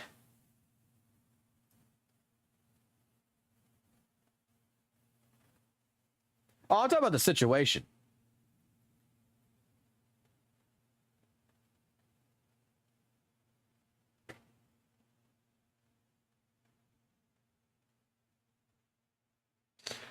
Basically, Genocide, what he did is he played Wuthering Waves story. People were saying he was yapping. He said he was confused or whatever. The guy made a statement where, like, Frolova's story dialect in the game was a little bit too flowery. So it was taking a simple problem and it was trying to make it a simple statement. It was trying to make it like it's this huge complex fucking thing, which made him have like a double turn every now and then in the story. But overall, it just blew up out of proportion. That's basically the too long don't read version of it, Beast. I got a video on it. It's 45 minutes. It's 45 fucking minutes long.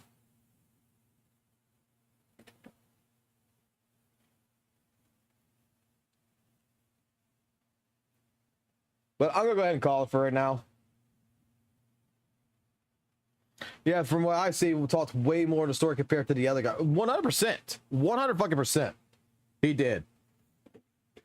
Saint talked more. Saint interacted with his chat more. Saint was making harsher fucking not criticism, but harsher commentary about the fucking story than Genocide. Like, the one clip that fucking, what's his name, Glav Keo has about Genocide, yeah, he did that. But Saint was also in the fucking thing doing his shit too, fucking calling shit out. Making jokes in fucking middle of shit. He was fucking saying like he didn't like fucking Frolova's fucking hair because it looked like bread.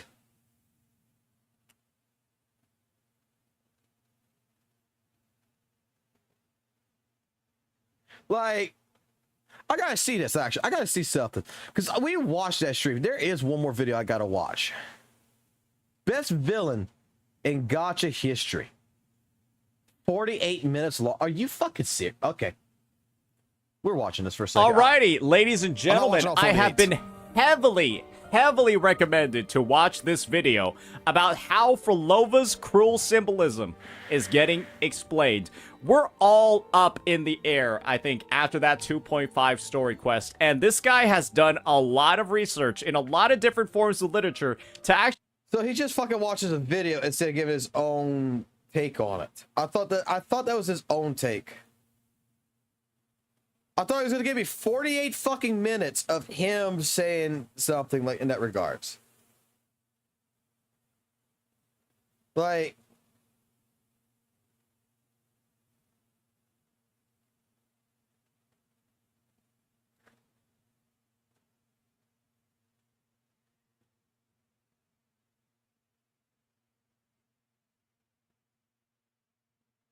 okay.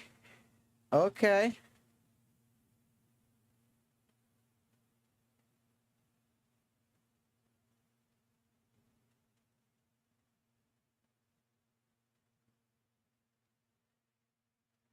So he doesn't actually do a review on it.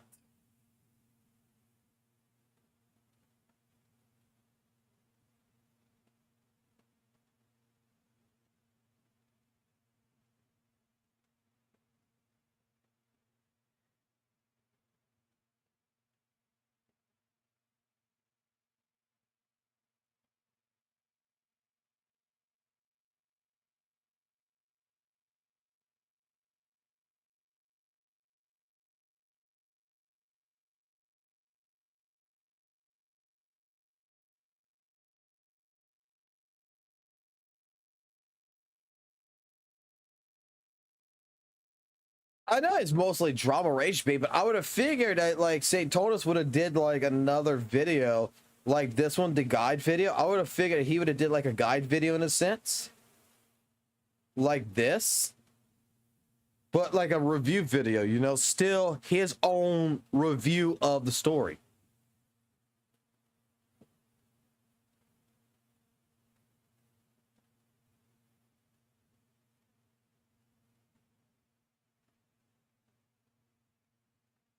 I tell you what, I'm starting to realize that fucking React content is actually the fucking easiest form of fucking content creation there is.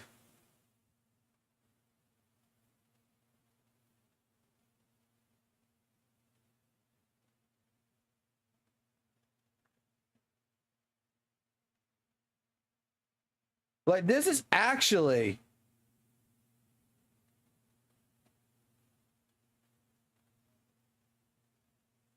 This is actually the new meta. Holy fuck.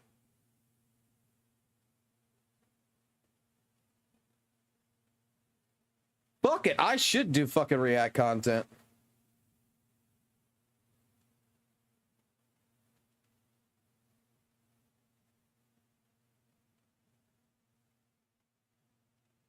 It's so fucking easy.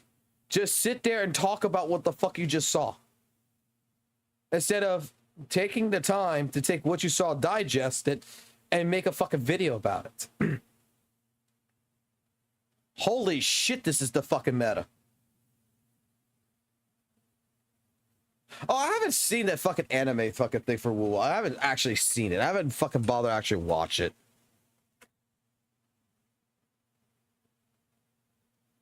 This shit. How fucking good is this? How good is this?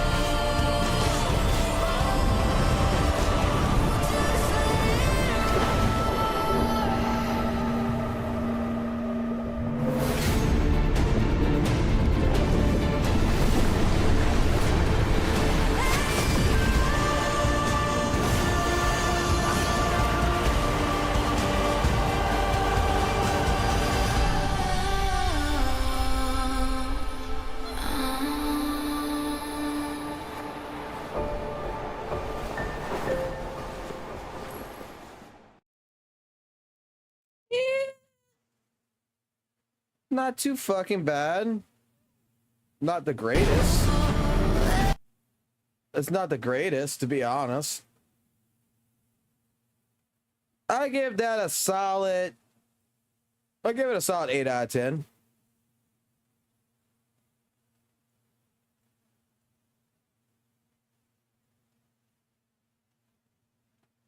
I give it a solid 8 out of 10. It's not the greatest, but it's actually better than some of the shit I've fucking seen. Like with this right here. I don't know. It fucking makes it look like a fucking chibi character. This is good. Augusta looks fucking great here. Brent looks good. She don't look good. Fucking jellyfish titties don't actually look that good. The fucking eye's fucking bigger than the fucking other eye. Zani looks good.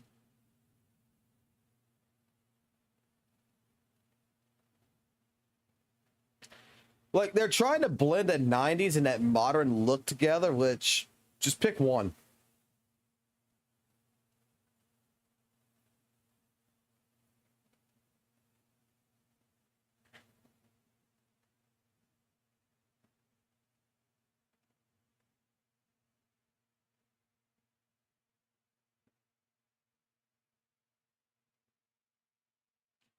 So does this mean that Rover's gonna learn to fly like Superman, though?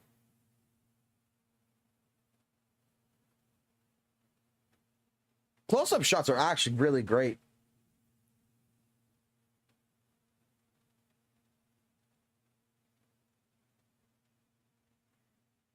I mean, Rover's fucking charging up, getting a bubble around him and everything and coming out. Like, does that mean Rover's gonna fucking learn how to fucking fly without the fucking goddamn wings?